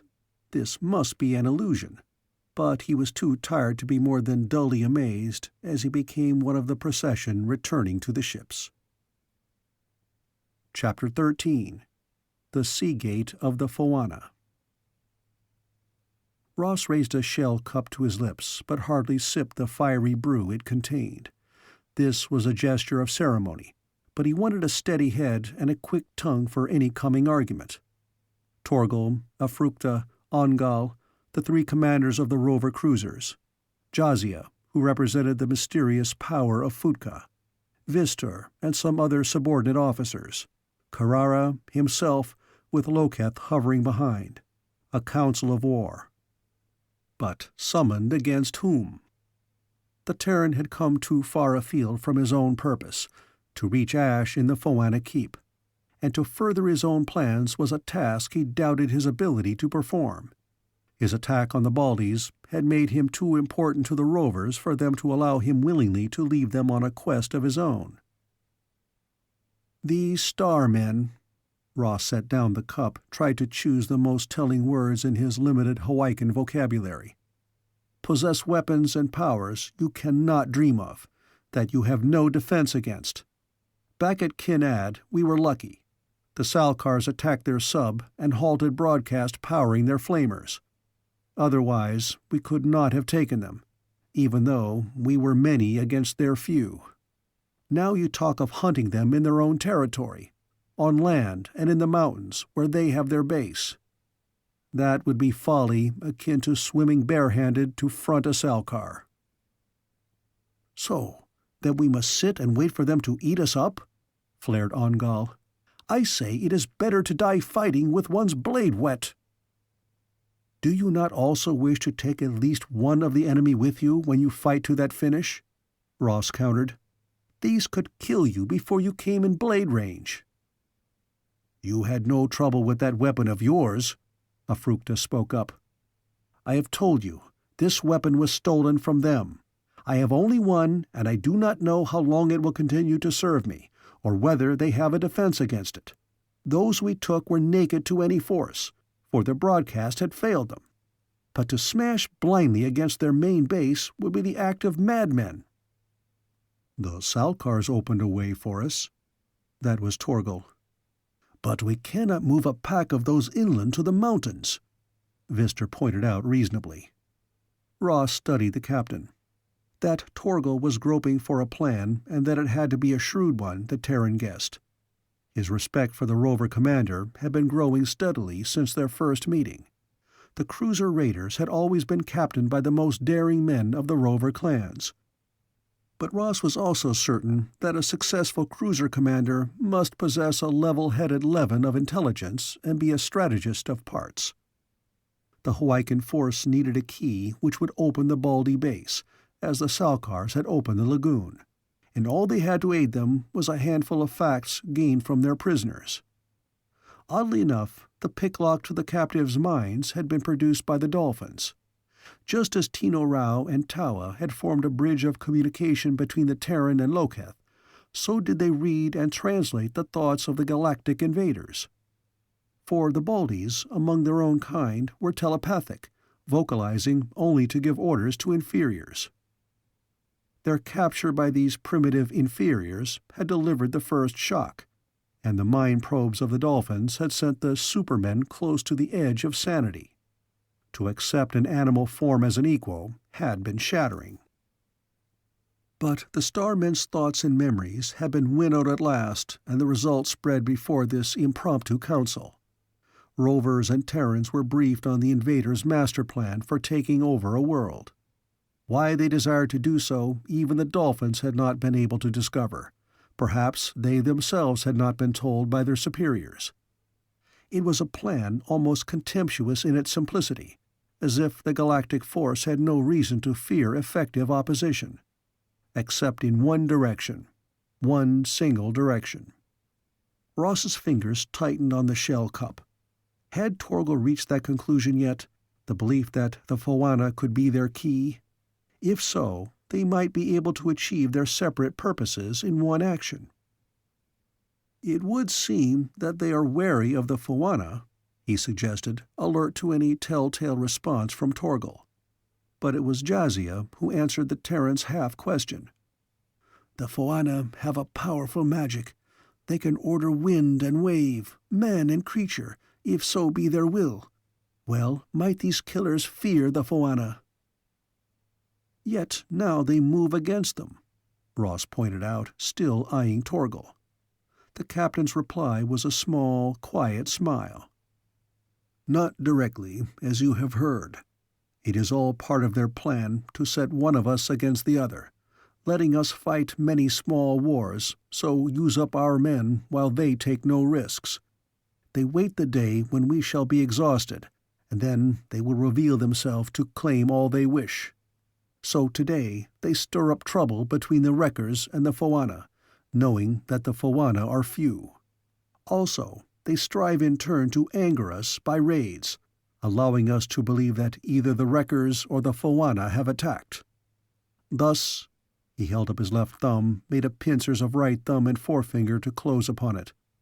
They hope to catch the Foanna between Wreckers and Rovers. Because the Foanna are those they reckon the most dangerous, they move against them now, using us and weakening our forces into the bargain. A plan which is clever, but the plan of men who do not like to fight with their own blades. They are worse than the coast scum, these cowards, Ongal spat. Torgal smiled again. That is what they believe we will say, kinsman, and so underrate them. By our customs, yes, they are cowards. But what care they for our judgments? Did we think of the Salkars when we used them to force the lagoon? No, they were only beasts to be our tools. So now it is the same with us, except that we know what they intend, and we shall not be such obedient tools. If the Foanna are our answer, then— He paused, gazing into his cup as if he could read some shadowy future there. If the Foanna are the answer, then what? Ross pushed.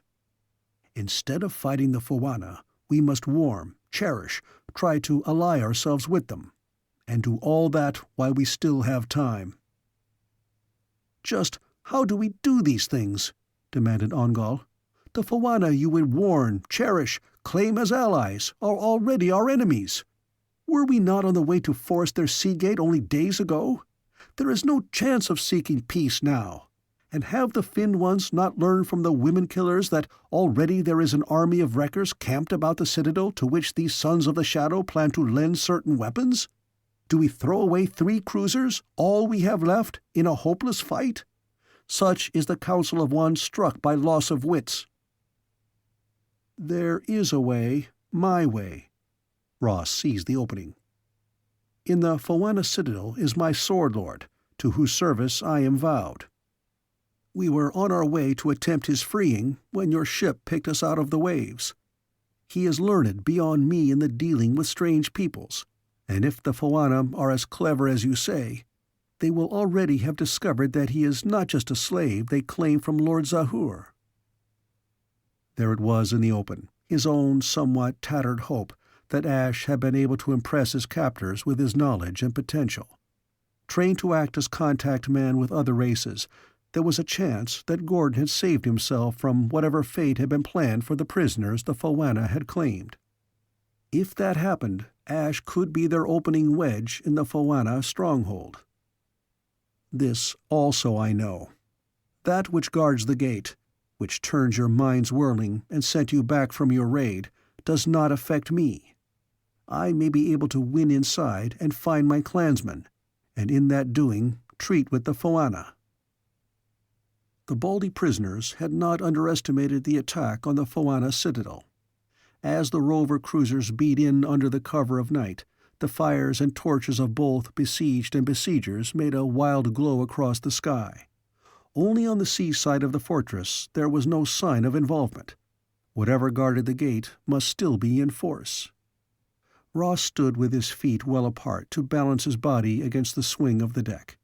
His suggestion had been argued over, protested, but at last carried with the support of Torgal and Jazia, and now he was to make his try. The sum of the Rovers and Loketh's knowledge of the Seagate had been added for his benefit, but he knew that this venture must depend upon himself alone. Carrara, the Dolphins, the Hawaikans were all too sensitive to the barrier. Torgal moved in the faint light.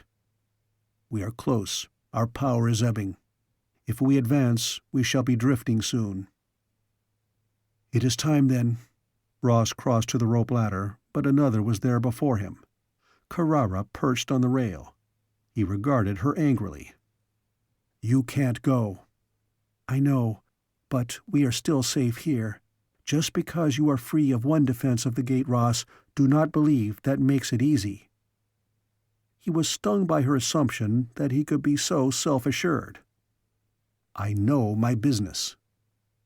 Ross pushed past her, swinging down the rope ladder, pausing only above water level to snap on flippers, make sure of the set of his weighted belt, and slide his gill mask over his face. There was a splash beside him as the net containing spare belt, flippers, and mask hit the water, and he caught at it. These could provide Ash's escape from the fortress. The lights on the shore made a wide arc of radiance across the sea. As Ross headed toward the wave-washed coast, he began to hear shouting and other sounds which made him believe that the besiegers were in the midst of an all-out assault. Yet those distant fires and rocket-like blasts into the sky had a wavery blur, and Ross, making his way with the effortless water cleaving of the diver, surfaced now and then to spot film curling up from the surface of the sea between the two standing rock pillars which marked the sea gate. He was startled by a thunderous crack, rending the air above the small bay. Ross pulled to one of the pillars, steadied himself with one hand against it. Those twists of film rising from the surging surface were thickening. More tendrils grew out from the parent stems to creep along above the waves, raising up sprouts and branches in turn. A wall of mist was building between gate and shore. Again a thunderclap overhead. Involuntarily, the Terran ducked. Then he turned his face up to the sky, striving to see any evidence of storm. What hung there sped the growth of the fog on the water, yet where the fog was gray-white, it was a darkness spouting from the highest point of the citadel. Ross could not explain how he was able to see one shade of darkness against equal dusk, but he did. Or did he only sense it? He shook his head, willing himself to look away from the finger. Only it was a finger no longer. Now it was a fist aimed at the stars it was fast blotting out. A fist rising to the heavens before it curled back, descending to press the fortress and its surroundings into rock and earth. Fog curled about Ross, spilled outward through the sea gates. He loosed his grip on the pillar and dived, swimming on through the gap with the fortress of the Foanna before him. There was a jetty somewhere ahead. That much he knew from Torgal's description. Those who served the Foanna sometimes took sea roads, and they had slim, fast cutters for such coastwise travel. Ross surfaced cautiously, to discover there was no visibility to wave level. Here the mist was thick, a smothering cover so bewildering he was confused as to direction. He ducked below again and flippered on. Was his confusion born of the fog, or was it also in his head? Did he, after all, have this much reaction to the gate defense? Ross ducked that suspicion as he had ducked the moist blanket on the surface. He had come from the gate, which meant that the jetty must lie there. A few moments later, Ross had proof that his sense of direction had not altogether failed him, when his shoulder grazed against a solid obstruction in the water and his exploring touch told him that he had found one of the jetty piles. He surfaced again, and this time he heard not a thunder roll, but the sing-song chanting of the Foanna. It was loud, almost directly above his head, but since the cotton mist held, he was not afraid of being sighted. The chanter must be on the jetty, and to Ross's right was a dark bulk which he thought was one of the cutters. Was a sortie by the besieged being planned? Then, out of the night, came a dazzling beam, well above the level of Ross's head, where he clung to the piling. It centered on the cutter, slicing into the substance of the vessel with the ease of steel-piercing clay. The chanting stopped on mid-note, broken by cries of surprise and alarm. Ross, pressing against the pile, received a jolt from his belt sonic. There must be a Baldies sub in the basin inside the gate. Perhaps the flame beam now destroying the cutter was to be turned on the walls of the keep in turn. Foanna chanted again, low and clear. Splashes from the water as those on the jetty cast into the sea objects Ross could not define. The Terran's body jerked, his mask smothered a cry of pain. About his legs and middle, immersed in the waves, there was cold so intense that it seared. Fear goaded him to pull up on one of the underbeams of the pier. He reached that refuge and rubbed his icy legs with what vigor he could summon. Moments later, he crept along toward the shore. The energy ray had found another target. Ross paused to watch a second cutter sliced. If the counterstroke of the Foanna would rout the invaders, it had not yet begun to work. The net holding the extra gear brought along in hopes of Ash's escape weighed the Terran down, but he would not abandon it as he felt his way from one foot and hand hold to the next. The waves below gave off an icy exudation which made him shiver uncontrollably, and he knew that as long as that effect lasted he dared not venture into the sea again. Light. Along with the cold, there was a phosphorescence on the water. White patches floating, dipping, riding the waves. Some of them gathered under the pier, clustering about the pilings. And the fog thinned with their coming, as if those irregular blotches absorbed and fed upon the mist. The Terran could see now he had reached the land end of the jetty. He wedged his flippers into his belt, pulled on over his feet the covers of salkar hide Torgal had provided. Save for his belt, his trunks, and the gill-pack, Ross's body was bare and the cold caught at him. But, slinging the carry net over his shoulder, he dropped to the damp sand and stood listening. The clamor of the attack which had carried all the way offshore to the Rover cruisers had died away, and there were no more claps of thunder. Instead, there was now a thick wash of rain. No more fire rays as he faced seaward, and the fog was lifting, so Ross could distinguish the settling cutters, their bow still moored to the jetty. There was no movement there. Had those on the pier fled? Dot, dash, dot.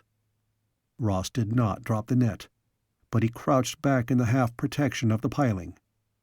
For a moment, which stretched beyond Terran time measure, he froze so, waiting. Dot, dash, dot. Not the prickle induced by the enemy installations. It was a real coded call picked up by his sonic, and one he knew. Don't rush, he told himself sharply. Play it safe. By rights, only 2 people in this time and place would know that call, and one would have no reason to use it. But a trap? This could be a trap. Awe of the Foanna powers had touched him a little in spite of his off-world skepticism. He could be lured now by someone using Ash's call. Ross stripped for action after a fashion.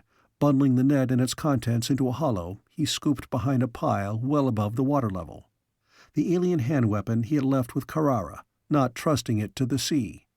But he had his diver's knife and his 2 hands, which, by training, could be, and had been, deadly weapons. With the sonic against the bare skin of his middle, where it would register strongest, knife in hand, Ross moved into the open. The floating patches did not supply much light, but he was certain the call had come from the jetty.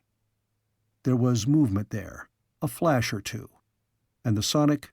Ross had to be sure, very sure. The broadcast was certainly stronger when he faced in that direction. Dared he come into the open? Perhaps in the dark he could cut Ash away from his captors so they could swim for it together. Ross clicked a code reply. Dot, dot, dot. The answer was quick, imperative. Where? Surely no one but Ash could have sent that. Ross did not hesitate. Be ready. Escape. No.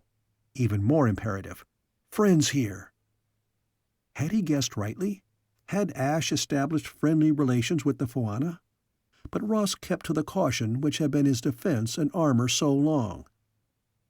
There was one question he thought only Ash could answer, something out of the past they had shared when they had made their first journey into time disguised as beaker traders of the Bronze Age. Deliberately, he tapped that question. What did we kill in Britain? Tensely, he waited. And when the reply came, it did not pulse from the sonic under his fingers. Instead, a well-remembered voice called out of the night. A white wolf! And the words were Terran English. Ash! Ross leapt forward, climbed toward the figure he could only dimly see. Chapter 14. The Foanna. Ross! Ash's hands gripped his shoulders, as if never intending to free him again. Then you did come through. Ross understood.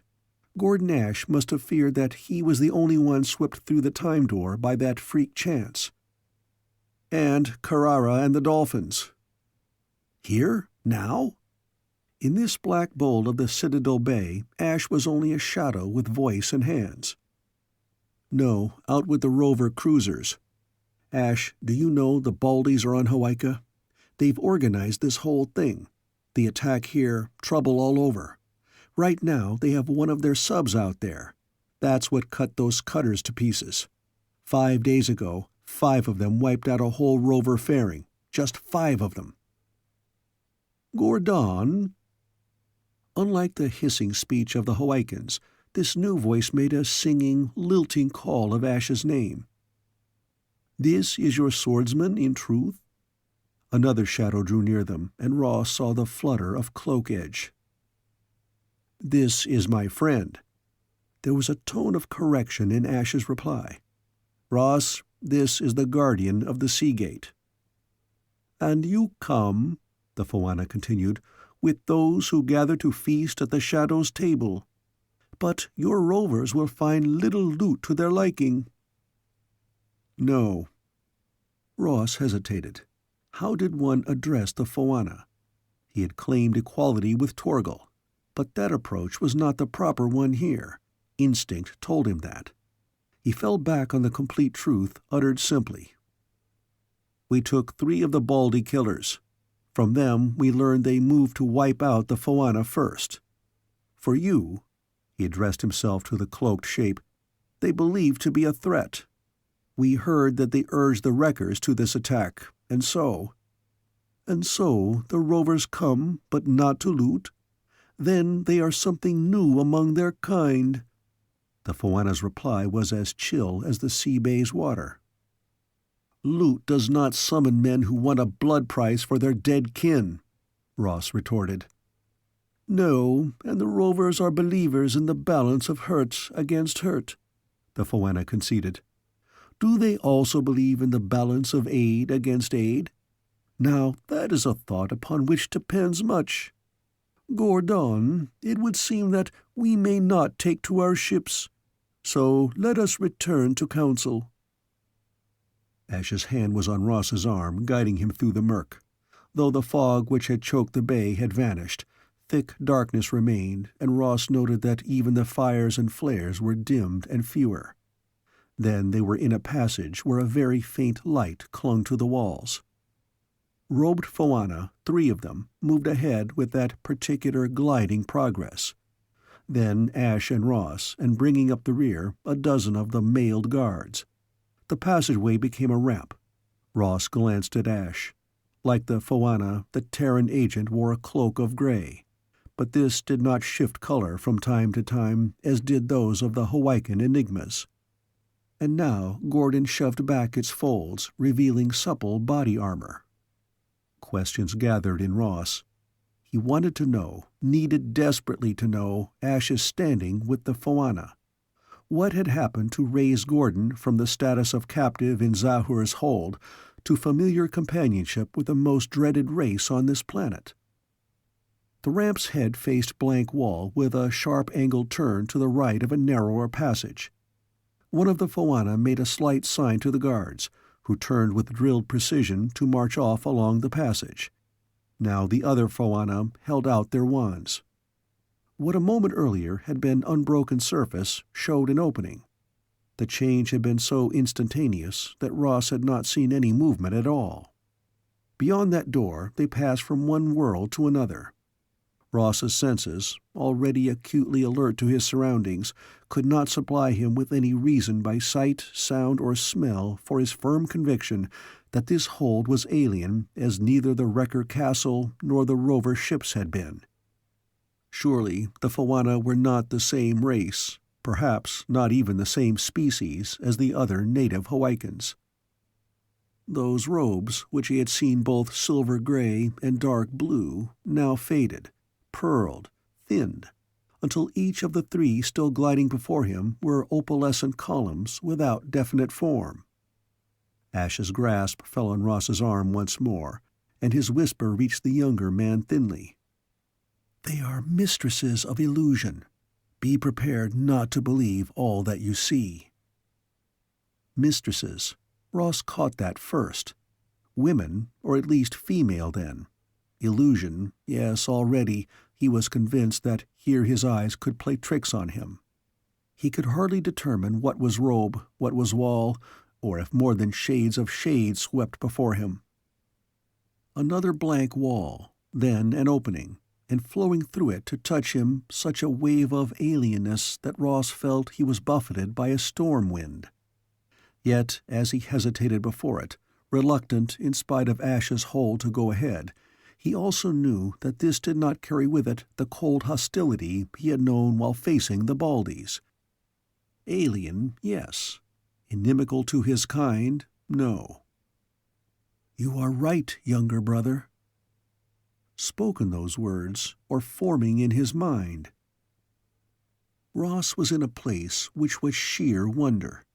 Under his feet, dark blue, the blue of a Terran sky at dusk, caught up in it twinkling points of light as if he strode, not equal the stars, but above them. Walls, were there any walls here?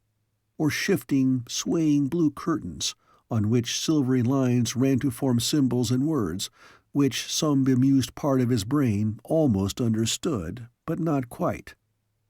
Constant motion, no quiet, until he came to a place where those swaying curtains were stilled, where he no longer strode above the sky, but on soft surface, a mat of gray living sod, where his steps released a spicy fragrance.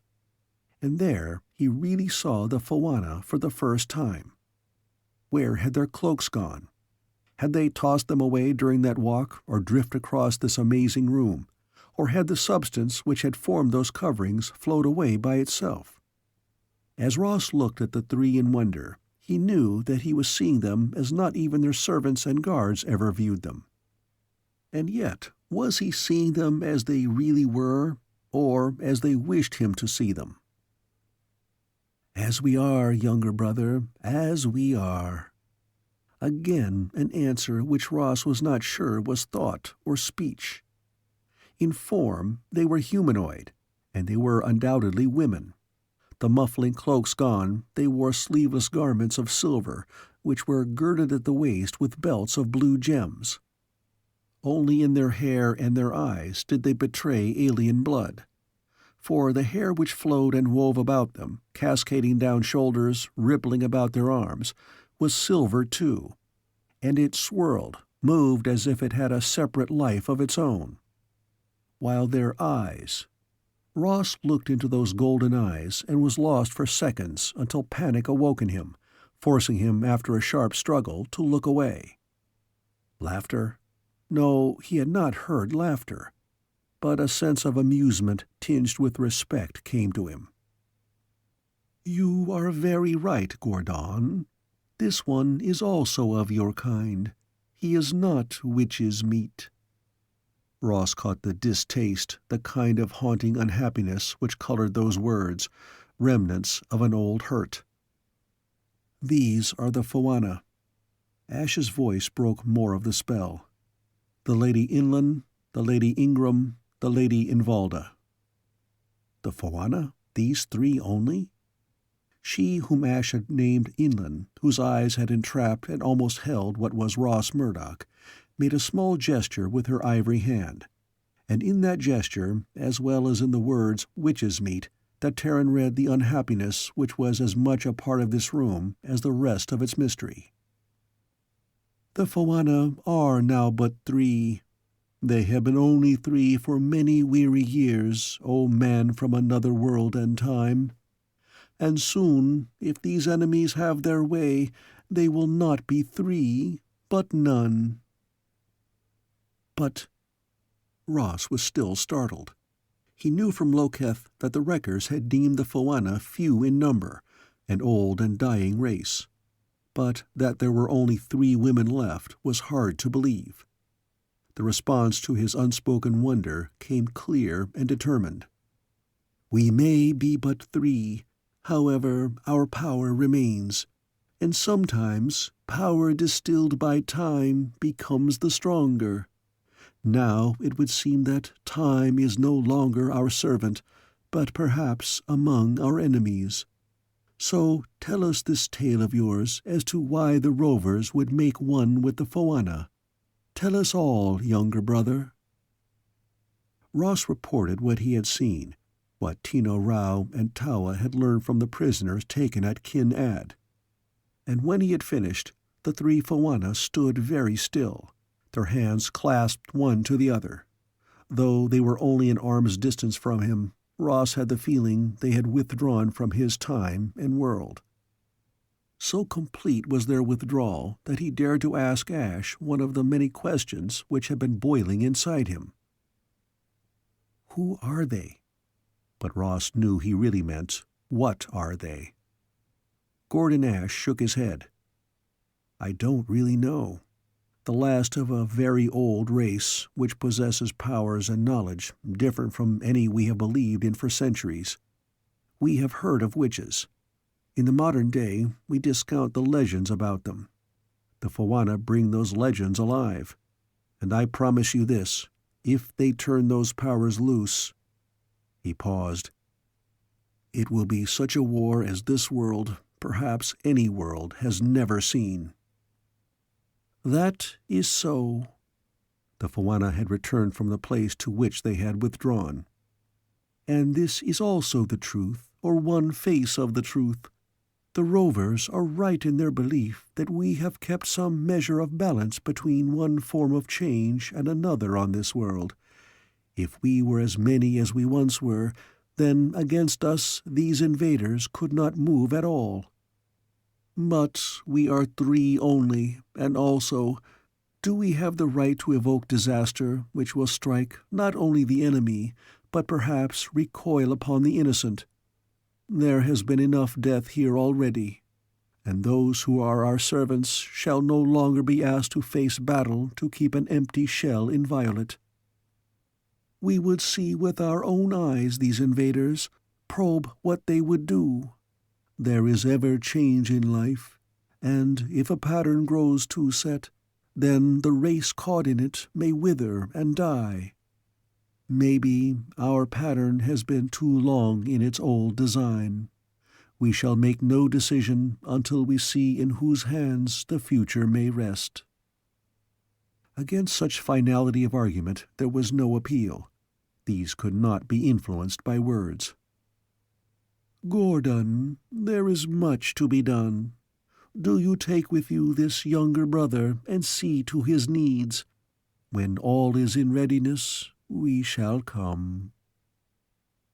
1 minute Ross had been standing on the carpet of living moss. Then he was in a more normal room with 4 walls, a floor, a ceiling, and light which came from rods set in the corners. He gasped. "Stunned me too the first time they put me through it," he heard Ash say. "Here, get some of this inside you. It'll steady your head."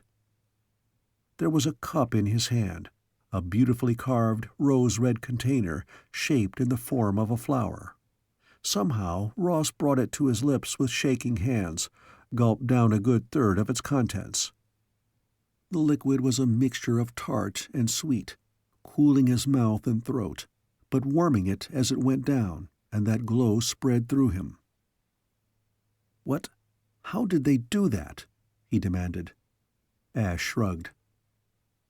"How do they do the 101 things I've seen happen here? We've been teleported.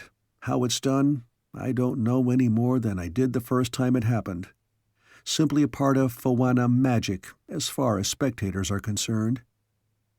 He sat down on a stool, his long legs stretched out before him. "Other worlds, other ways, even if they are confounded queer ones. As far as I know, there's no reason for their power to work, but it does. Now, have you seen the time gate? Is it in working order?" Ross put down the now empty cup and sat down opposite Ash. As concisely as he could, he outlined the situation with a quick resume of all that had happened to him, Carrara, and the dolphins since they had been sucked through the gate. Ash asked no questions, but his expression was that of the agent Ross had known, evaluating and listing all the younger man had to report. When the other was through, he said only 2 words. No return. So much had happened in so short a time that Ross's initial shock at the destruction of the gate had faded, been well overlaid by all the demands made upon his resources, skill, and strength. Even now, the fact Ash voiced seemed of little consequence balanced against the struggle in progress. Ash, Ross rubbed his hands up and down his arms, brushing away grains of sand. Remember those pylons with the empty seacoast behind them? Does that mean the Baldies are going to win? I don't know. No one has ever tried to change the course of history. Maybe it is impossible even if we dared to try. Ash was on his feet again, pacing back and forth. Try what, Gordon? Ross jerked around. Ash halted. One of the Foanna stood there, her hair playing about her shoulders, as if some breeze felt only by her stirred those long strands. Dare to try and change the course of the future, Ash explained, accepting her materialization with the calm of one who had witnessed it before. Ah, yes, you're traveling in time. And now you think that perhaps this poor world of ours has a choice as to which overlords it will welcome. I do not know either, Gordon, whether the future may be altered, nor if it be wise to try.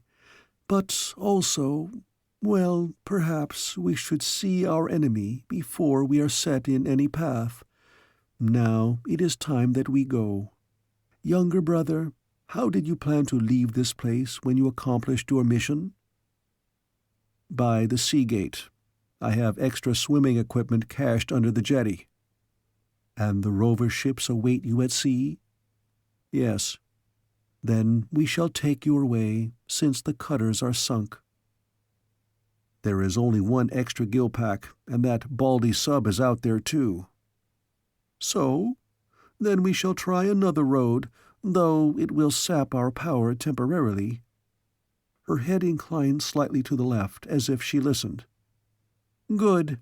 Our people are now in the passage which will take them to safety. What those outside will find here when they break in will be of little aid to their plans. Secrets of the Foanna remain secrets past others' prying. Though they shall try, oh, how they shall try to solve them. There is knowledge that only certain types of minds can hold and use, and to others it remains for all time unlearnable. Now, her hand reached out, flattened against Ross's forehead. Think of your rover ship, younger brother. See it in your mind, and see well and clearly for me. Torgal's cruiser was there. He could picture with details he had not thought he knew or remembered. The deck in the dark of the night with only a shaded light at the mast. The deck. Ross gave a choked cry. He did not see this in his mind. He saw it with his eyes. His hand swung out in an involuntary gesture of repudiation and struck painfully against wood. He was on the cruiser. A startled exclamation from behind him, then a shout. Ash was here, and beyond him 3 cloaked figures, the Foanna. They had their own road indeed, and had taken it. You! Ross!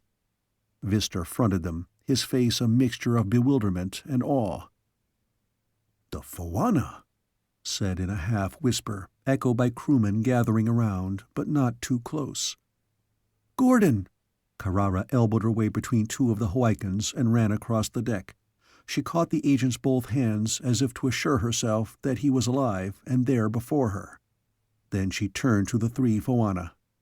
There was an odd expression on the Polynesian girl's face, first of measurement with some fear, and then of dawning wonder.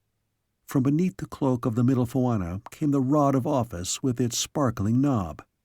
Carrara dropped Ash's hands, took a tentative step forward, and then another. The knob was directly before her, breast high.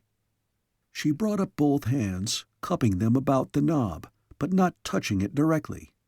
The sparks it emitted could have been flashing against her flesh, but Carrara displayed no awareness of that. Instead, she lifted both hands farther, palm up, and cupped, as if she carried some invisible bounty, then flattened them, loosing what she held. There was a sigh from the crewman. Carrara's gesture had been confident, as if she knew just what she was doing and why. And Ross heard Ash draw a deep breath also as the Terran girl turned, allying herself with the Foanna. "These great ones stand in peace," she said. "It is their will that no harm comes to this ship and those who sail in her."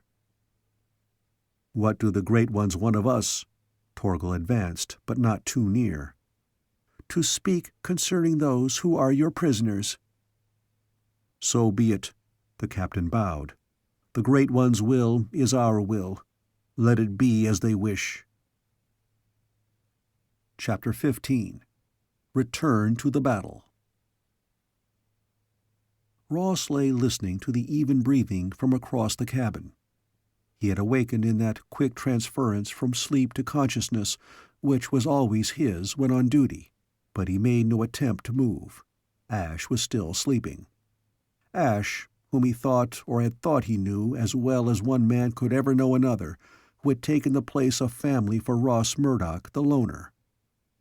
Years, 2, 4 of them now, since he had made half of that partnership. His head turned, though he could not see that lean body, that quiet, controlled face. Ash still looked the same, but Ross's sense of loss was hurt and anger mingled. What had they done to Gordon, those three? Bewitched? Tales Terrence had accepted as purest fantasy for centuries came into his mind. Could it be that his own world once had its Foanna? Ross scowled. You couldn't refute their magic, call it by what scientific name you wished, hypnotism, teleporting. They got results, and the results were impressive. Now he remembered the warning the Foanna themselves had delivered hours earlier to the Rovers. There were limits to their abilities.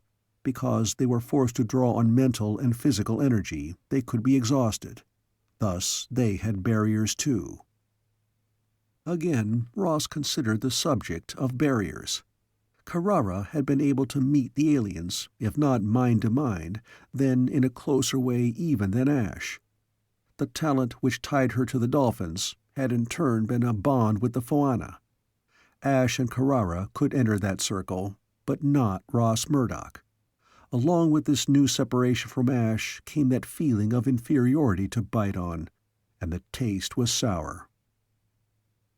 This isn't going to be easy. So Ash was awake. What can they do? Ross asked in return. I don't know. I don't believe that they can teleport an army into Baldy headquarters the way Torgal expects. And it wouldn't do such an army much good to get there and then be outclassed by the weapons the Baldies might have, Ash said. Ross had a moment of warmth and comfort. He knew that tone of old. Ash was studying the problem, willing to talk out difficulties, as he always had before. No, outright assault isn't the answer. We'll have to know more about the enemy. One thing puzzles me. Why have the Baldies suddenly stepped up their timing? What makes you think they have? Well, according to the accounts I've heard, it's been about 3 or 4 planet years here since some off-world devices have been infiltrating the native civilization. You mean such things as those attractors set up on the reef at Zahur's castle? Ross remembered Loketh's story. Those, and other things. The refinements added to the engine power on these ships. Torgal said they spread from rover fleet to fleet. No one's sure where they started. The Baldies began slowly, but they are speeding up now. Those fairing attacks have all been recent. And this assault on the Foanna citadel blew up almost overnight on a flimsy excuse. Why the quick push after the slow beginning? Maybe they decided the natives are easy pushovers and they no longer have to worry about any real opposition, Ross suggested. Could be. Self-confidence becoming arrogance when they didn't uncover any opponent strong enough to matter. Or else, they may be spurred by some need with a time limit. If we knew the reason for those pylons, we might guess their motives. Are you going to try to change the future? That sounds arrogant, too. Can we if we wish to? We never dared to try it on Terra, and the risk may be worse than all our fears. Also, the choice is not ours. There's one thing I don't understand, Ross said. Why did the Foanna walk out of the citadel and leave it undefended for their enemies? What about their guards? Did they just leave them too? He was willing to make the most of any flaw in the alien's character. Most of their people had already escaped through underground ways. The rest left when they knew the cutters had been sunk, Ash returned. As to why they deserted the citadel, I don't know. The decision was theirs. There, up with a barrier between them again. But Ross refused to accept the cut-off this time, determined to pull Ash back into the familiar world of the here and now. That keep could be a trap, about the best on this planet. The idea was more than just a gambit to attract Ash's attention. It was true. A perfect trap to catch the Baldies. Don't you see? Ross sat up, slapped his feet down on the deck as he leaned forward eagerly. Don't you see? If the Baldies know anything at all about the Foanna, and I'm betting they do and want to learn all they can, they'll visit the Citadel. They won't want to depend on second- and third-hand reports of the place, especially ones delivered by primitives such as the Wreckers. They had a sub there. I'll bet the crew are in picking over the loot right now. If that's what they're hunting. There was amusement in Ash's tone. They won't find much. The Foanna have better locks than their enemies have keys. You heard inland before we left. Any secrets left will remain secrets. But there's bait. Bait for a trap, argued Ross. You're right. To the younger man's joy, Ash's enthusiasm was plain. And if the Baldies could be led to believe that what they wanted was obtainable with just a little more effort or the right tools, the trap could net bigger catch than just underlings.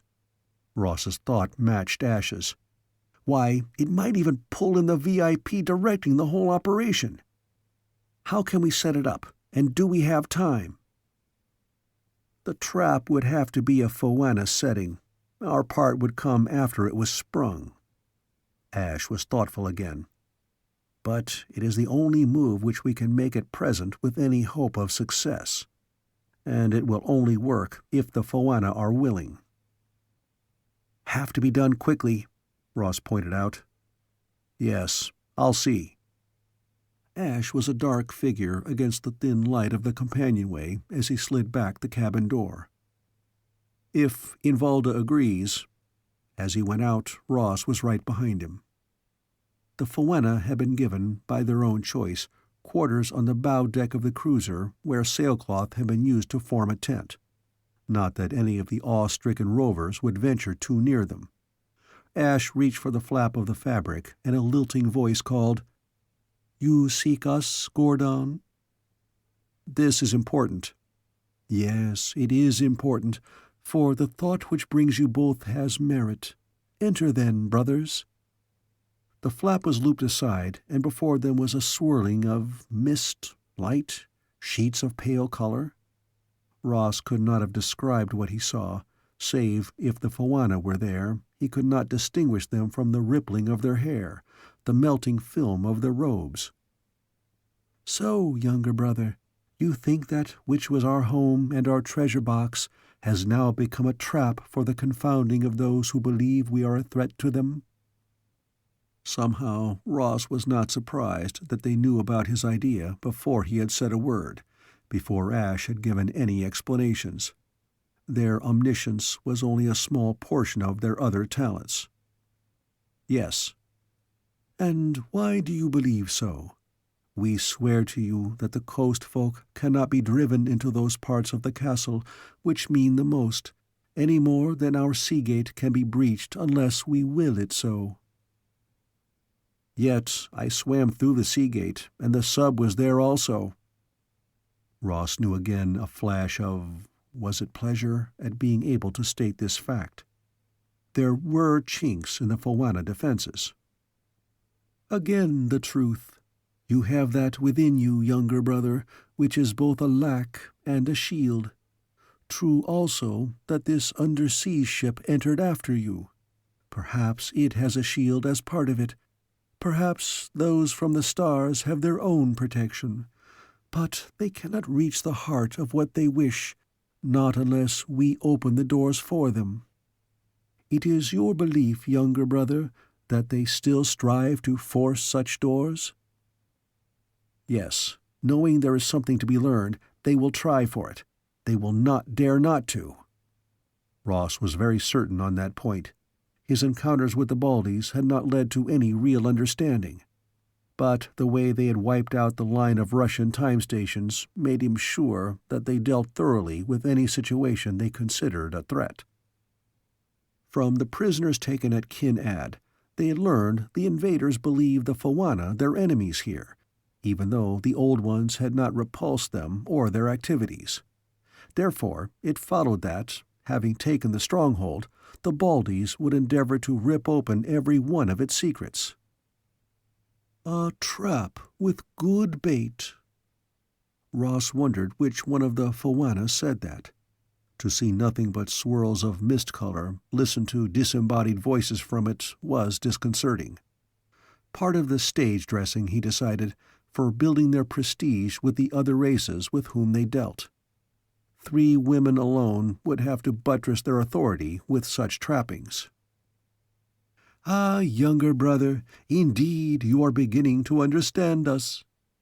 Laughter, soft but unmistakable. Ross frowned. He did not feel the touch-go-touch of mental communication which the dolphins used, but he did not doubt that the Foanna read his thoughts, or at least a few of them. "Some of them," echoed from the mist. "Not all. Not as your older brothers, or the maiden whose mind meets with ours. With you, younger brother, it is a thought here, a thought there, and only our intuition to connect them into a pattern.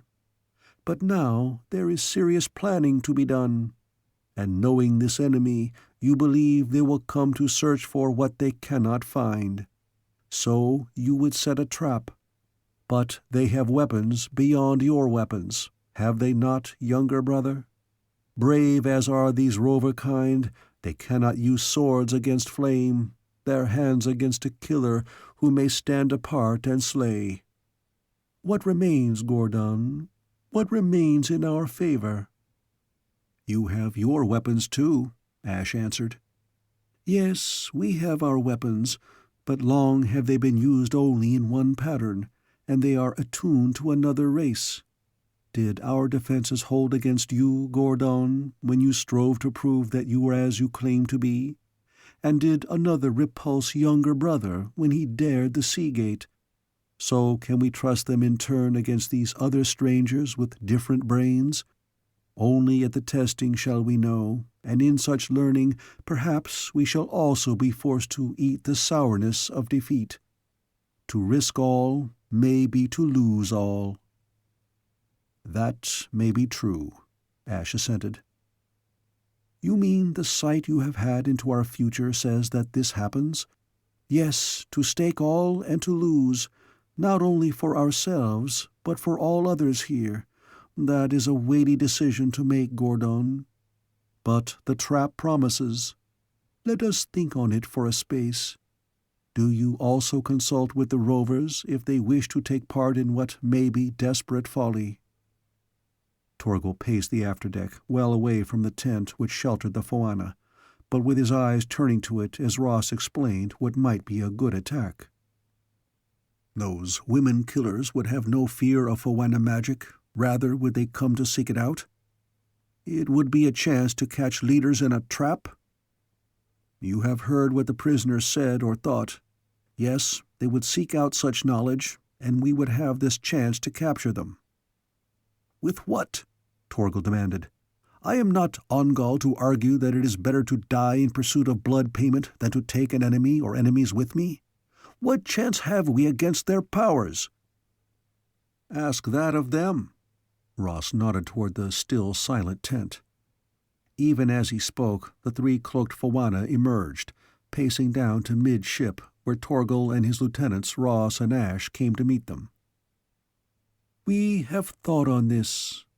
The lilting half-chant which the Foanna used for ordinary communication was a song in the dawn wind. It was in our minds to retreat, to wait out this troubling of the land, since we are few, and that which we hold within us is worth the guarding. But now, what profit such guardianship when there may be none to whom we may pass it after us? And if you have seen the truth, elder brother, the cowled head swung to Ash, then there may be no future for any of us. But still there are our limitations. Rover, now they spoke directly to Torgal, we cannot put your men within the citadel by desiring, not without certain aids which lie sealed there now. No, we ourselves must win inside bodily, and then perhaps we can pull tight the lines of our net. To run a cruiser through the gate, Torgal began. No, not a ship, Captain. A handful of warriors in the water can risk the gate, but not a ship. Ash broke in. How many gilpacks do we have? Ross counted hurriedly. I left one cached ashore, but there's mine and Carrara's and Loketh's, also 2 more. To pass the gates, that was the Foanna, we ourselves shall not need your underwater aids. You, Ross said to Ash, and I with Carrara's pack. For Carrara! Both the Terrans looked around. The Polynesian girl stood close to the Foanna, smiling faintly. This venture is mine also, she spoke with conviction, as it is Tino Rao's and Tawa's. Is that not so, daughters of the Ali of this world? Yes, sea maid, there are weapons of many sorts, and not all of them fit into a warrior's hand or can be swung with the force of a man's arm and shoulder. Yes, this venture is yours also, sister. Ross's protests bubbled unspoken. He had to accept the finality of the Foanna decree. It seemed now that the makeup of their task force depended upon the whims of the three rather than the experience of those trained to such risks, and Ash was apparently willing to accept their leadership. So it was an odd company that took to the water just as dawn colored the sky. Loketh had clung fiercely to his pack, insisted that he be one of the swimmers, and the Foanna accepted him as well. Ross and Ash, Loketh and Baliku, a young under-officer of Ongal's, accorded the best swimmer of the fleet, Carrara and the Dolphins. And with them, those 3 others, shapes sliding smoothly through the water, as difficult to define in this new element as they had been in their tent. Before them frisked the dolphins. Tino Rao and Tawa played about the Foanna in an ecstatic joy, and when all were in the sea, they shot off shoreward. That sub within the Seagate, had it unleashed the same lethal broadcast as the one at Kyn Add?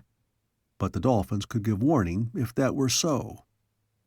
Ross swam easily, Ash next, Loketh on his left, Baliku a little behind, and Carrara to the fore, as if in vain pursuit of the dolphins, the Foanna well to the left.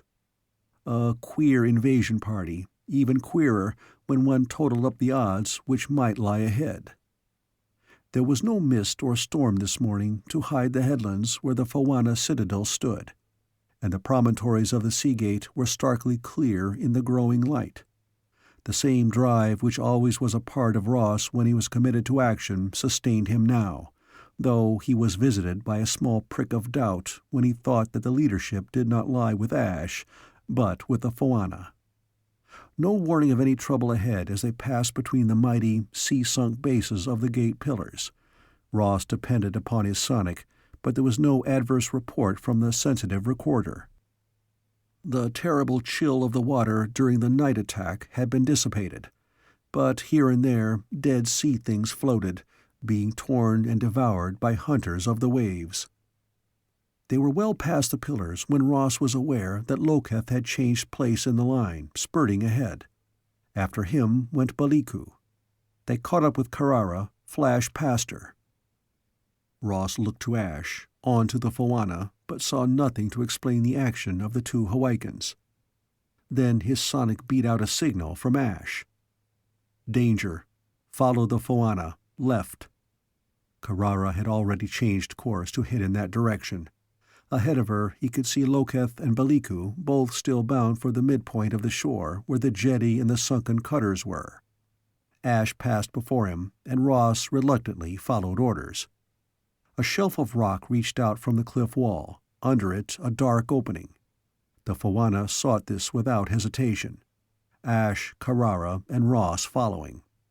Moments later they were out of the water where footing sloped back and up.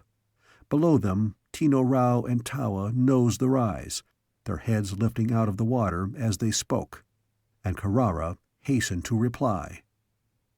"Loketh, Baliku," Ross began, when he caught a mental stroke of anger so deadly that it was a chill lance into his brain. He faced the Foanna, startled and a little frightened. "They will not come now." A knob-crowned wand stretched out in the air, pointing to the upper reaches of the slope. "Nor can any of their blood, unless we win." "What is wrong?" Ash asked. "You were right, very right, men out of time. These invaders are not to be lightly dismissed. They have turned one of our own defenses against us. Loketh, Baliku, all of their kind, can be made into tools for a master. They belong to the enemy now." "And we have failed so early?" Carrara wanted to know. Again that piercing thrust of anger so vivid that it was no mere emotion but seemed a tangible force. "Failed? No, not yet have we even begun to fight. You were very right. This is such an evil as must be faced and fought, even if we lose all in battle. Now we must do that which none of our race has done for generations.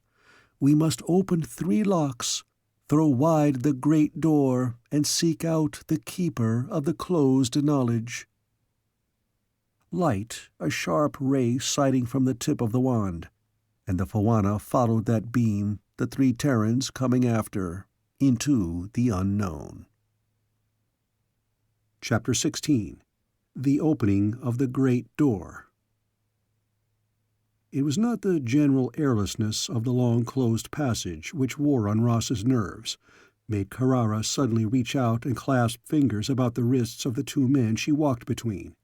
It was a crushing sensation of age, of a toll of years so long, so heavy, as to make time itself into a turgid flood which tugged at their bodies, mired their feet as they trudged after the Foanna.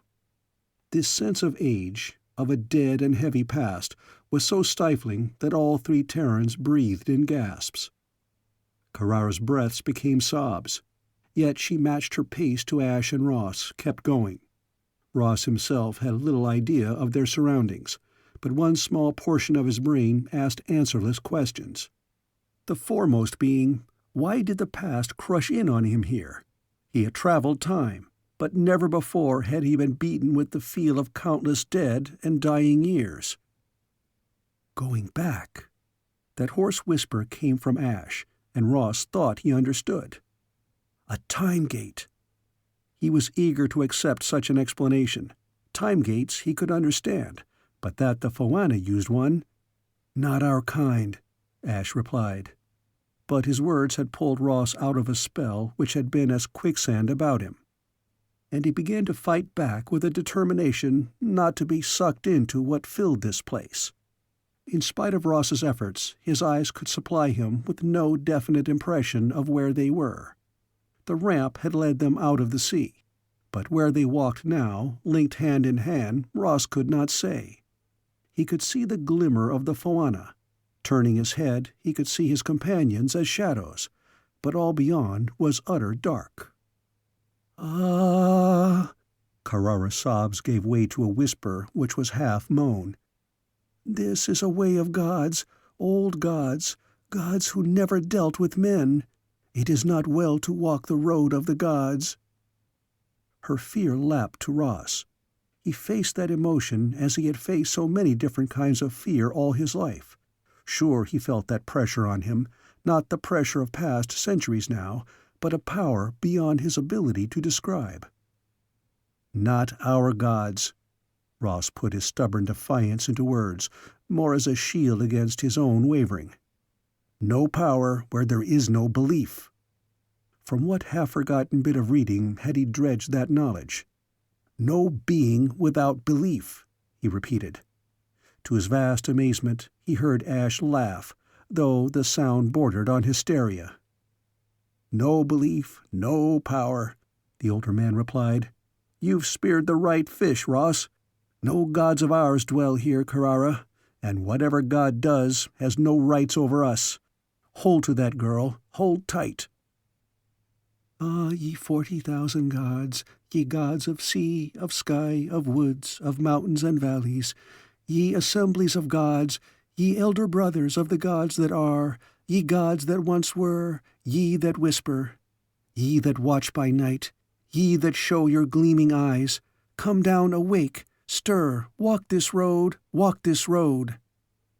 She was singing, first softly and then more strongly, the liquid words of her own tongue repeated in English as if what she strove to call she would share with her companions. Now there was triumph in her singing, and Ross found himself echoing her. "Walk this road," as a demand. It was still there, all of it, the crushing weight of the past, and that which brooded within that past, which had reached out for them, to possess or to alter. Only they were free of that reaching now, and they could see, too. The fuzzy darkness was lighter, and there were normal walls about them. Ross put out his free hand and rubbed fingertips along rough stone. Once more their senses were assaulted by a stealthy attack from beyond the bounds of space and time, as the walls fell away and they came out into a wide space whose boundaries they could not see. Here that which brooded was strong, a mighty weight poised aloft to strike them down. "Come down, awake, stir." Carrara's pleading sank again to a whisper. Her voice sounded harsh, as if her mouth were dry. Her words formed by a shrunken tongue, issued from a parched throat. Light spreading in channels along the floor, making a fiery pattern. Patterns within patterns. Intricate designs within designs. Ross jerked his eyes away from those patterns. To study them was danger, he knew without being warned. Carrara's nails bit into his flesh, and he welcomed that pain. It kept him alert, conscious of what was Ross Murdoch, holding him safely apart from something greater than he, but entirely alien. The designs and patterns were lines on a pavement, and now the three Foanna, swaying as if yielding to unseen winds, began to follow those patterns with small dancing steps. But the Terrans remained where they were, holding to one another for the sustaining strength their contact offered. Back, forth, the Foanna danced, and once more their cloaks vanished or were discarded, so their silver-bright figures advanced, retreated, weaving away from one arabesque to another, first about the outer rim and then in, by spirals and circles. No light except the crimson-glowing rivulets on the floor, the silver bodies of the Foanna moving back and forth, in and out. Then suddenly the three dancers halted, huddled together in an open space between the designs, and Ross was startled by the impression of confusion, doubt, almost despair wafted from them to the Terrans. Back across the patterned floor they came, their hands clasped even as the Terrans stood together, and now they fronted the three out of time. "Too few. We are too few," she who was the mid one of the trio said. "We cannot open the great door." "How many do you need?" Karara's voice was no longer parched, frightened. She might have traveled through fear to a new serenity. Why did he think that? Ross wondered fleetingly. Was it because he, too, had had the same release? The Polynesian girl loosed her grip on her companion's hands, taking a step closer to the Foanna. 3 can be 4. Or 5. Ash moved up beside her. "If we suit your purpose." Was Gordon Ash crazy? Or had he fallen victim to whatever filled this place? Yet it was Ash's voice, sane, serene, as Ross had always heard it. The younger agent wet his lips. It was his turn to have a dry mouth. This was not his game. It could not be. Yet he summoned voice enough to add in turn, 6. When it came, the Foanna answer was a warning. "To aid us, you must cast aside your shields, allow your identities to become one with our forces. Having done so, it may be that you shall never be as you are now, but changed." Changed. The word echoed, perhaps not in the place where they stood, but in Ross's head. This was a risk such as he had never taken before. His chances in the past had been matters of action, where his own strength and wits were matched against the problem. Here, he would open a door to forces he and his kind should not meet, expose himself to danger such as did not exist on the plane where weapons and strength of arm could decide victory or defeat. And this was not really his fight at all. What did it matter to Terrans 10,000 years or so in the future what happened to Hawaiians in this past? He was a fool. They were all fools to become embroiled in this. The Baldies and their stellar empire, if that ever had existed as the Terrans surmised, was long gone before his breed entered space. "If you accomplish this with our aid," said Ash, "will you be able to defeat the invaders?" Again a lengthening moment of silence before the Foanna replied. "We cannot tell. We only know that there is a force laid up here, set behind certain gates in the far past, upon which we may call for some supreme effort. But this much we also know. The evil of the shadow reaches out from here now, and where that darkness falls, men will no longer be men, but things in the guise of men, who obey and follow as mindless creatures. As yet, this shadow of the shadow is a small one. But it will spread, for that is the nature of those who have spawned it. They have chanced upon and corrupted a thing we know. Such power feeds upon the will to power. Having turned it to their bidding, they will not be able to resist using it, for it is so easy to do, and the results exalt the nature of those who employ it. You have said that you and those like you who travel the time trails fear to change the past. Here the first steps have been taken to alter the future. But unless we complete the defense, it will be ill for all of us." "And this is your only weapon?" Ash asked once more.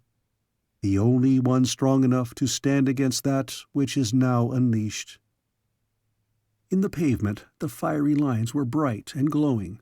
Even when Ross shut his eyes, parts of those designs were still visible against his eyelids. "We don't know how." He made a last feeble protest on the side of prudence. "We couldn't move as you did." "Apart, no. Together, yes." The silvery figures were once more swaying, the mist which was their hair flowing about them. Karara's hands went out, and the slender fingers of one of the Foanna lifted, closed about firm, brown Terran flesh. Ash was doing the same. Ross thought he cried out, but he could not be sure as he watched Karara's head begin to sway in concert with her Foanna partner, her black hair springing out from her shoulders to rival the rippling strands of the aliens. Ash was consciously matching steps with the companion who also drew him along a flowing line of fire. In this last instant, Ross realized that time for retreat was past. There was no place left to go. His hands went out, though he had to force that invitation because in him there was a shrinking horror of this surrender.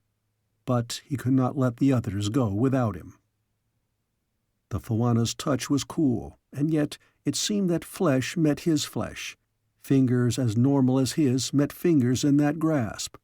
And when that hold was complete, he gave a small gasp. For his horror was wiped away. He knew in its place a burst of energy which could be disciplined to use as a weapon or a tool in concentrated and complicated action. His feet so, and then so.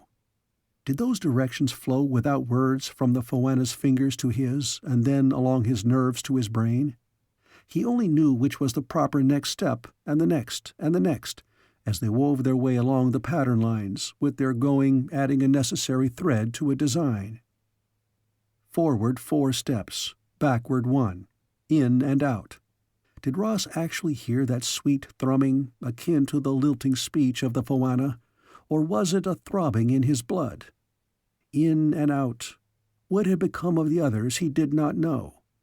He was aware only of his own path, of the hand in his, of the silvery shape at his side, to whom he was now tied as if one of the rover captor nets enclosed them both. The fiery lines under his feet were smoking, tendrils rising and twisting as the hair of the Foanna rippled and twisted. And the smoke clung, wreathed his body. They moved in a cocoon of smoke, thicker and thicker, until Ross could not even see the Foanna who accompanied him, was only assured of her presence by the hand which grasped his. And a small part of him clung desperately to the awareness of that clasp as an anchorage against what might come, a tie between the world of reality and the place into which he was passing. How did one find words to describe this? Ross wondered with that part of him which remained stubbornly Ross Murdoch, Terran time agent. He thought that he did not see with his eyes, hear with his ears, but used other senses his own kind did not recognize nor acknowledge. Space, not a room. A cave, anything made by normal nature. Space which held something. Pure energy? His Terran mind strove to give name to that which was nameless. Perhaps it was that spark of memory and consciousness which gave him that instant of seeing. Was it a throne, and on it a shimmering figure? He was regarded intently, measured, and set aside. There were questions, or a question he could not hear, and perhaps an answer he would never be able to understand. Or had any of this happened at all? Ross crouched on a cold floor, his head hanging, drained of energy, of all that feeling of power and well-being he had had when they had begun their dance across the symbols. About him those designs still glowed dully. When he looked at them too intently, his head ached. He could almost understand, but the struggle was so exhausting he winced at the effort. "Gordon?" There was no clasp on his hand. He was alone between 2 glowing arabesques. That loneliness struck at him with the sharpness of a blow. His head came up. Frantically, he stared about him in search of his companions. "Gordon!" His plea and demand in one was answered. "Ross?"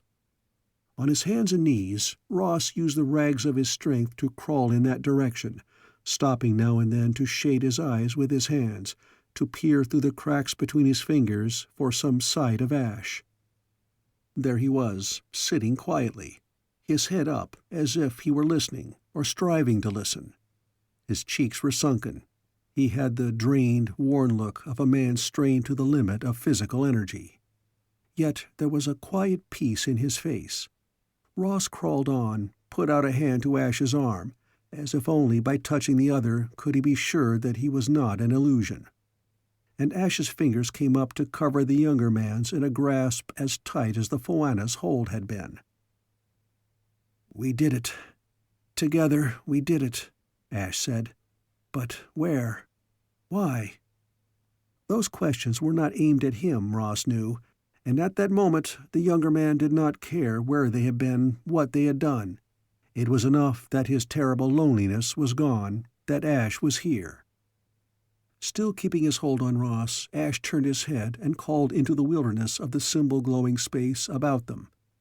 "Karara?" She came to them, not crawling, not wrung almost dry of spirit and strength, but on her 2 feet. About her shoulders her dark hair waved and spun. Or was it dark now? Along those strands there seemed to be threaded motes of light, giving a silvery sheen which was a faint echo of the Foanna's tresses. And was it only his bemused and bewildered sight, Ross mused, or was her skin fairer? Karara smiled down at them and held out her hands, offering one to each. When they took them, Ross knew again that surge of energy he had felt when he had followed the Foanna into the maze dance. "Come, there is much to do." He could not be mistaken. Her voice held the singing lilt of the Foanna. Somehow she had crossed some barrier to become a paler, perhaps a lesser, but still a copy of the 3 aliens. Was this what they had meant when they warned of a change which might come to those who followed them into the ritual of this place? Ross looked from the girl to Ash with searching intensity. No, he could see no outward change in Gordon, and he felt none within himself. "Come." Some of Karara's old impetuousness returned as she tugged at them, urging them to their feet and drawing them with her. She appeared to know where they must go, and both men followed her guidance. Once more they came out of the weird and alien into the normal, for here were the rock walls of a passage running up at an angle which became so steep they were forced to pull along by handholds hollowed in the walls. "Where are we going?" Ash asked. "To cleanse." Karara's answer was ambiguous, and she sped along, hardly touching the handholds. "But hurry." They finished their climb and were in another corridor where patches of sunlight came through a pierced wall to dazzle their eyes. This was similar to the way which had run beside the courtyard in Zahur's castle. Ross looked out of the first opening down into a courtyard, but where Zahur's had held the busy life of a castle, this was silent, but not deserted. There were men below, armed, helmed. He recognized the uniform of the Wrecker warriors, saw 1 or 2 who wore the gray of the Foanna servants.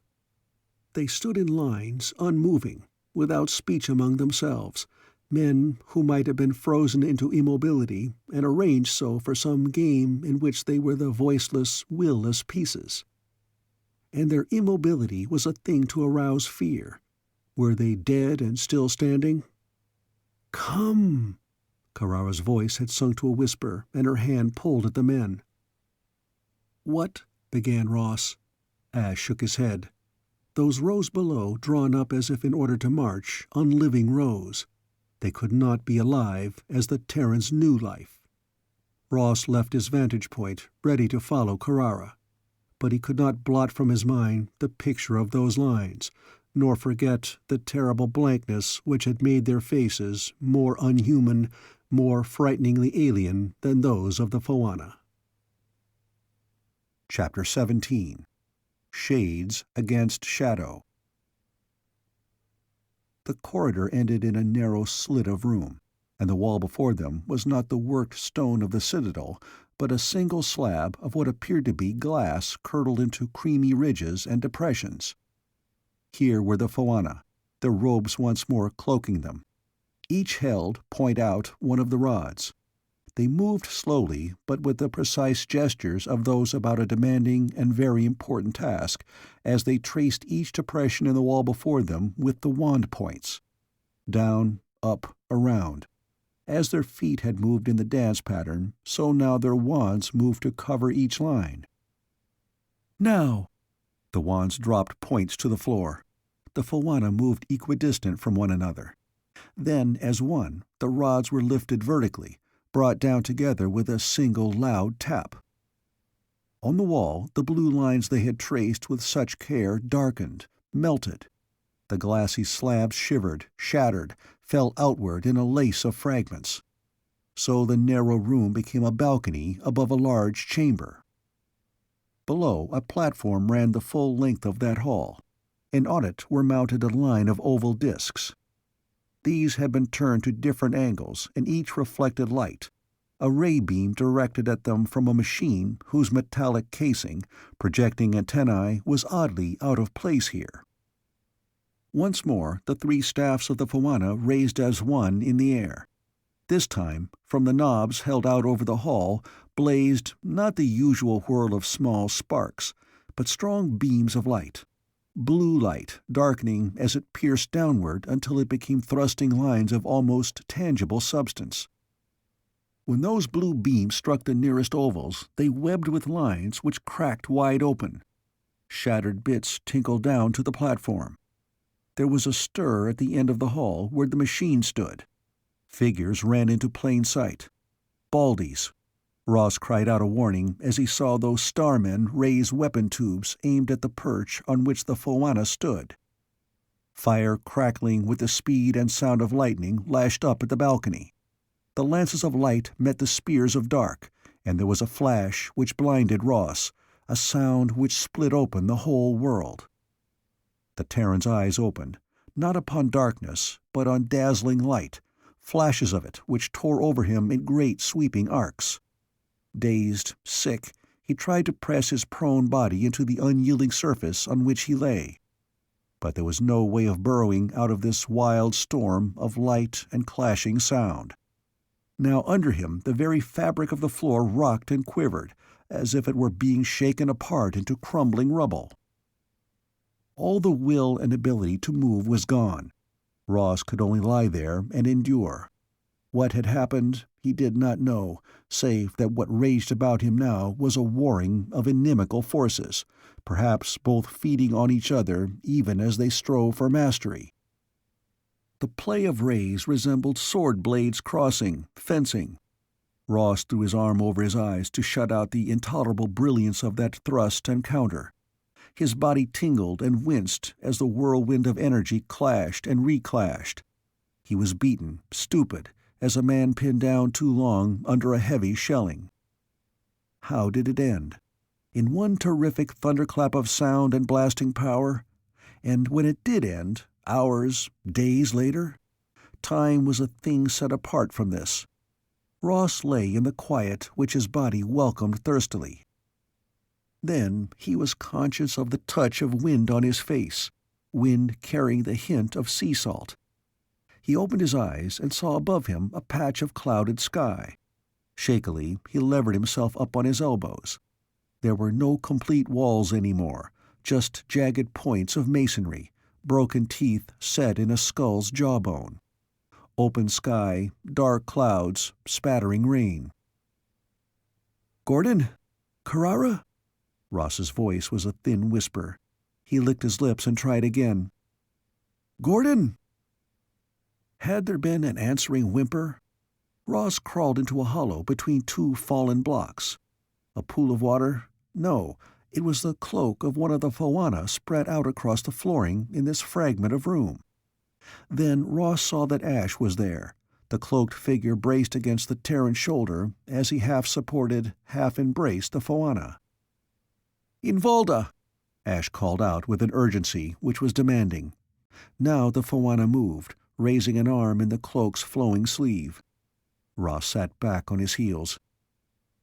"Ross? Ash?" He turned his head. Carrara stood here, then came forward, planting her feet with care, her hands outstretched, her eyes wide and unseeing.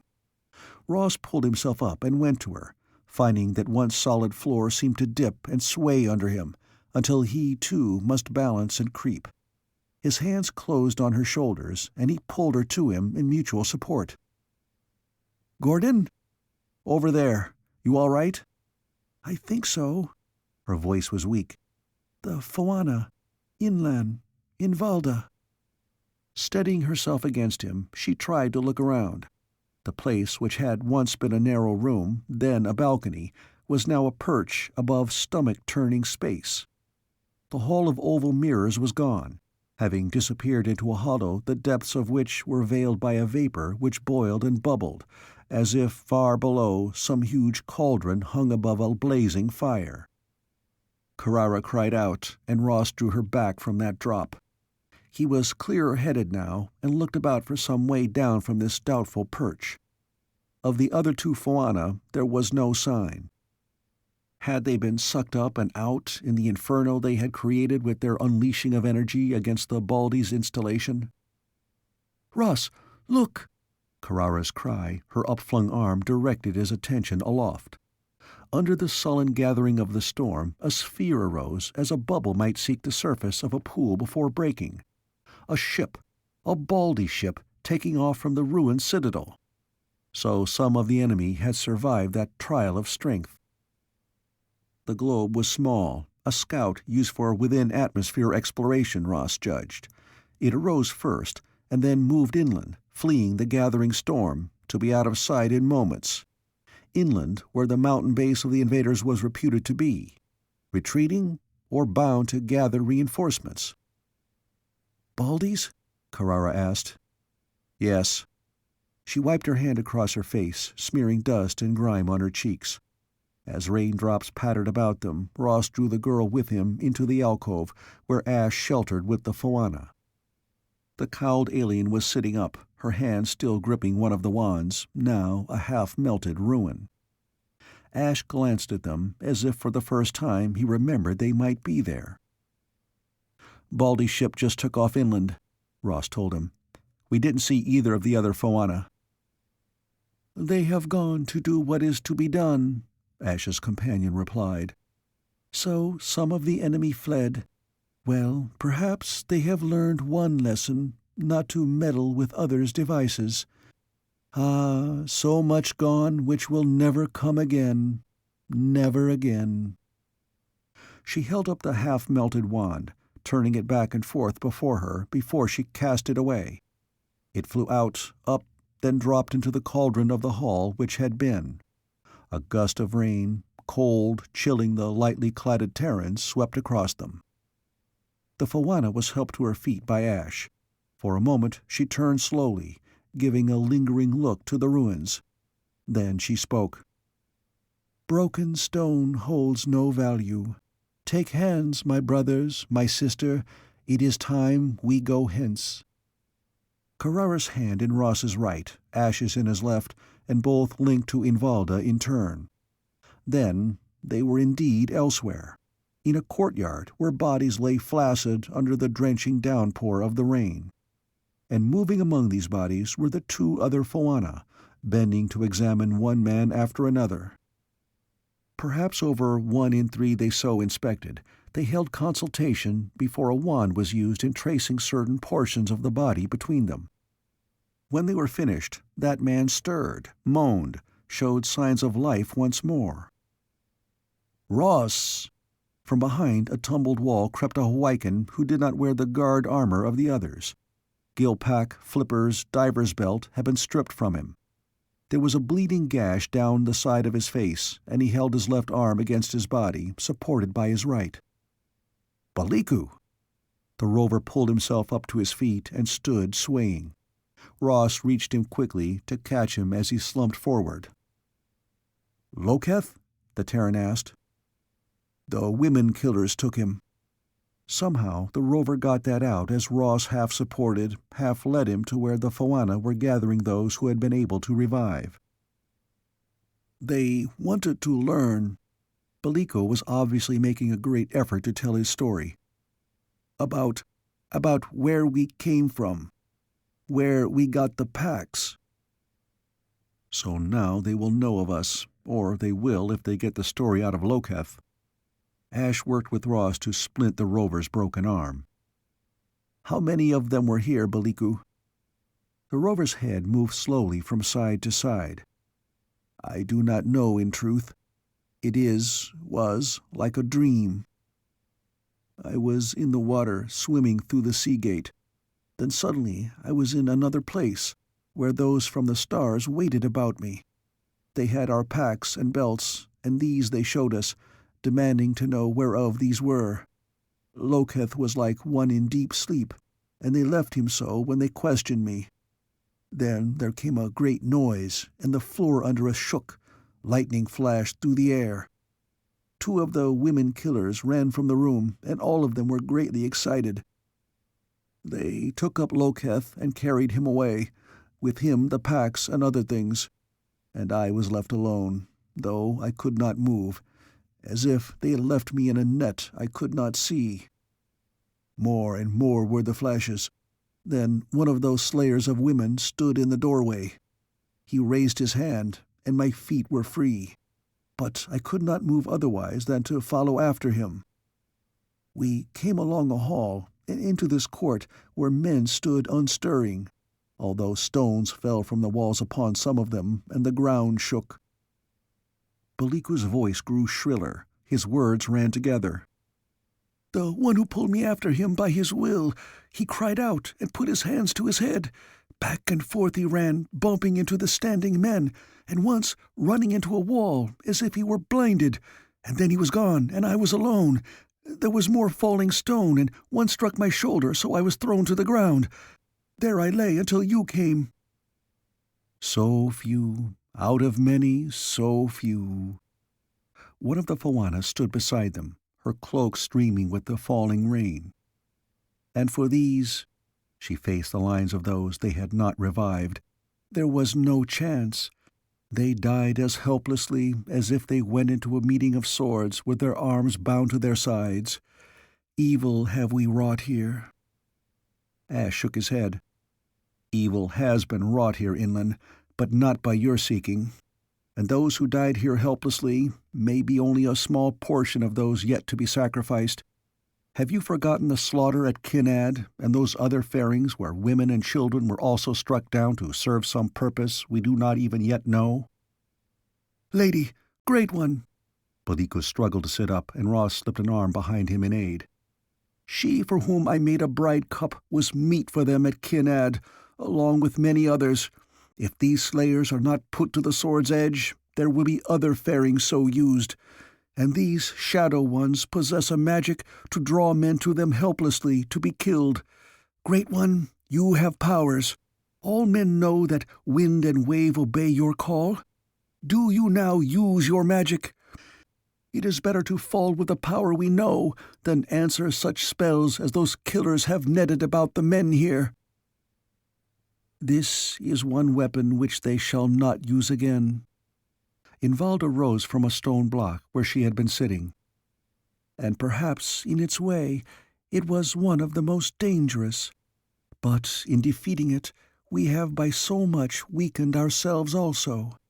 And the strong place of these star men lies not on the coast, but inland. They will be warned by those who fled this place.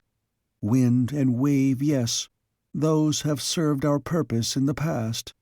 But now, perhaps, we have found that which our power will not best. Only for this," her gesture was for the ruins of the citadel and the dead, "there shall be a payment exacted, to the height of our desire." Whether the Foanna did have any control over the storm winds or not, the present deluge appeared not to accommodate them. The dazed, injured survivors of the courtyard were brought to shelter in some of the underground passages. There appeared to be no other reminders of the wrecker force which had earlier besieged the keep than those survivors. But within hours, some of those who had served the Foanna for generations returned. And the Foanna themselves opened the sea gates so that the rover cruisers anchored in the small bay below their ruined walls. A small force, and one ill-equipped to go up against the Baldies. Some 5 star men's bodies had been found in the citadel, but the ship had gone off to warn their base. To Ross's thinking, the advantage still lay with the invaders. But the Hawaiians refused to accept the idea that the odds were against them. As soon as the storm blew out its force, Ongal's cruiser headed northwest to other clan fairings where the Rovers could claim kinship, and Afrukta sailed on the same errand south, while some of the wreckers were released to carry the warning to their lords. Just how great a force could be gathered through such means, and how effective it would be, was a question to make the Terrans uneasy. Carrara disappeared with the Foanna into the surviving inner cliff burrows below the citadel. But Ash and Ross remained with Torgal and his officers, striving to bring organization out of the chaos about them. "We must know just where their lair lies," Torgal stated the obvious. "The mountains, you believe, and they can fly in skyships to and from that point. Well," he spread out a chart. "Here are the mountains on this island, running so. An army marching hither could be sighted from skyships. Also, there are many mountains. Which is the one or ones we must seek? It may take many tens of days to find that place, while they will always know where we are, watching us from above. Prepare for our coming." Again Ross mentally paid tribute to the captain's quick grasp of essentials. "You have a solution, Captain?" Ash asked.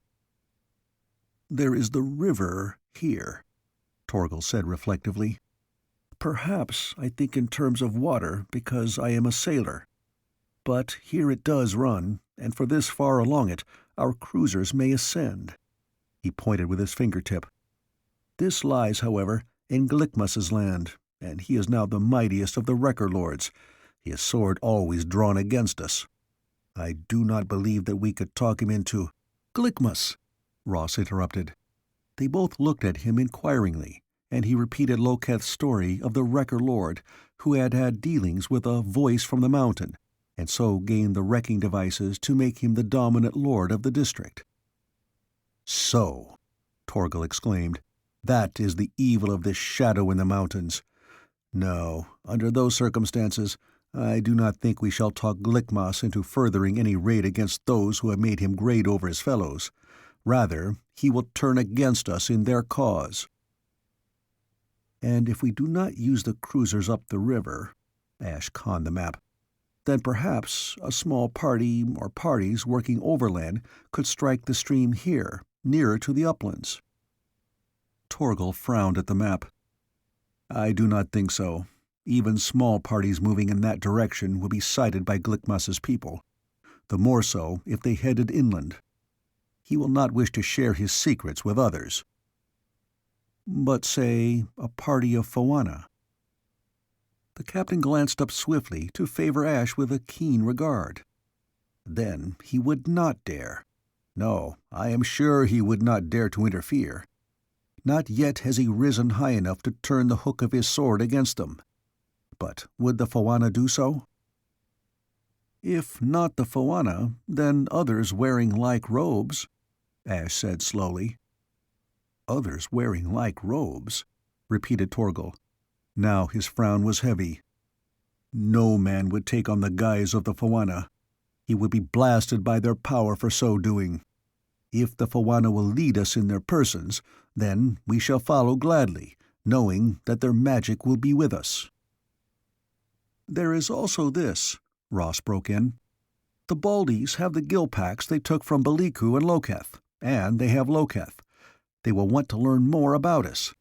We hoped that the Citadel would provide bait to draw them, and it did. That our plan for a trap there was spoiled was ill fortune. But I am sure that if the Baldies believe we are coming to them, they will hold off an all-out attack against our march, hoping to gather us in intact. They'd risk that." Ash nodded. "I agree. We are the unknown they must solve now. And this much I am sure of. The future of this world and her people balances on a very narrow line of choice. It is my hope that such a choice is still to be made." Torgal smiled thinly. "We live in perilous times when the shades require our swords to go up against the shadow." Chapter 18. World in Doubt. The day was dully overcast, as all days had been since they had begun this sullen march penetration into the mountain territory. Ross could not accept the idea that the Foanna might actually command wind and wave, storm and sun, as the Hawaiians firmly believed, but the gloomy weather had favored them so far. And now they had reached the last breathing point before they took the plunge into the heart of the enemy country. About the way in which they were to make that plunge, Ross had his own plan, one he did not intend to share with either Ash or Carrara, though he had had to outline it to the one now waiting here with him. "This is still your mind, younger brother?" He did not turn his head to look at the cloaked figure. "It is still my mind." Ross could be firm on that point. The Terran backed out of the vantage place from which he had been studying the canyon-like valley cupping the Baldy spaceship. Now he got to his feet and faced inland, his own gray cloak billowing out in the wind to reveal the Rover scale armor underneath. "You can do it for me?" he asked in turn. During the past days, the Foanna had admitted that the weird battle within the Citadel had weakened and limited their magic. Last night they had detected a force barrier ahead, and to transport the whole party through that by teleporting was impossible. "Yes, you are alone. Then my wand would be drained for a space. But what can you do within their hold, save be meat for their taking? There cannot be too many of them left there. That's a small ship. They lost 5 at the Citadel, and the Rovers have 3 prisoners. No sign of the scout ship we know they have, so more of them must be gone in it. I won't be facing an army. And what they have in the way of weapons may be powered by installations in the ship. A lot of damage done there, or even if the ship lifted." He was not sure of what he could do. This was a venture depending largely on improvisation at the last moment. "You propose to send off the ship?" "I don't know whether that is possible. No, perhaps I can only attract their attention, break through the force shield so the rest may attack."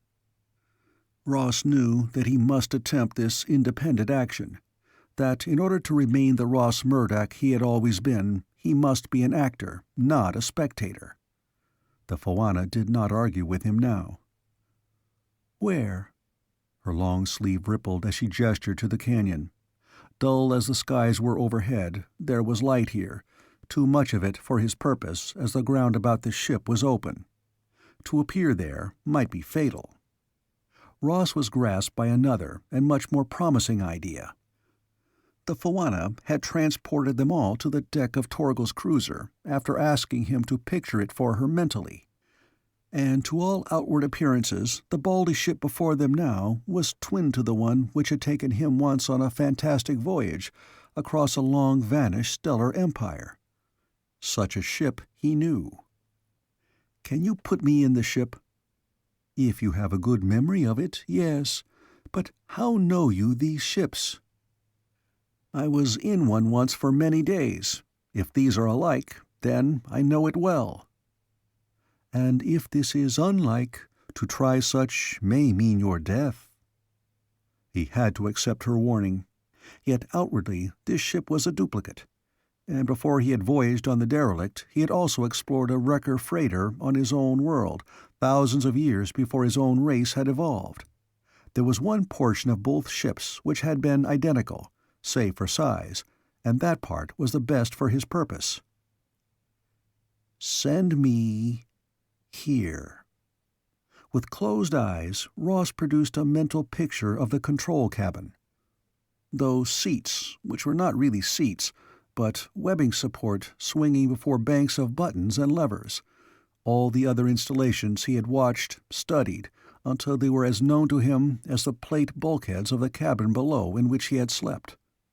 Very vivid, that memory. He felt the touch of Foanna's cool fingers on his forehead. Then it was gone. He opened his eyes. No more wind and gloom. He stood directly behind the pilot's web sling, facing a vista plate and rows of controls, just as he had stood so many times in the derelict. He had made it. This was the control cabin of the spacer. And it was alive. The faint thrumming in the air, the play of lights on the boards. Ross pulled the cowl of his Foanna cloak up over his head. He had had days to accustom himself to the bulk of the robe, but still its swathings were sometimes a hindrance rather than a help. Slowly he turned. There were no Baldies here, but the well door to the lower levels was open, and from it came small sounds echoing up the communication ladder. The ship was occupied. Not for the first time since he had started on this venture, Ross wished for more complete information. Doubtless, several of those buttons or levers before him controlled devices which could be the greatest aid to him now, but which and how he did not know. Once in just such a cabin he had meddled, and in activating a long silent installation had called the attention of the Baldies to their wrecked ship, to the Terrans looting it. Only by the merest chance had the vengeance of the stellar spaceman fallen then on the Russian investigators and not on his own people. He knew better than to touch anything before the pilot station, but the bank of controls to one side were concerned with the inner well-being of the ship, and they tempted him. To go it blind was, however, more of a risk than he dared take. There was one future precaution for him. From a very familiar case beside the pilot seat, Ross gathered up a collection of discs, sorted through them hastily for one which bore a certain symbol on its covering. There was only one of those. Slapping the rest back into their container, Ross pressed a button on the control board. Again, his guess paid off. Another disc was exposed as a small panel slid back. Ross clawed that out of the holder, put in its place the one he had found. Now, if his choice had been correct, the crew who took off in this ship, unless they checked their route tape first, would find themselves heading to another primitive planet and not returning to base. Perhaps exhaustion of fuel might ground them past hope of ever regaining their home port again. Next to damaging the ship, which he could not do, this was the best thing to assure that any enemy leaving Hawaika would not speedily return with a second expeditionary force. Ross dropped the root disc he had taken out into a pocket on his belt to be destroyed when he had the chance. Now he cat-footed across the deck to look into the well and listen. The walls glowed with a diffused light. From here the Terran could count at least 4 levels under him, with perhaps another. The bottom 2 ought to be supplies and general storage. Then the engine room, tech labs above, and next to the control cabin, the living quarters. Through the fabric of the ship, shivering up his body from the soles of his feet, he could feel the vibration of engines at work. One such must control the force field which ringed this canyon, perhaps even powered the weapons the invaders could turn against any assault. Ross whirled about, his Foanna cloak in a wide swing. There was one control which he knew. Yes, again the board was the same as the one he was familiar with. His hand plunged out and down, raking the lever from one measure point to the very end of the slit in which it moved. Then he planted himself with his back to the wall. Whoever came up the well hunting the cause for the failure would be facing the other way.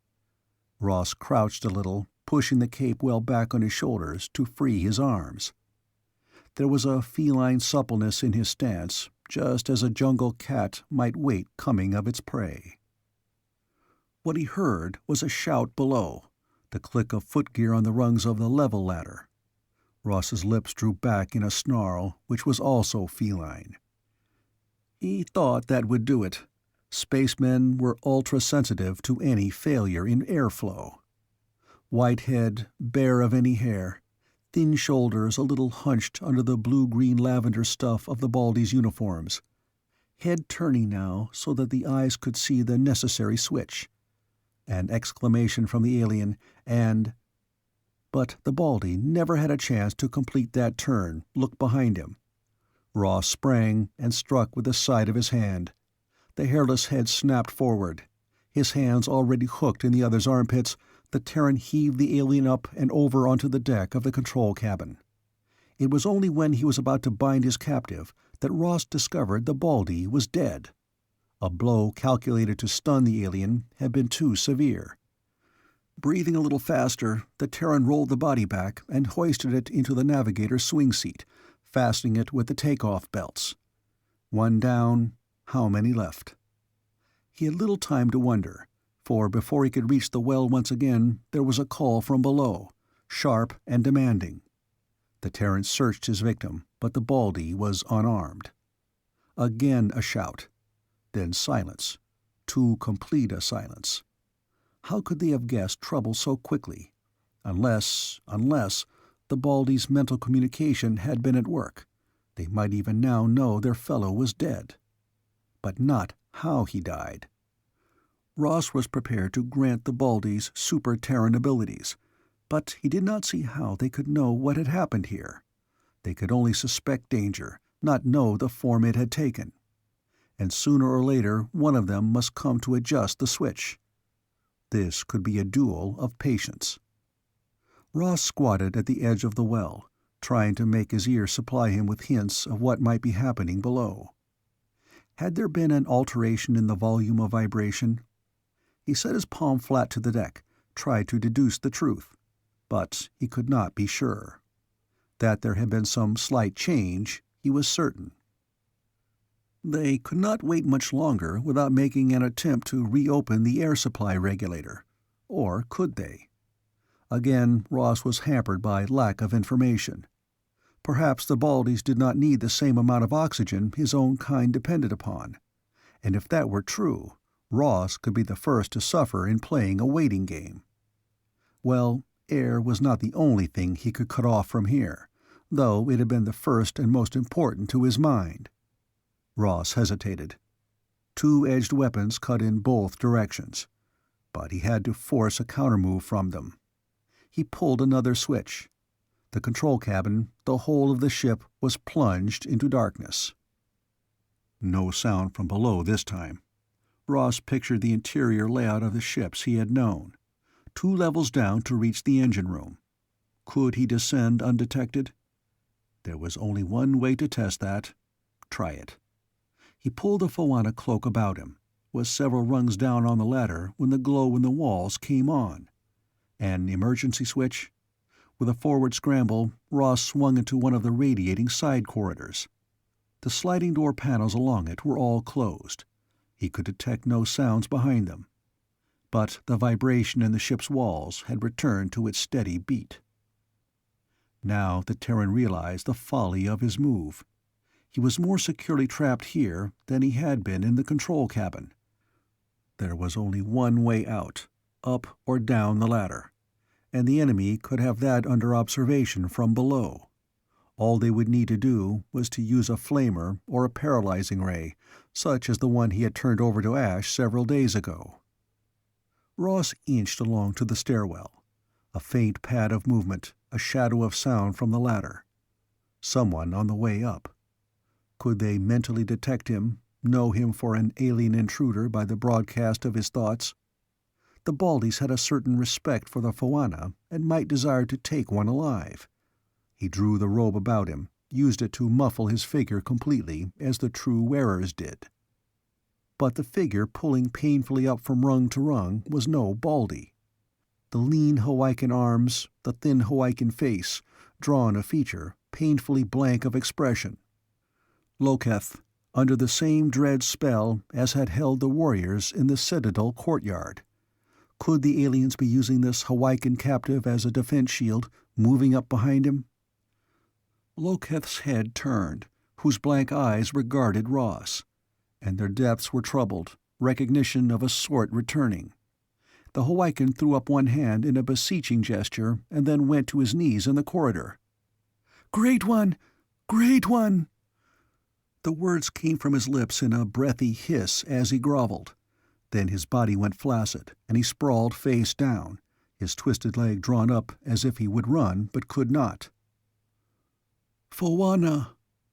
The one word came out of the walls themselves, or so it seemed. "Foanna, the wise learn what lies before them when they walk alone in the dark." The Hawaiian speech was stilted, accented, but understandable. Ross stood motionless. Had they somehow seen him through Loketh's eyes? Or had they been alerted merely by the Hawaiian's call? They believed he was one of the Foanna. Well, he would play that role. "Foanna!" Sharper this time, demanding. "You lie in our hand. Let us clasp the fingers tightly, and you shall be naught."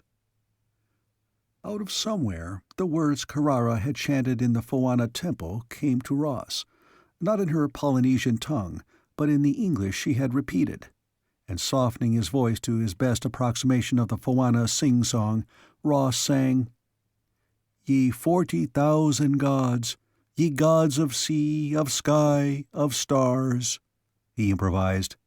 Ye elders of the gods that are, ye gods that once were, ye that whisper, yet that watch by night, yet that show your gleaming eyes. Foanna, the summons was on the ragged edge of patience. Your tricks will not move our mountains. Ye gods of mountains, Ross returned, of valleys, of shades, and not the shadow. He wove in the beliefs of this world, too. Walk now this world, between the stars. His confidence was growing, and there was no use in remaining pent in this corridor. He would have to chance that they were not prepared to kill summarily one of the Foanna.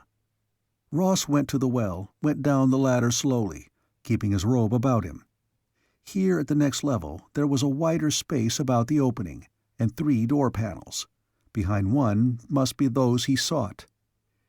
He was buoyed up by a curious belief in himself, almost as if wearing this robe did give him, in part, the power attributed to the Foanna. He laid his hand on the door to his right and sent it snapping back into its frame, stepped inside as if he entered here by right. There were 3 Baldies. To his Terran eyes, they were all superficially alike, but the one seated on a control stool had a cold arrogance in his expression, a pitiless half-smile which made Ross face him squarely. The Terran longed for one of the Foanna staffs and the ability to use it. To spray that energy about this cabin might reduce the Baldy defenses to nothing. But now 2 of the paralyzing tubes were trained on him. "You have come to us, Foanna. What have you to offer?" demanded the commander, if that was his rank. "Offer?" For the first time Ross spoke. "There is no reason for the Foanna to make any offer, slayer of women and children. You have come from the stars to take, but that does not mean we choose to give." He felt it now, that inner pulling, twisting in his mind, the willing which was their more subtle weapon. Once they had almost bent him with that willing because he had worn their livery, a spacesuit taken from the wrecked freighter. Now he did not have that chink in his defense. All that stubborn independence and determination to be himself alone resisted the influence with a fierce inner fire. "We offer life to you, Foanna, freedom of the stars. These other dirt creepers are nothing to you. Why take you weapons in their cause? You are not of the same race." "Nor are you." Ross's hands moved under the envelope of the robe, unloosing the 2 hidden clasps which held it. That bank of controls before which the commander sat, to silence that would cause trouble.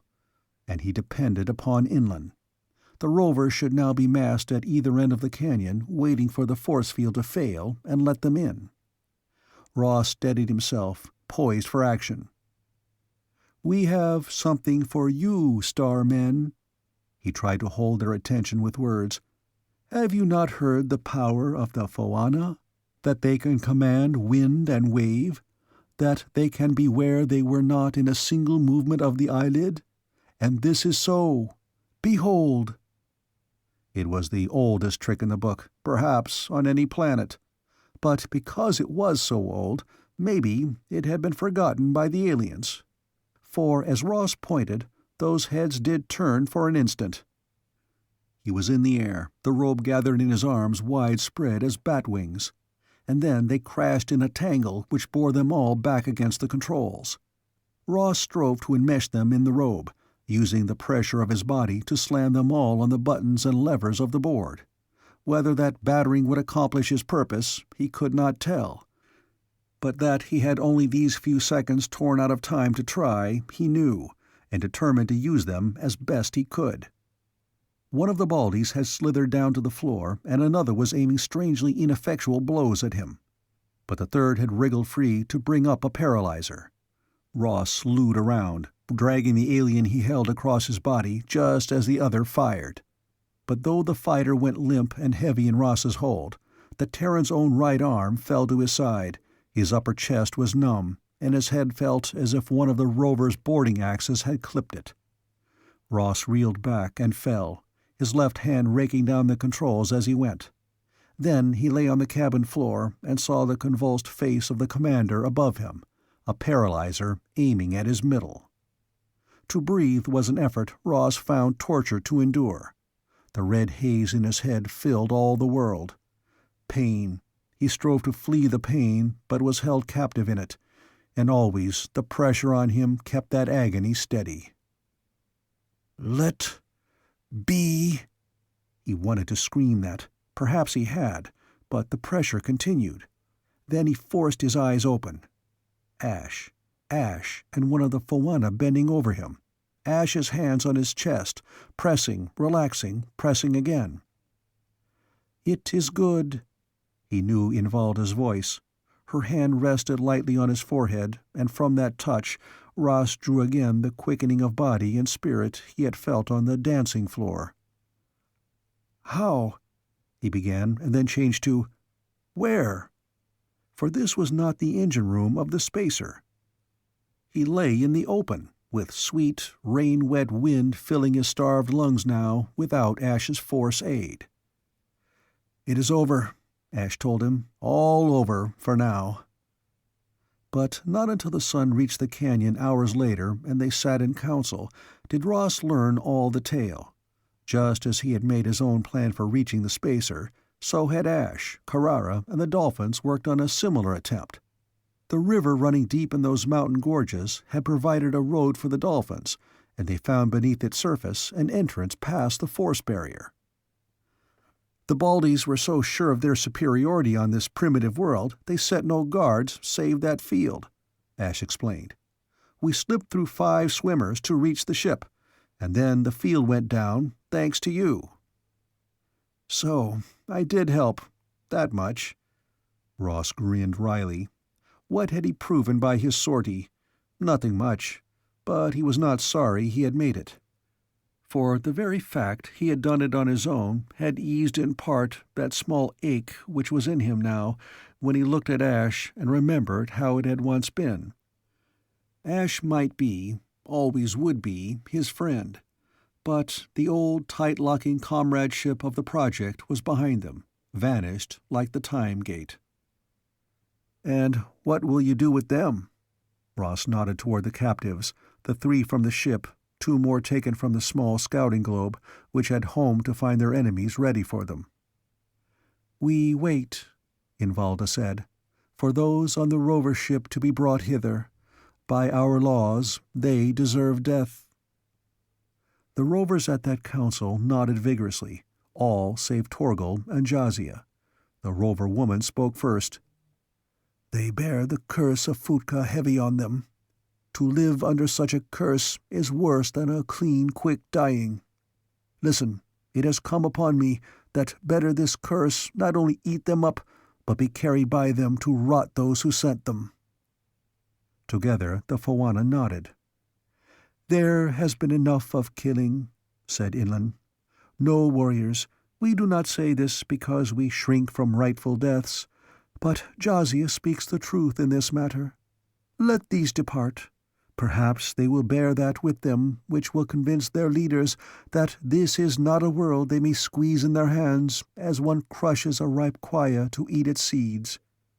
You believe in your cursing, rovers? Then let the fruit of it be made plain beyond the stars."